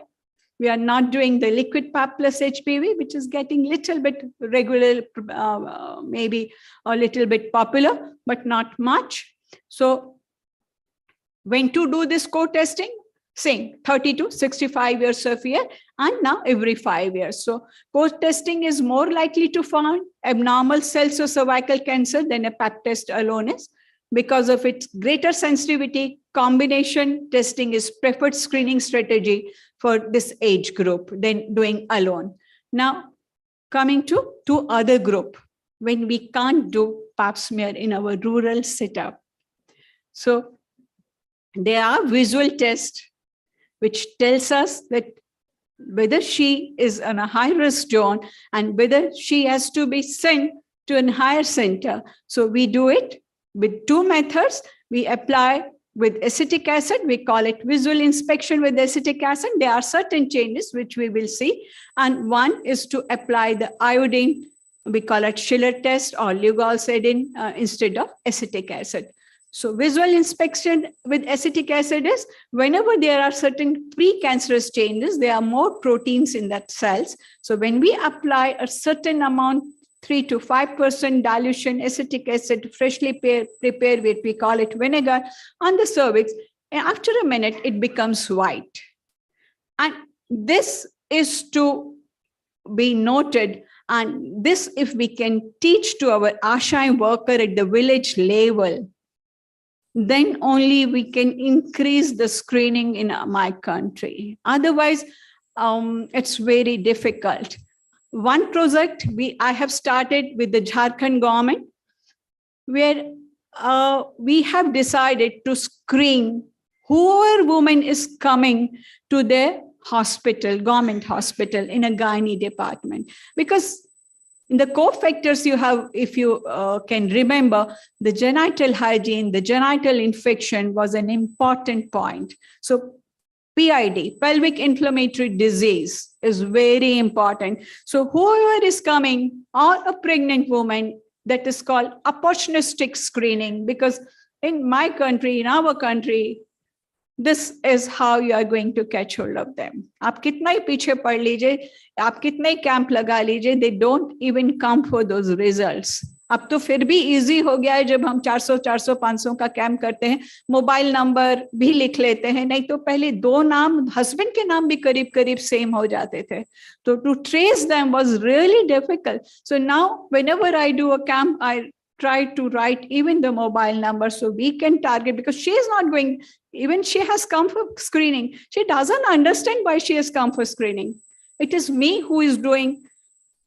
So we see to it that if it comes any abnormality, that she comes back to us.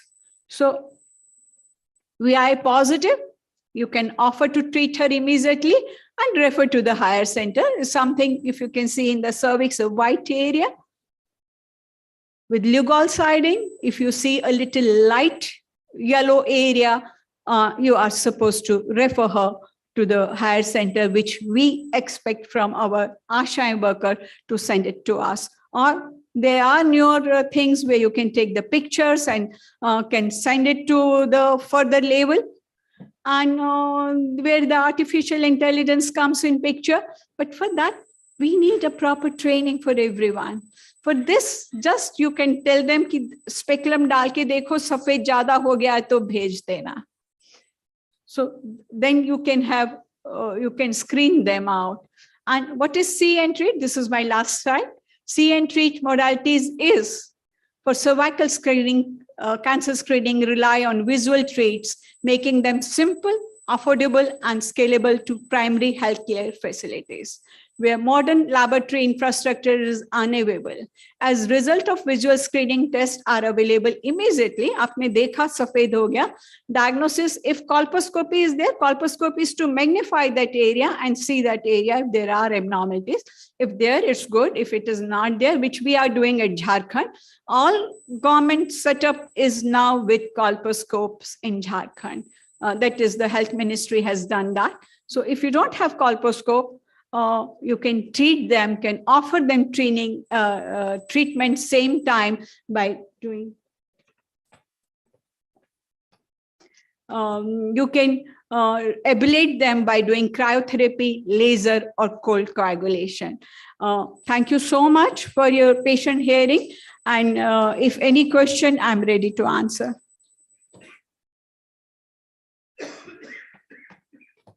Please have a seat. Okay, thank you. So we are open to Q&A session. So if anyone have questions, we have 5 minutes for the Q&A session. Okay. So I'd like to request Dr. N. Subramaniam sir to please felicitate Dr. Kanika ma'am with a memento, please.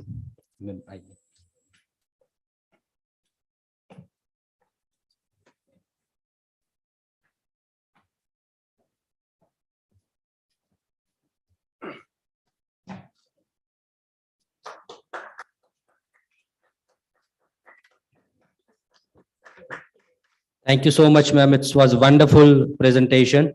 We always speak from the chamber side that we need affordable and accessible quality healthcare to the Indian populations.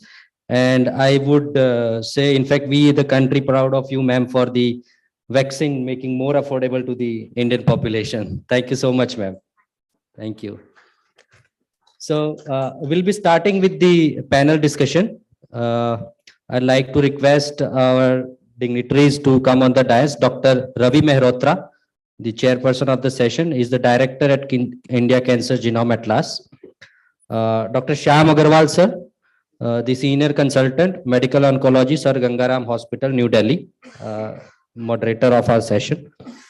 Dr. Manoj Kumar, the executive vice president from Intas Pharmaceutical Limited. Thank you so much, sir, for coming all the way from Gujarat.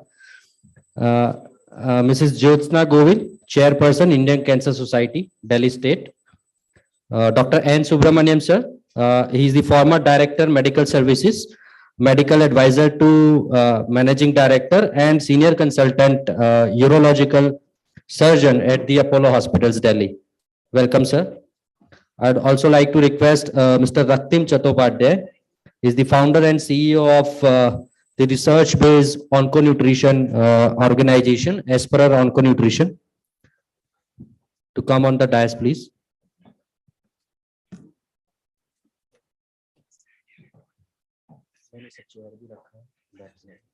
I have that also. Please, sir, then you start, sir. Okay.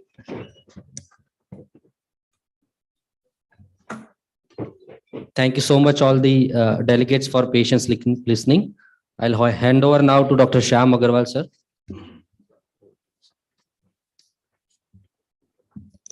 Thank you very much, Dr. Deep and Dr. Ravi and PhD CCI for giving us this opportunity to join here.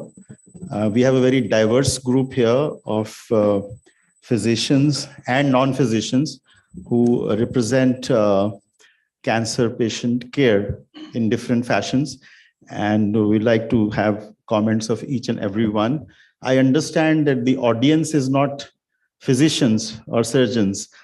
So they are lay people. So we like to keep it as simple, and we love to have your involvement, interaction, rather than being, passive listeners, so that, you ask your questions to our panelists and we should be able to, deliver.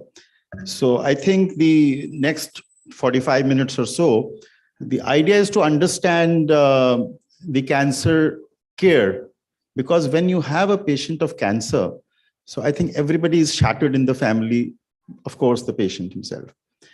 So we have 5 pillars of cancer treatment today in the world: radiation, surgery, chemo, targeted therapy, and now you have immunotherapy. So we will not talk about all that because I think we all understand, but there may be some repetition here because Manoj is here. But we want to focus on certain other aspects of cancer care, cancer management, and cancer, how to help people to tide over this crisis, to help people, get over this disease. So since our chairperson is Dr. Ravi Mehrotra, and he is the director of ICGA, which stands for India Cancer Genome Atlas, which is a public-private enterprise. And I'd like to hear from him as to how you want the private people to join you, whether it is an individual, whether it is an institution, to help in understanding cancer in our setup, that is in the Indian scenario. Dr. Ravi Mehrotra, please. Thank you, Dr. Please be simple in your, dialect. बिल्कुल basic बात करो. Yes. I represent the India Cancer Genome Atlas, which is a relative new organization, started about 3 years ago. As Dr. Agarwal mentioned, the public-private. So all the major cancer hospital chains in this country, most of them actually are part of it. Whether in the government, it is the Tatas, the All India Institute, couple of Saroj Gupta Institution in Calcutta, and 2-3 or the other major government institutions are joining. In the private setup, not Saroj Gupta is also private, and then Max Healthcare has already joined, and there are at least 5 people we are in conversation with. Our first, for those who don't know, there is something called TCGA, which is the Cell Genome Atlas, which started in the US, which is funded by NCI. But unfortunately, and that has of course grown huge. That is the first whole genome atlas project for huge number of individuals, but mainly it was US focused. Yes. So the Indian genome part of it was very, very small, not even 2%, and mainly people who were either staying in the US or had moved to the US from African countries, from the UK, and of course some from India. So because our the environment, the food that we eat, the weather, everything changes when you're outside the country, especially if over 20, 30, 40 years, and maybe second generation. They did not really represent what is happening in our Indian genome of people staying in India. So our first target is looking at about 5,000 individuals, rather 1,000 individuals with breast cancer, and we are focusing on triple negative, which, as you know, is the most difficult breast cancer to treat. Happens in younger individuals, and Dr. Kanchan talked about this morning how breast cancer, as it is about 5 to 10 years earlier in our country. Yes. And similarly, it is in African and many other developing countries, not only India. So it happens earlier.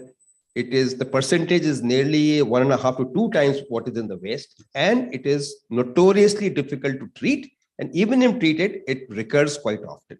So those of you who may or may not have relatives, friends, or acquaintances with who are suffering from triple negative cancer, it is a real conundrum. And even the most expert oncologists sitting here or in our major hospitals find it difficult to deal with.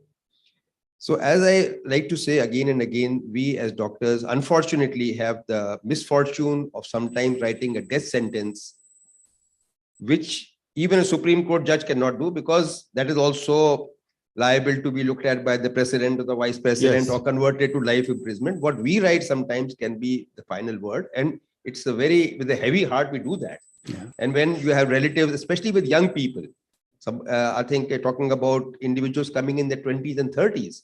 So the concept behind ICGA is to be able to unravel specific genomic problems that occur in our population, Right. find out targets, and with the help of our industry, with the help of our research organizations, Yes. find out targets which are more amenable to treatment in our population. And also, we talked about access, we talked about affordability. I mean, there have been trials, and many of this has been recently covered in our newspapers also. Progesterone instead of rather oral contraceptive pills also, Yeah. instead of giving very expensive marker-based therapy that has proved nearly as good. But metronomic therapy we talked about. Yes, giving Tata is doing that. small doses at regular intervals rather than huge doses as a bolus. Lot of So these new I think the innovations. idea is to have changes identified in our patients, in our population, and direct treatment towards that. And make it accessible And accessible, affordable. Great. So I'll come back to you, sir. Before I go to the next, let me tell you Cancer Genome Atlas. So what is genome? Why is it required to be studied? ये आपके lay people के लिए है. हमारे सबके शरीर में जो सेल्स हैं, जो कोशिकाएं हैं, चाहे वो ब्लड सेल्स हैं, चाहे वो लिवर है, चाहे वो किडनी है, चाहे वो लंग्स है, वो रेगुलरली डिवाइड हो रहे हैं प्रतिदिन, प्रति घंटे. और जब वो डिवाइड होते हैं तो उनका जो डीएनए और जो जेनेटिक मटेरियल है वो भी डुप्लीकेट होता है. तो जब डुप्लीकेशन होती है तो उसमें एरर होती है. उस एरर को रेक्टिफाई करने के लिए बॉडी में बहुत सारे मैकेनिज्म्स हैं. अगर वो एरर रेक्टिफाई ना हो तो वो जीन के अंदर खराबी आने से सेल्स मल्टीप्लाई करते हैं. तो cancer therefore is a genetic disease, it is not hereditary. Hereditary और जेनेटिक में बहुत फर्क है. इसीलिए जीनोम एटलस बनाई जा रही है ये देखने के लिए कि किस कैंसर में कौन सा जीन खराब है, ताकि उस जीन की खराबी को डिस्कवर करें और उस जीन को टारगेट करके पेशेंट को ठीक करने की कोशिश की जाए.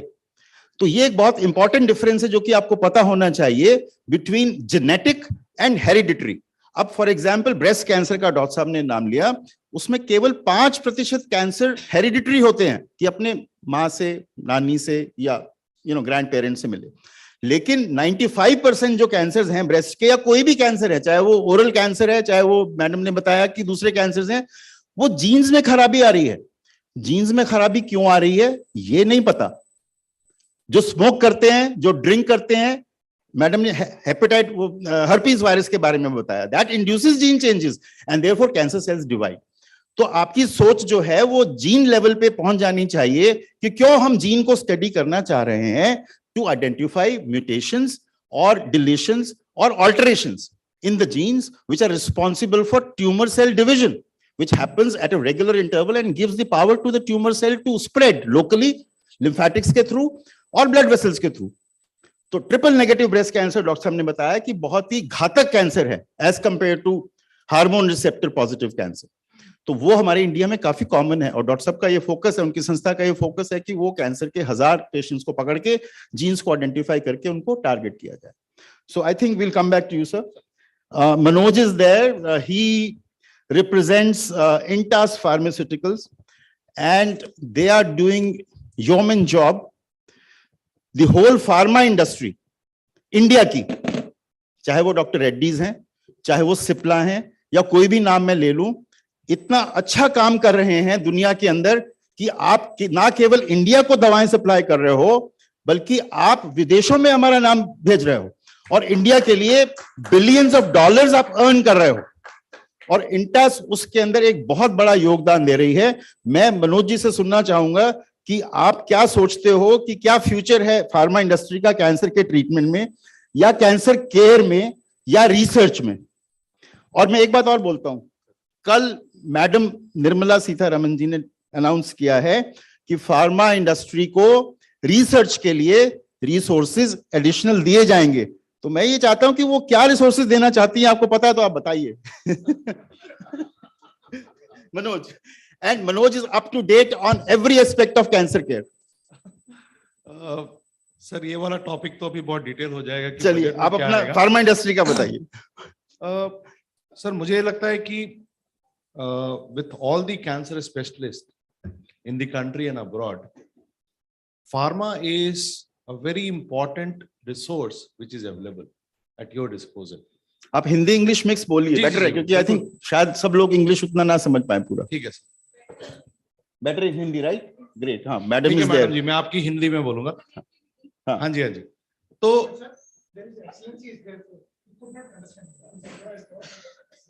sir, I'll come back and explain to you in English later. So we'll try mix. Maybe a combination is a good. Yeah, mix. That's what I'm saying. It's a mix. Yeah. Right. We'll do it in English and Hindi both. We'll try and explain to you. Okay. Please. So, sir, we apologize to you. Yeah. So your question was, how is Pharma industry relevant? Sir, you just mentioned at the beginning of your talk, immuno-oncology drug, antibody drug conjugate, cytotoxics, hormonal, CAR T-cell therapy, gene therapy, futuristic therapy. You just mentioned about a couple of things by which you identify what are the important genes which is likely to have a problem. Now, you have a problem. It is pharmaceutical industry which will provide you that solution, sir. वो सारी दवाइयां जो आपने problem identify करी हैं, उस problem identification के बाद आपको एक सॉल्यूशन देना पड़ता है। You see, let me say this. So for everyone, the problem with the pharma industry and in general about our country is that we are not, unfortunately, doing original research. We are able to replicate the molecules which are being generated in America or Europe or other countries.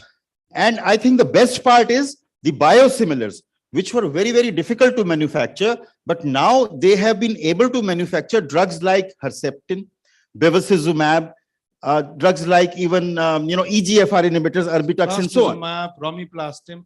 Sir मैं आपके उदाहरण से, आपने जब practice शुरू करी थी तो आपको याद होगा सर कि एक दवाई एक महीने की तकरीबन 1 लाख से ज्यादा होती थी और वो भी हम इंपोर्ट कराते थे।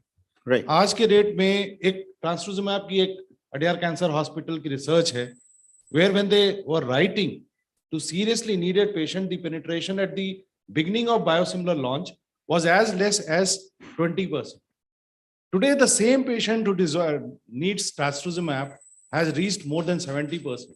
यानी कि अगर मरीज को इस दवाई की जरूरत है तो वो दवाई मरीज आज की सिचुएशन में ले सकता है, जो अनफॉर्चुनेटली शायद विदेश में नहीं है। Right. So I think what he's trying to say is that the biosimilars, which were costing around $1 lakh per month, now with the pharma industry coming in with the research molecules duplicated in the form of biosimilars, as they call rituximab, trastuzumab, bevacizumab, or even I believe the Erbitux is now coming in, and there are so many more which are coming in. Antibody drug conjugate. 20% of the cost factor of what it is available in the US, and you can, and the Europeans are accepting. I think you have supply in Europe as well. Absolutely, 80 countries. Sir. 80 countries. So I think that is the kind of service which the Indian pharma industry is doing, but they're earning a lot. I'm envious of you guys because you take every penny home. Why don't you put that in original research to develop new molecules? That is my grudge against the Reddy's, Sun Pharma, and so on. God willing, sir, very soon we will also give you a couple of molecules which will be our own.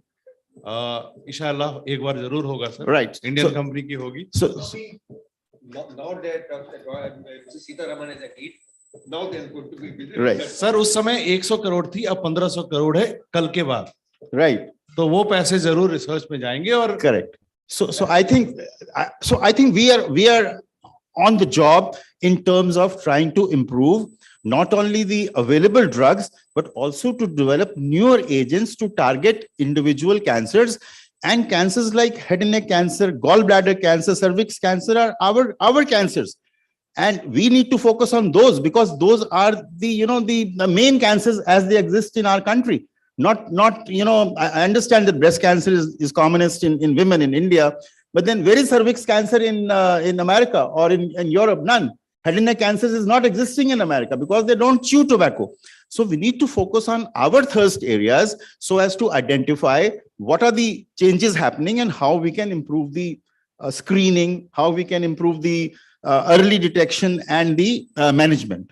So Manoj, we'll move on. Thank you very much. Dr. Subramaniam sir, we had the opportunity of working with you a few years ago, but now you come here as the advisor to Indraprastha Apollo Hospital.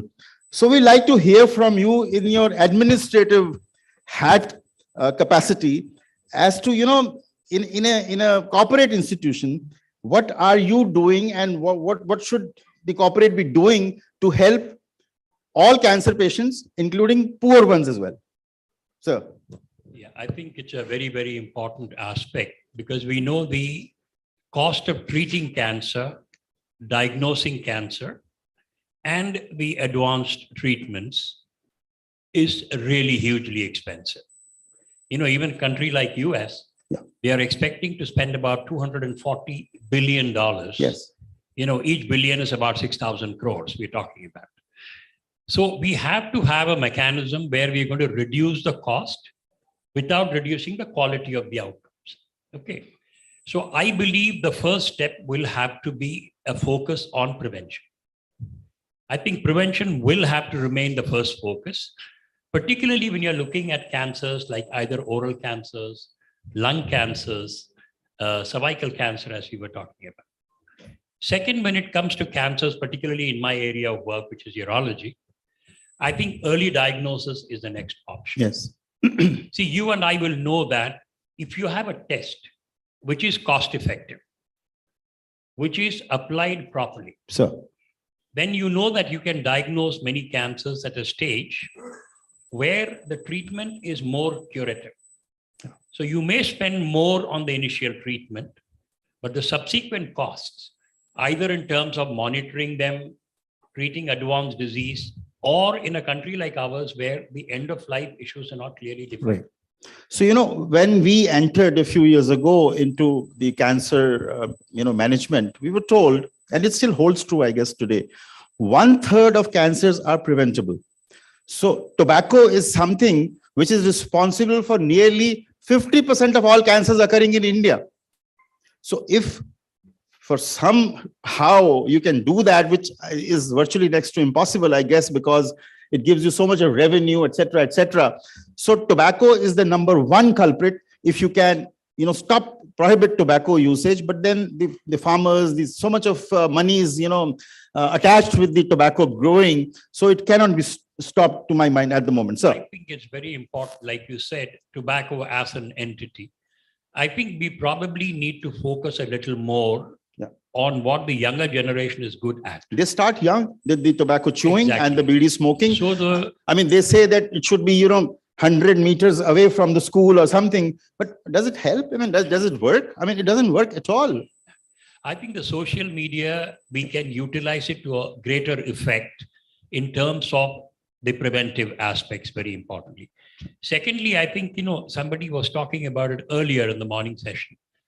I think it's important for us to have more realistic understanding of the cancer load in a given country. Right. If I understand this is my cancer load, and if 14 I understand 14 to 15 lakh new cases every year. That's right. And almost 50% are due to tobacco. So 7 to 8 lakhs. So which is the statistics at this point in time. Yeah. And if I know that which cancers are more prevalent, I know that I can focus my expenditure more along those lines.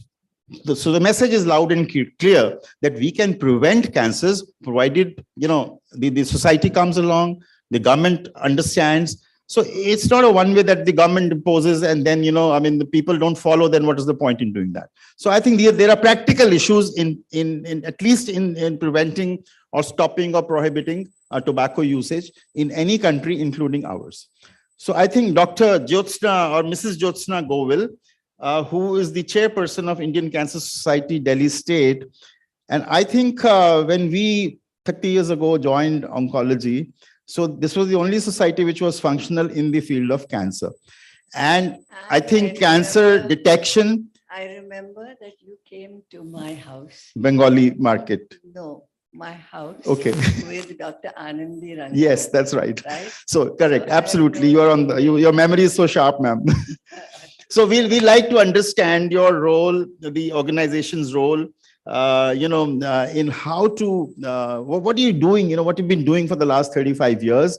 So we'll love to listen to that, and you should enthuse the people here to join hands with you or otherwise to get into the field of cancer detection or prevention and even management. Ma'am. Thanks very much, Dr. Shyam. And please, I'm an old woman, so don't interrupt me. Okay.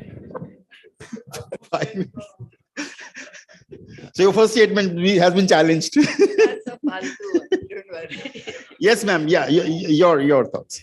So the Indian Cancer Society has been working in Delhi since 1984. I have been there since 1985. So I'm coming on to 40 years. What we do is awareness. We do screening. We help with treatment with medical assistance. And we have a rehab center where, because we believe that cancer neither starts in a hospital nor ends in a hospital. So we try to cover the spectrum of all activities there. What do we do in awareness? Until COVID started, we used to go face-to-face, physical meetings with schools, colleges, corporates, name it, including PhD. Okay? Right. When COVID started, we realized that we were up against a big problem. So we went digital. We made a complete program on cancer fundamentals, which was audio, video, and text. In a country like ours, we need that because many people can't read the text, but they can understand when it is spoken. And when it is spoken by experts, it has the credibility. Right. Right? So that went out on the Swayam platform. And in the years of COVID, we have gained about 12,000 students across the country. We don't charge for the course, but if they want certification, then we do make a small charge because it costs money. We don't certify, we give it to an organization that does Right. the certification. Great. What surprised us was that many doctors were taking that course. And we asked them why. So one lady from Karnataka told us, she says, I know my medical facts, but I don't know how to put it across to the common public. And that was our job. Wow. So that is Great. our awareness. Wonderful. Okay. So we went on to developing a faculty development course, which is for faculty of universities across the country, also digital. We have about 500 faculty. Each member of faculty brings 5 interns. So it's not just learning, it's putting into practice in their area. Tell us what facilities you have, what hospitals, what resources, where do your patients live when they fall ill, all the nitty-gritty of it. We have a resource directory, which is on our website. It's an all India directory. As we get information, we validate and put it on that. Yeah. Medical assistance, we are not a rich organization, but we Even give- America is not rich, ma'am. with the size of the When it comes to problem. cancer. Yeah. Yeah. So, but we give 1 lakh in treatment costs. And more importantly, we give 25,000 in initial diagnostic tests. Because you write the diagnostic test, they go to an imaging center, they look at the cost and they go home. So we tell them, you come to us, we'll get your tests done. And I really thank organizations like Dr. Mahajan's, Dr. Lal's. They give us discounts which make our money go further. So how do you select patients, ma'am, for my knowledge? We don't select, you send them to us. Yeah, how do they reach you? I mean, They know our address, the doctors know, the hospitals know. anybody knew this? किसी को मालूम? मुझे नहीं मालूम था कि no. So ma'am, आपके पास अगर कार्ड होंगे तो आप जरूर दीजिएगा because they'll all need your help. Doctor Shyam, अभी पिछले एक हफ्ते में हम आपसे मुलाकात नहीं कर पाए और छोड़ो, हम क्या आपको देंगे? जी मैम. हम हैं. You know Indian Cancer Society. Look us up. Google will tell you where to go. Sure, ma'am. Yes. जरूर करेंगे. नहीं, बिल्कुल. That's the idea of this kind of a discussion and meeting to advertise and tell people that such facilities exist. And we have a support group which is now 31 years old. Yes. And it is called Cancer Sahyog. Santosh ji, Santosh Khanda. You knew Santosh Khanda. Absolutely right. She was one of our pioneers. I know that. Yeah. But we have on paper about 100 women who are registered with us for support services. In practice, I think that would be about 30 women. But that's quite good because we're in 16 hospitals. They go out there. I have Meenakshi sitting right there. So we have people going out and talking to patients who are current patients. Yes. They tell them, we are survivors. They're not counselors, we're survivors, and we are sharing our experience. So they remove the fear factor, which is so important. I think Kanchan knows about us, and that many others do as well. On Monday, the 6th, we have our Survivors Day happening. Okay. It's a celebration of life. We are not going to be talking cancer. We will talk music, dance, plays, whatever else. Call me, ma'am. I'm calling you. I'm calling you. Thanks for the invite. Yeah, sure. So that's our survivors. Yes, ma'am. Wonderful. We then go on to what we call Prashanti. It's our rehab center. So we have bras and prosthesis. We have a link up with not the NHS, but a group that works with NHS UK who retrieve the prosthesis. I don't know if you're aware that NHS gives a brand new prosthesis every year to every breast cancer survivor. The old ones are incinerated.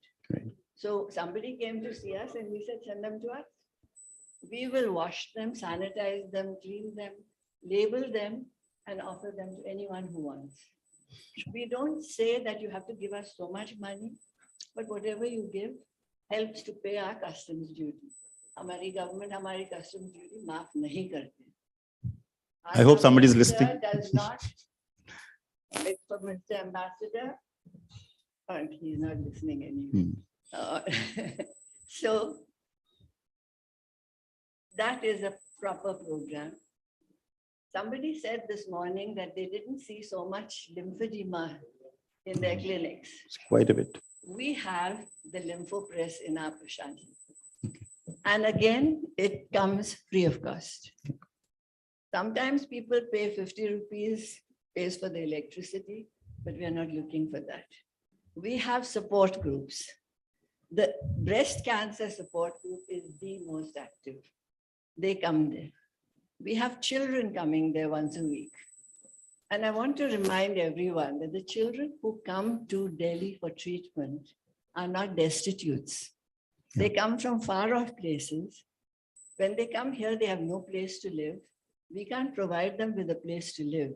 But once a week, we give them a place where they are safe, where they learn some game or skill, where they enjoy themselves and eat home-cooked food. So that is something that they appreciate. we are in the process of starting a cervical cancer or gynae cancer group, which we want to cover both cervical and ovarian cancer. Thank you. Particularly ovarian, because every survivor of ovarian cancer thinks she's the only one. She's Yes. not. There are many others, and we want them to know that. It's enabling. You see, now with the availability of so many drugs and so much of treatment, you have survivors in each and every cancer. You name it, lung cancer, colon cancer, ovarian cancer. I mean, cancers which were considered deadly. Patients were not living for 6 months.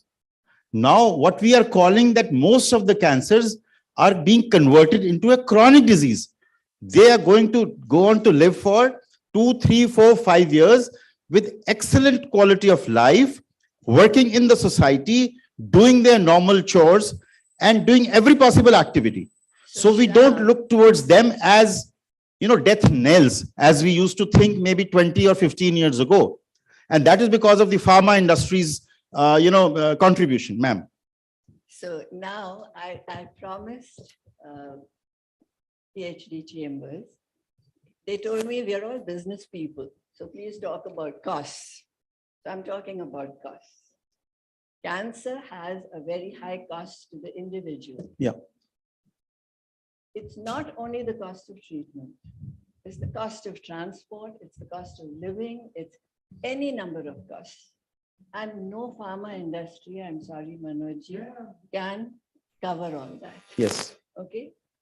The cost to business. Saket Dalmia, their president, said that, Deep, am I going on too long? Okay. So the president of PhD, Saket Dalmia, this morning said that business loses in loss of productivity, even when the patient or the who's undergoing treatment is coming to work. Survivors need time out for follow-up or whatever it is. Huge losses. So please recognize that the cost is not only to the individual, it is to business. Yeah. It is to the nation. The number of man days lost, Absolutely. all the money that is poured down the drain. And lastly, I would like to say one last thing, Shyam. Yes, ma'am. We roll out all these programs. The gynecologist, Dr. Kavita, Kanika. who spoke before us, she said that people don't come when they know Yes. what they think. So my question to all of you is, when do you tell the patient what is the total cost of treatment? If you tell her too early, she won't come back. Because like everybody has been saying, the woman puts herself last. If you break it to her in tranches, she's more likely to be with you for longer times. So some sensitivity Absolutely. on the cost Yes. and how you break it to the patient matters. The other thing is rollout of vaccines, rollout of new treatments. I mean, those of us who are literate will read the newspapers, we'll see it. What about the general public? How much do they know about it? If we say, go and get an HPV vaccine and give it to your daughter between the age of 8 and 14, she'll throw up her hands. Why? Have we explained? Not at all. I've been telling the government, you have a DAVP section. It's not to be putting the mugshots of the Prime Minister and Chief Ministers in the papers. Give us the information. You have it all, but you're not utilizing it. When you started Swachh Bharat, we were cheering because for once, women got a safe place to bathe and wash. Yes. It's so important. Did you link up with cervical cancer? No. Right. Did you link up with HPV? No. Did you link up with behavior of children? I mean, today, the films that we are seeing on your OTP, I mean, everybody is clinging on to everybody else. There are no moral values. Right. So can I make a statement here? And so the statement is, where there's a will, there is a way. So what happened in USA in 1979? They passed a bill to fight cancer and dedicate separate funds for cancer management. So that will has to come from the government of India, which is missing unless you have dedicated budget for all aspects of cancer, whether it is the genome, whether it is the drugs, whether it is prevention, whether it's early detection. So it's all, scattered kind of effort from all of us, unless there is some kind of a unity coming together from the government of India. Each year, the number of deaths of cancer are rising. Last year, 8 lakhs. Prior to that, 7.5 lakhs. The number of cases of cancer are increasing by the year. And by 2030, they are supposed to be 1.5 to 2 times the one existing now. So I think it is high time, ma'am. So we had a bill for cancer, do you remember? And It's suddenly the health budget is 2% or even less. So where's the money? Never mind, even 1%, let's get started. But you didn't leave it at that. Suddenly it became cancer and NCDs. Right. So it's diabetes, it's heart problem and so on. I'm sorry for all the diabetics in the room, but I can't equate diabetes with cancer. Right. Diabetes can be managed. Cancer can be cured. True. Absolutely. आप If detected early. Hindi में बोलना है. If detected early. Sorry. Cancer can be cured if detected early. Detected early. आप समझ रहे हैं ना मेरी बात? मैं बहुत सिंपल इंग्लिश में बोल रही हूँ. मैं यही कह रही हूँ कि आपको डायबिटीज हो, कोलेस्ट्रॉल हाई हो, ब्लड प्रेशर हो, ये आपको मैनेज करना है. जिंदगी भर आप दवाई खाएंगे, लेकिन कैंसर अगर जल्दी पकड़ में आए तो इसका पूरा इलाज है और आप पूरी तरह से उससे स्वस्थ हो सकते हैं. ये मैसेज, सिर्फ एक मैसेज आप ले जाइए यहाँ से, आप बहुत बड़ा काम करेंगे. और जिनको जाके किसी कम्युनिटी में, किसी स्कूल में, किसी कॉलेज में बोलना है, हमें कांटेक्ट करिए, हम आपके साथ जाएंगे और हम करेंगे. हम अभी कर रहे हैं, हम कम्युनिटी में जाते हैं, उनको कैंसर का नाम नहीं पता है. जी ma'am. So I think, thank you very much. I think we we didn't interrupt you. Thank you. And I think you are doing a huge service to the nation, and you've shown the mirror not only to the government but also to us, who need to do more proactive work in the form of social work, so as to join hands with the Indian Cancer Society to promote awareness, to promote early detection, and even trying to help patients with cancer. So now we come to Mr. Raktim Chattopadhyay, who is the founder and CEO as per Onco Nutrition. So nutrition is very critical for cancer patients, and also it has a lifestyle issue in the development of cancers as we see today, obesity and so on. So I give it to you to tell us about nutrition as to what you have to say. Thank you. I think we started this particular journey, which is in 2019, and let me tell you, we have been, Manoj was talking about certain very significant things also. Last 2 decades, I am associated with anti-cancer drug manufacturing also. Before I get into the cancer nutrition, what exactly we are doing now, the cancer drug, which is manufactured at a 200 rupees, reaching to the patient is 10,000 rupees. And we are saying that cancer cost is very high. So that entire distribution channel, the policies, the infrastructure of how the cancer drugs is getting reached to the patient end users, that is consuming 40% of overall cancer treatment. So this is something at this juncture, we need to address it. Probably it has started being addressed, but it is not enough at this juncture. I'm taking with the responsibility, making the statement with the responsibility being last 2 decades into anti-cancer drug manufacturing industry. The drug which is manufactured today is 200 rupees. The patients are getting it 8,000 to 10,000 rupees. So if we can address this, I think the 50% of our problem as far as finance concern can be addressed. Now, sir, coming to the nutrition part, yes, WHO data clearly said that 30% of cancer-related deaths are because of malnutrition. So we cannot just ignore malnutrition.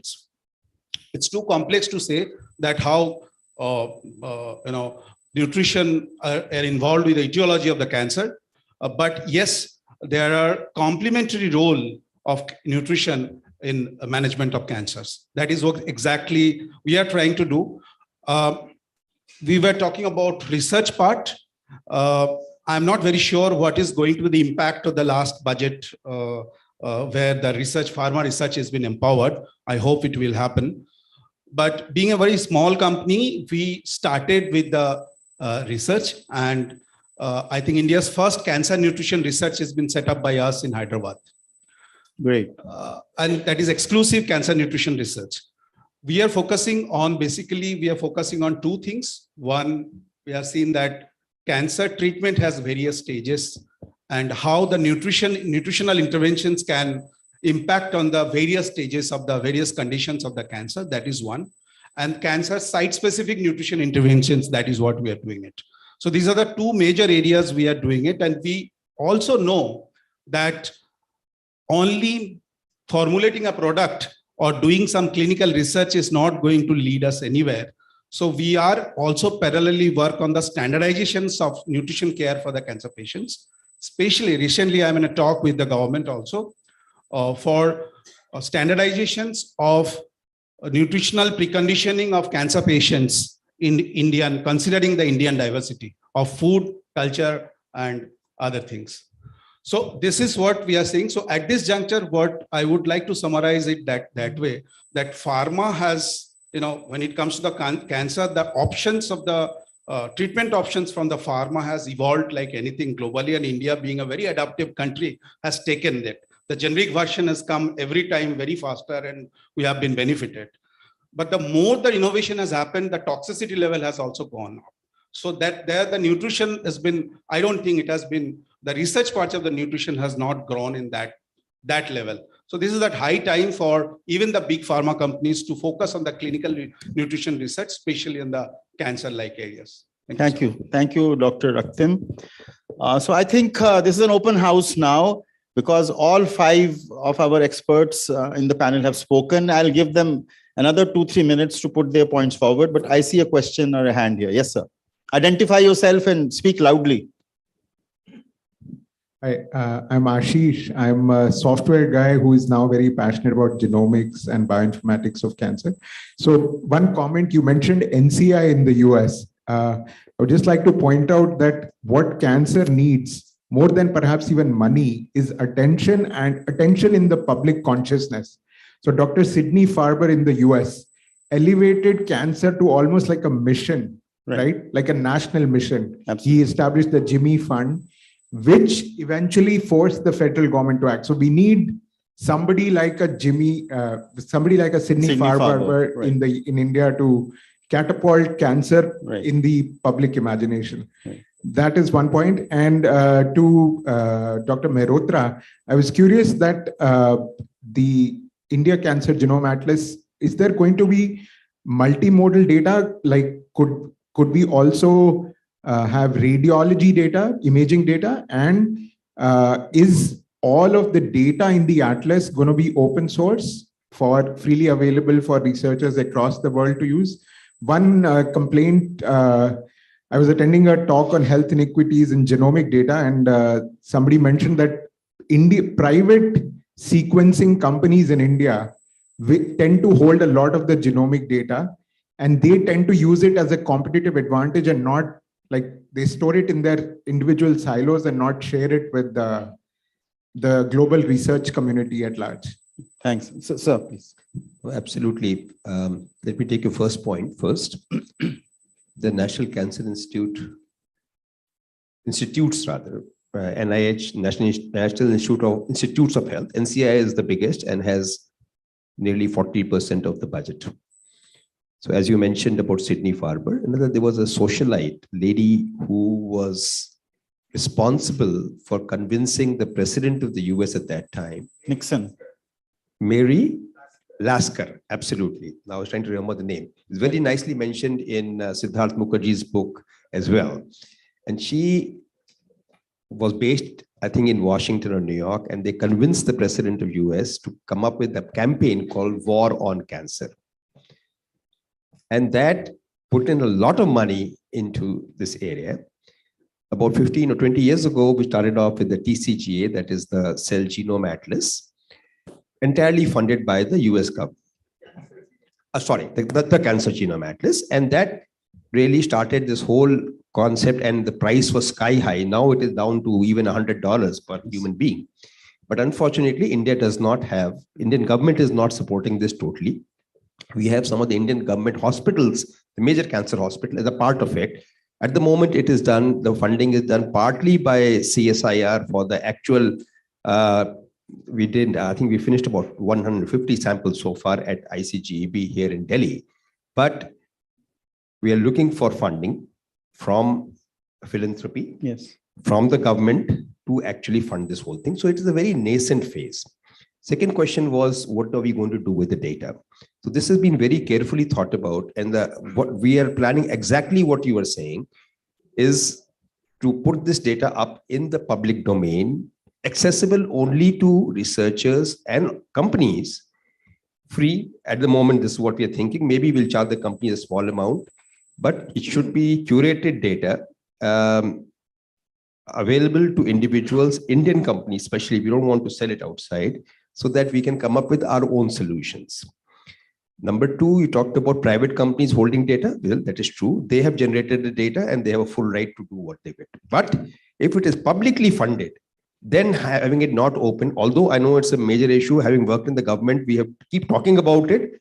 But the reality is that most publicly funded data is not available to people who are not in the government.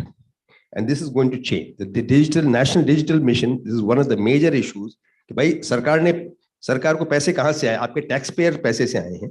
So why it should not be available to the taxpayer, but not to be misused. So certain checks and balances are there, provided it goes through the necessary paperwork. We know that it is not going to be misused, and this is going to be open not only to academia but also to industry, especially the pharma industry. With Dr. Manoj and his colleagues will hopefully take the lead. We have talked to Dr. Kiran Marzumdar as well, talk to a lot of these people that is it something of your interest, and everybody says we will love to get this data and we are very happy to pay a reasonable amount for it. You know, I'll tell you, there are nearly 100 plus NGS machines now installed in our country in the private sector, and every day every week or every 10 days we're getting a new player, and they're doing good job. How? I'll tell you.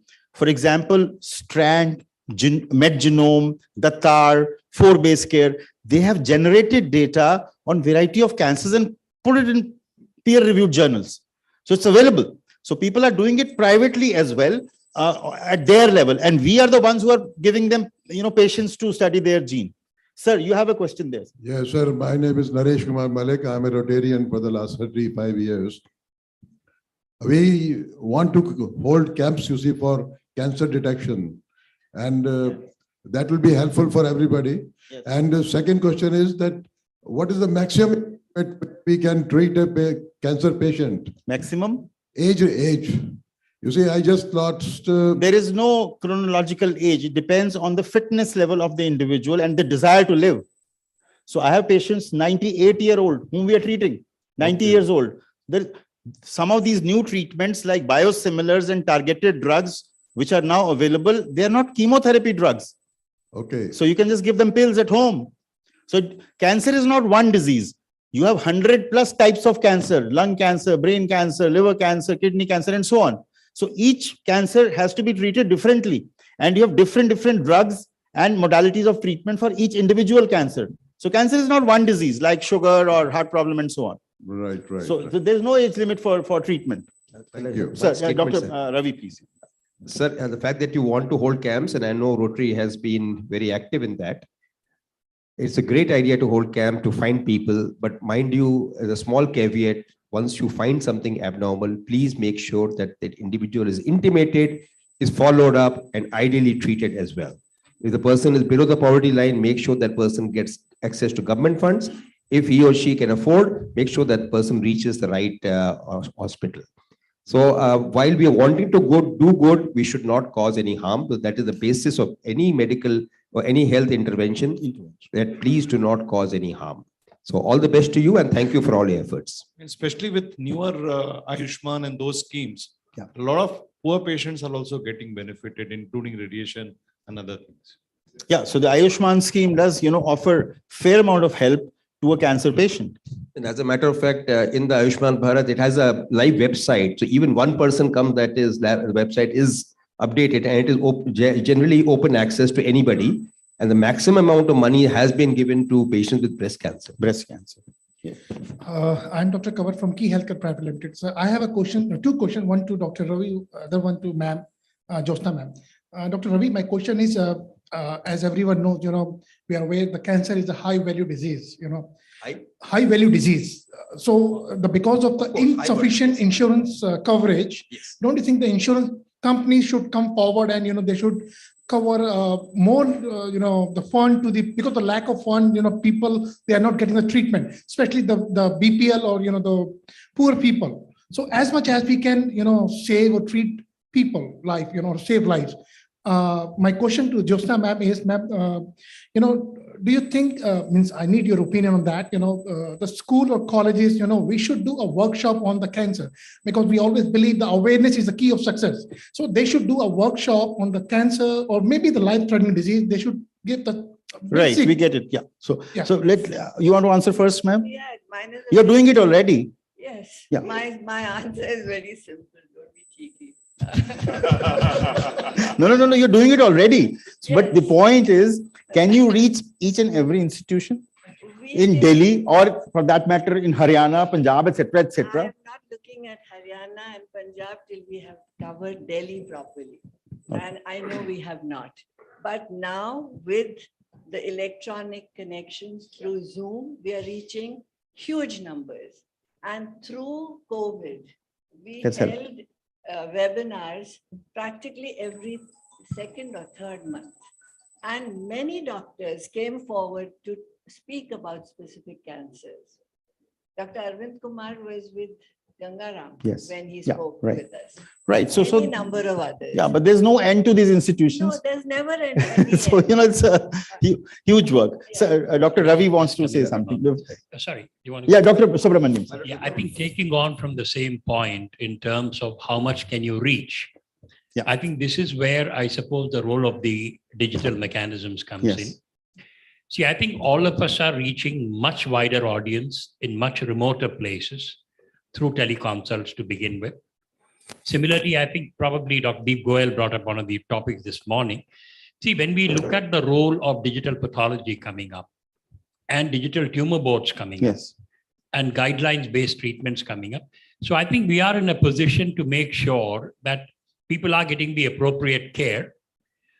Obviously, we know that when we talk about cost of treatment, we are not really talking cost, we're talking affordability. We're talking affordability. So I think that has to come from multiple segments.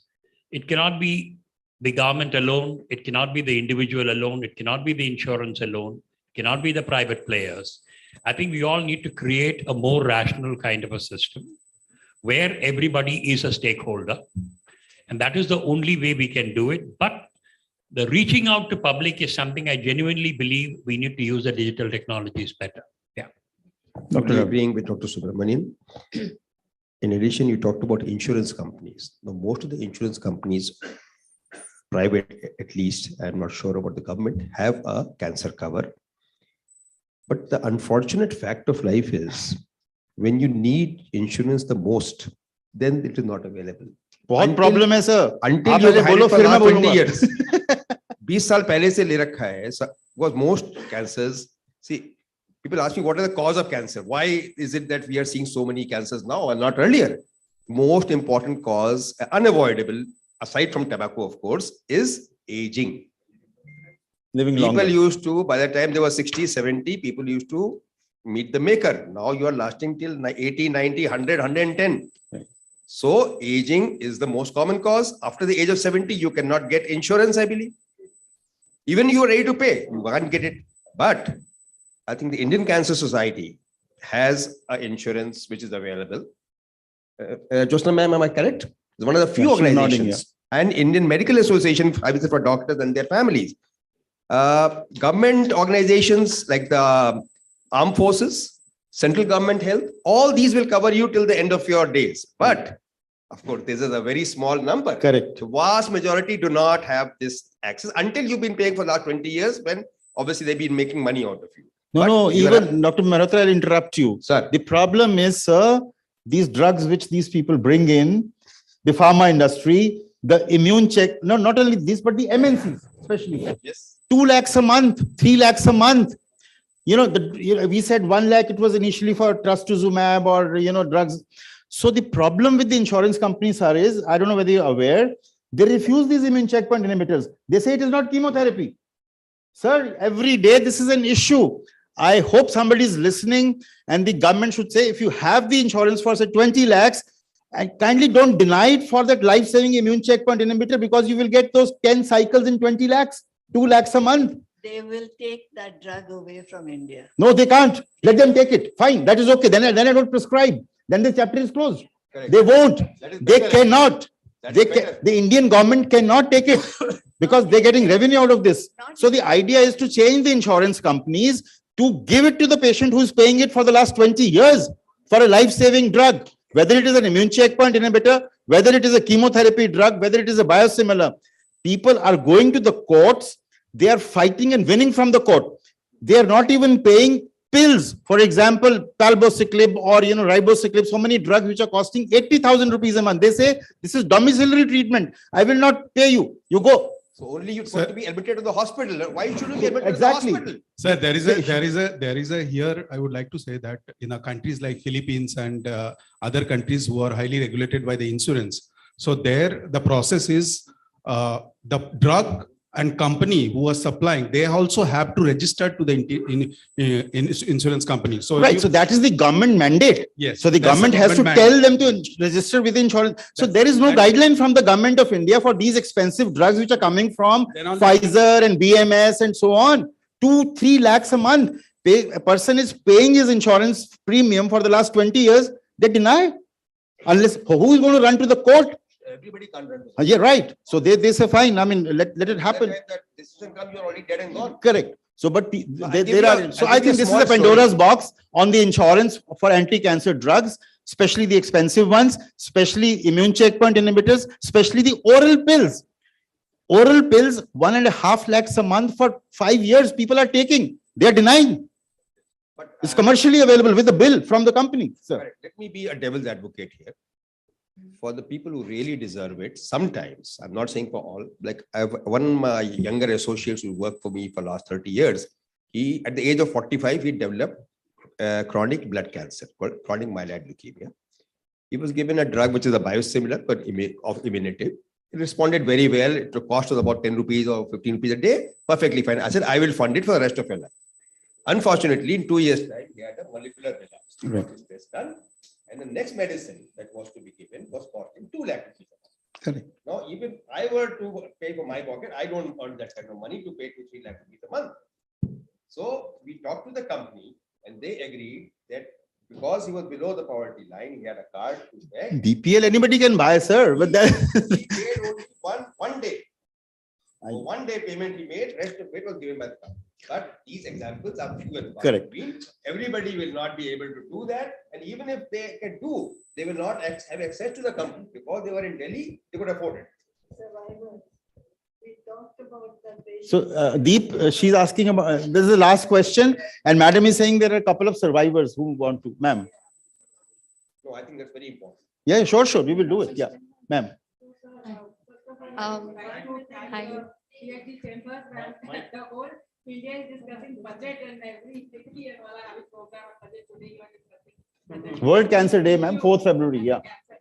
So this is a very important issue. Yeah. And I'm a chairperson of marketing. We are having a health checkup camps and we do regular support services to the patients. So on this, I would like to say that one very important thing which we face problem is that this cancer word is becoming a very big problem. When we use the word cancer, it creates a lot of heartbreak. So if since I believe you are going to present, PhD want to give a paper to the minister or to the government, I would say that maybe we should coin some different kind of names for different thing, because basically it is related to the skin. So if you call it cancer, even if you go to AIMS or the hospitals, you just go by the side and they say, that everybody I have seen that, pointing out cancer, cancer ka hai ye. So there is cancer a hospital very is big there. taboo and very big problem with that. So if we call it by some other, अब आप हिंदी में बोलिए कि उसको गांठ है, so it's not that shocking. But the moment you, it may not be Well, malignant or yes, I agree with you. But sir, the thing is that when you don't call it cancer, then it's like a little this thing. अच्छा दूसरा ये है कि there is one more thing is there that my father is 100 and he is suffering from prostate cancer. So the gentleman asked about age. Hormonal So treatment very effective. Hormone treatment he's getting, and also a small surgery has been done on And him. there are 5 more drugs. He's alive and kicking. I hope him many more years. Yes, Thank absolutely. you so much, sir. So recently Modi ji also sent a small this thing wish to him. Thank you, ma'am. And last but not the least, that we are having this consultation and advising the students and all. So I have seen that with family, if you have a reach through the digital media to the families, it's much more effective than otherwise just isolated students being given that advice. Thank you. Hi, my name is Richa. I'm an entrepreneur. I just had a quick question, and this is directly related to the pharma industry. So I keep on reading researches and newer products which are, kind of coming in the market. Now I've heard a lot about cannabis. I've heard a lot about other such things which are coming up. Do you think the pharma is gatekeeping certain, obviously because as sir also said that it's a very high ticket disease. It's a very profitable disease also for the pharma industry. So are they gatekeeping certain things which are coming? Because I'm hearing some excellent news, like for instance, there are Ayurvedic doctors who are, kind of coming in and they're working in hybrid models with allopathic doctors. There are so many curative cases which are happening without even invasive surgeries. So is this true? Is this a reality? What are your thoughts on cannabis treatment? What are your thoughts on gatekeeping, and what is the, future for it? Thank you. Manoj, you could understand the question? Yeah, so I think her concept is, is it just these typical chemotherapeutic drugs, or can I add it with other holistic treatment? Is that your question? What do you mean by gatekeeping, ma'am? Purposely not letting some drugs or certain things not coming out. I don't know. You have to give some concrete example, ma'am. I think you are. No. I'd like to answer this. Yes. I'd like to answer this. He's No. never going to admit. No. No, but then they have to come up with an example. You can't just, Dr. Raktim, yeah. So this is there are two school of thought we are talking about. Ma'am, here. बैठे रहिए. Yeah. 2 minutes.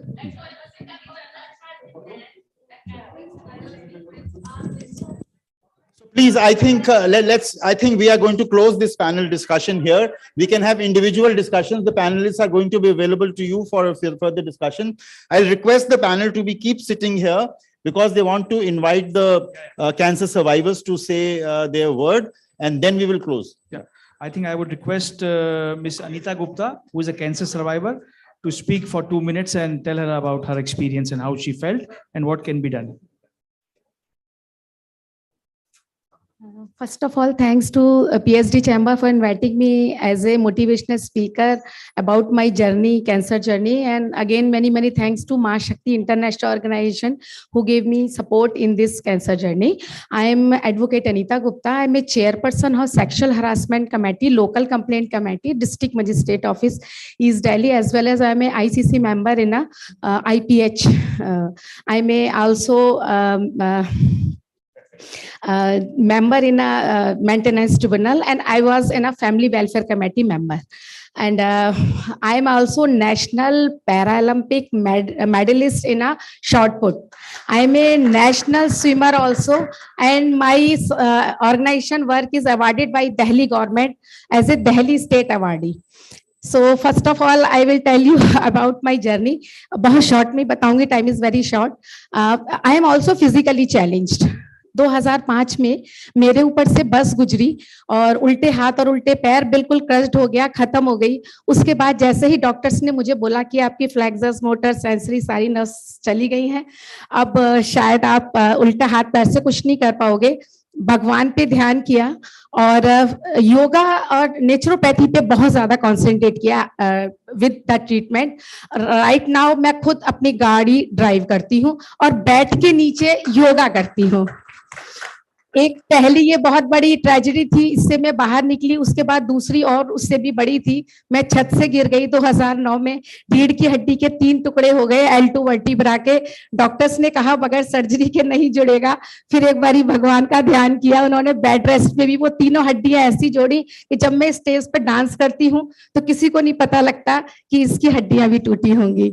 उसके बाद सबसे important, अभी 12 फरवरी 2022 को जैसे ही मुझे पता लगा कि मुझे 3rd स्टेज का ब्रेस्ट कैंसर है, एक्जिला से पता लगा, गांठ से, ब्रेस्ट का तो पता ही नहीं लगा. एकदम से शॉक में आए.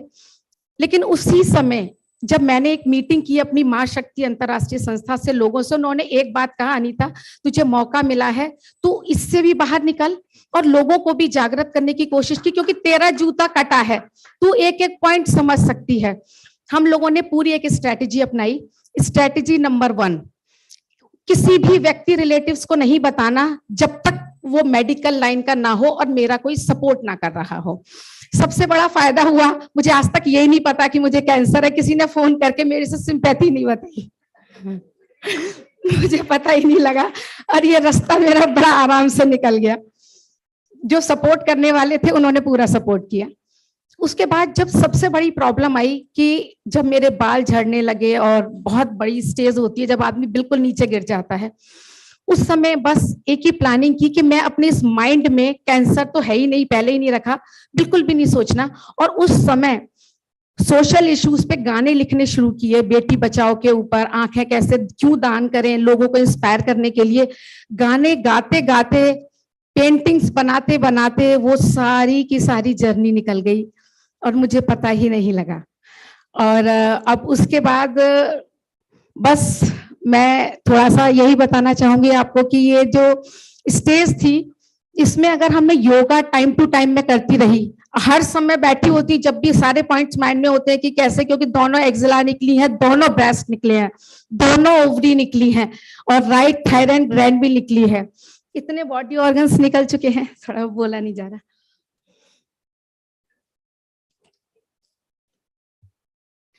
बहुत सारी प्रॉब्लम्स हैं, लेकिन उसके बावजूद भी बस एक ही चीज माइंड में है कि जाना तो एक ही दिन है.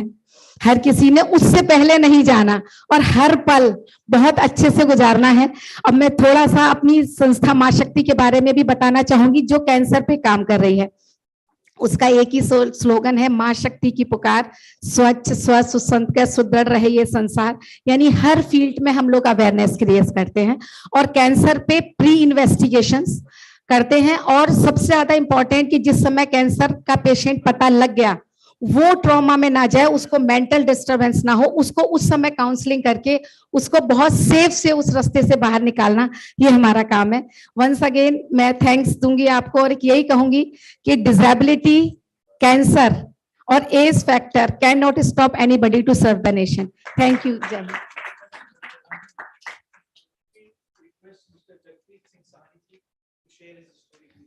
Thank you, Doctor. My name is J.P. Singh, full name Jakpreet Singh Sahni, as mentioned in this particular today's program. I am from Gurgaon. I'm thankful to Dr. Ravi Rathod for bringing me here. We just had a word day before yesterday. It's been, I think, more than 100 talk shows where I have already been. कहना बहुत आसान है cancer के बारे में, लेकिन the one who has gone through it, उसको पता है. You see, like PET scan की मशीन के नीचे आप 3 बार लेटे हो तो आपको पता लग जाता है कि दुनिया में कुछ भी नहीं है. 84 राइट्स देखे, कोविड देखा, सब कुछ देखा है. उसमें सबसे ज्यादा जो पता लगता है कि जब तक उस मालिक की आपके ऊपर कृपा ना हो तो no you can't have this word called life. ये जितने बड़े बड़े डॉक्टर यहाँ पे बैठे हैं, my father was an eminent doctor, my mother was a doctor. So when I had this the first time, so I'm a survivor. I had this malignancy twice, once in 2012 and once in 2013. आपके सामने हूँ as advocate. अभी जो मेरे से पहले बोले थे उन्होंने बताया. See, you got to change your thoughts to a different side. Then only you can survive. Today I am a four times Guinness World Record awardee. इस साल फिर हम प्रोग्राम कर रहे हैं जो जिसके थीम ही कैंसर है. और I have been to 18 universities as a visiting faculty, और I am the director of Indian Skills Development Council. We have around 39 IAS in that council, and we don't take anything from the government. It's been a good journey all through. It is my parents' blessings and some good doctors that I came across. I would especially like to mention the doctors who made this journey very, very easy for me. Dr. Mohan Vamsi from Omega in Hyderabad, one of the best names, I would say, in this. Then Professor MC Mishra, who operated upon me, who made it so simple. अरे कुछ नहीं है, a 6 centimeter MFH. You see, like किसी को कहो तो वैसे ही डर जाए. A 6 centimeter MFH ऐसे निकाल दे, कुछ बात ही नहीं, कुछ भी नहीं है. डॉक्टर विदुर ज्योति, इन लोगों ने मेरे को इतना इजी बना दिया. इसका कुछ भी नहीं है, अरे कुछ भी नहीं है. It is just protruding, we'll just excise it. Till date, I haven't had any medication. I am a pure vegetarian teetotaler, just maintaining this lifestyle. I do take care of certain, like मैं sugar चीनी बिल्कुल नहीं खाता. I take jaggery whenever there is a craving. See, like कोई processed foods का कोलास वगैरह I abstain. पता नहीं डॉक्टर साहब इसके लिए मना करेंगे कि नहीं करेंगे, लेकिन मेरे को there's an eminent doctor who treated Atalji also, Dr. DM Tripathi. He is one of the best known names in Ayurveda. So the lady over there, she was talking about holistic treatment. So like, I wouldn't say that, see, every therapy is good. So it all that what suits you is the best. So I would say, like, I'm the last speaker. So the concluding, I would say the lasting impression, I would say maintain a good lifestyle. Everything around you, it should be, have positive thinking. कुछ नहीं है cancer.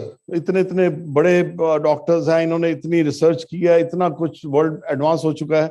If you see, like I am standing before you, my partner is an eminent top banker of the country. You can ask him, how many hours, sir, do I sleep? I sleep 3 hours a day. And see, like, you don't need more than that. You see, the charger जो भगवान ने मेरे में लगाया, वो जल्दी quick. No, sir, Modi ji, I can't. So, see, like, जो charger लगा हुआ है, that is enough. You see, बाकी सारा procrastination है. You need not sleep. See, how many hours you've seen me working in a day? So if after 10 years of malignancy, twice malignancy, if I can, ma'am, I do idle around also. See, so that's why I can appreciate George Bernard Shaw said, a man is as old as he feels. A lady is as old as she looks. So that's the reason I said about you, ma'am. So if,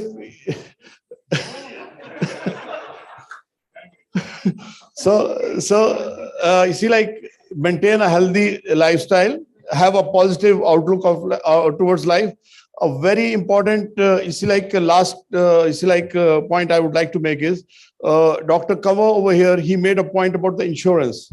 Yes, the insurance in our country, it needs to be, serious thought has to be given towards it. See, Dr. Shyam Agarwal also pointed about, but actually हुआ क्या है? आज तक नहीं हुआ. इतनी अपना 75% MPs एक ही पार्टी के होने के बाद अगर हमें ये चीज नहीं मिली तो कब मिलेगी? अगर इतना कुछ होने के बाद अगर अभी भी नहीं मिला ये, तो कब इंश्योरेंस सेक्टर रिवाइव होगा? बाकी सब चीजें भी जरूरी हैं, ये कैंसर के ऊपर थॉट भी जरूरी है। आप सब जो यहाँ पे आए, उन्होंने सबने कैंसर के बारे में अपना डिस्कशन की। मुझे बहुत अच्छा लगा कि कुछ लोग इस दुनिया में मेरे अलावा भी हैं जो इसके बारे में सोचते हैं। मैं बिल्कुल नहीं सोचता इसके बारे में। रोज सुबह उठता हूँ, मालिक को कहता हूँ मेरा दिन अच्छा रहे, शाम को मेरे अपना ग्रैंड चिल्ड्रन मेरे साथ खेलते हैं, उसमें इतना अच्छा लगता है। सी, आज शिमला में institute for integrated rural development हम लोगों को वापस गांव में भेजते हैं। 69% इंडिया गांव में रहता है, only 31% lives in the cities. और हम स्मार्ट सिटीज बना रहे हैं, स्मार्ट चौपाल नहीं बना रहे। अगर स्मार्ट चौपाल बना रहे होते तो और बात थी। उन गांवों में इसी लाइक टॉकिंग अबाउट बीपीएल या उनको कहाँ पे कोई इंश्योरेंस का अपना अवेलेबल है, कोई कवर है वहां पे? कुछ भी नहीं, उनको जागरूकता भी नहीं है। मैं I am from the marketing side, like I had couple of organisation, मैंने अपना ध्यान ही दूसरी तरफ कर लिया। उसके बाद मालिक की कृपा से वर्ल्ड रिकॉर्ड्स मिले, 2 बार यूनाइटेड नेशंस गया, इतनी मालिक की कृपा से अपना रिकॉग्निशंस मिली। और जस्ट इस सब के लिए मैं आज भी कहता हूँ, मेरे माँ बाप का मेरे पे जो आशीर्वाद है, उन्होंने मेरे को जो रास्ता दिखाया मेरे को, कि उस मालिक से ऊपर, उस प्रभु से ऊपर कुछ भी नहीं है। जितना उस प्रभु का ध्यान करोगे, अगर वो आपके साथ है तो कैंसर क्या, कुछ भी आपका बिगाड़ नहीं सकता, कुछ भी। अगर वो आपके साथ नहीं है तो एक छोटा सा, यहाँ से एक छोटा सा गिरेगा आदमी सीढ़ी से तो मर जाएगा, और प्लेन से गिर के भी सर्वाइवर्स आपने देखे हैं। थैंक यू वेरी मच मेरी अपना इन बातों को सुनने के लिए। I am really grateful to you. Thank you. Thank you so much, sir. Dr. Shyam Agarwal, sir, thank you so much for the wonderful panel discussion, I must say. And sir, I would request our every panelist, what we have discussed on the insurance part, on the newer medical technologies and all, we must submit a representation from our side. So if we can get some brief points from your side, it will be a great help. Also, in the budget, the government has announced for the Center of Excellences and getting new, high-end medical technologies, and also it will definitely give a boost to the employment opportunities also in India, while getting newer technologies also in the India. Thank you so much for the wonderful panel moderation and the panel discussion, sir. And thank you so much to our cancer survivors also for sharing their story. Now, I'd request Dr. Deep Goyal, sir, to come on the dais and felicitate our dignitaries. I'd request Dr. Shyam Agarwal to come in front, please.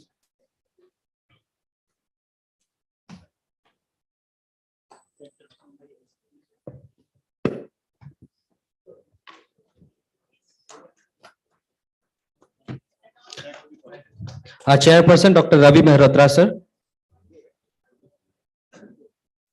नहीं, हाँ sir, कहो। Doctor Manoj Kumar, sir.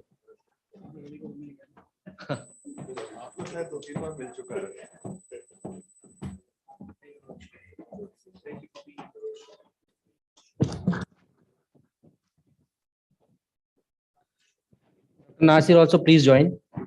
Mrs. Jyotsna Govil, ma'am.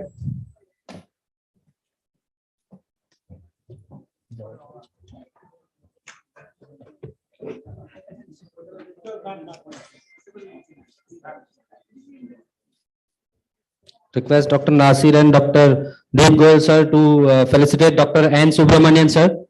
He is also our earlier chair of the health committee with a great support.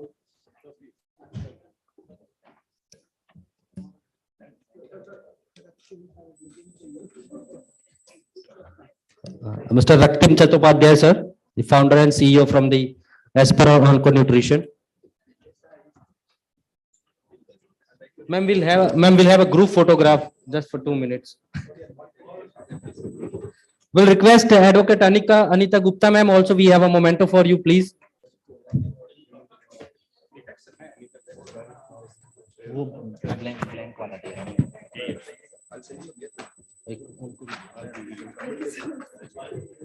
So we have a memento for you also. Jaspreet Singh Sani, sir. Jakpreet Singh Sani, sir. Ma'am, I would like you also to come. So I would like please join. You also to, sure. He's the chairman, he has to be there. Please. Sir, I'll request our dignitaries will have one last group photograph.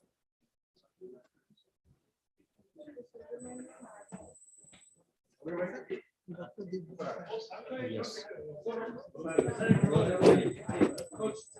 And our panelist, Dr. Shyam Agrawal sir, Dr. Subramaniam sir, I request to give a memento to Dr. Deep Goyal sir, who has been a great support for finalizing this event.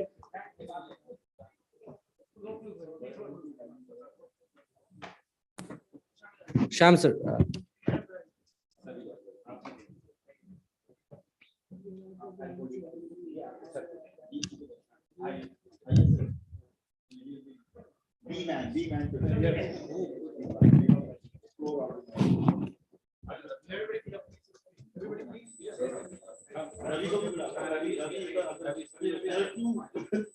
Pillars of this meeting.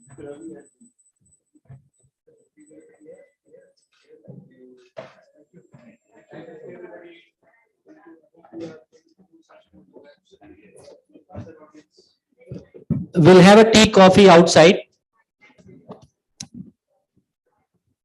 Thank you so much. Thank you so much.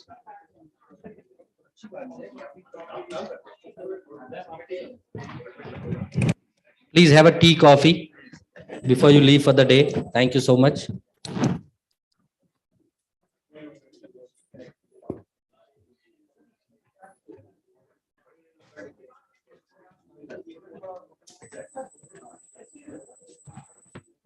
Also, I request the delegates who have not taken the advised quit tobacco place to please have a selfie out there. We have a selfie stand.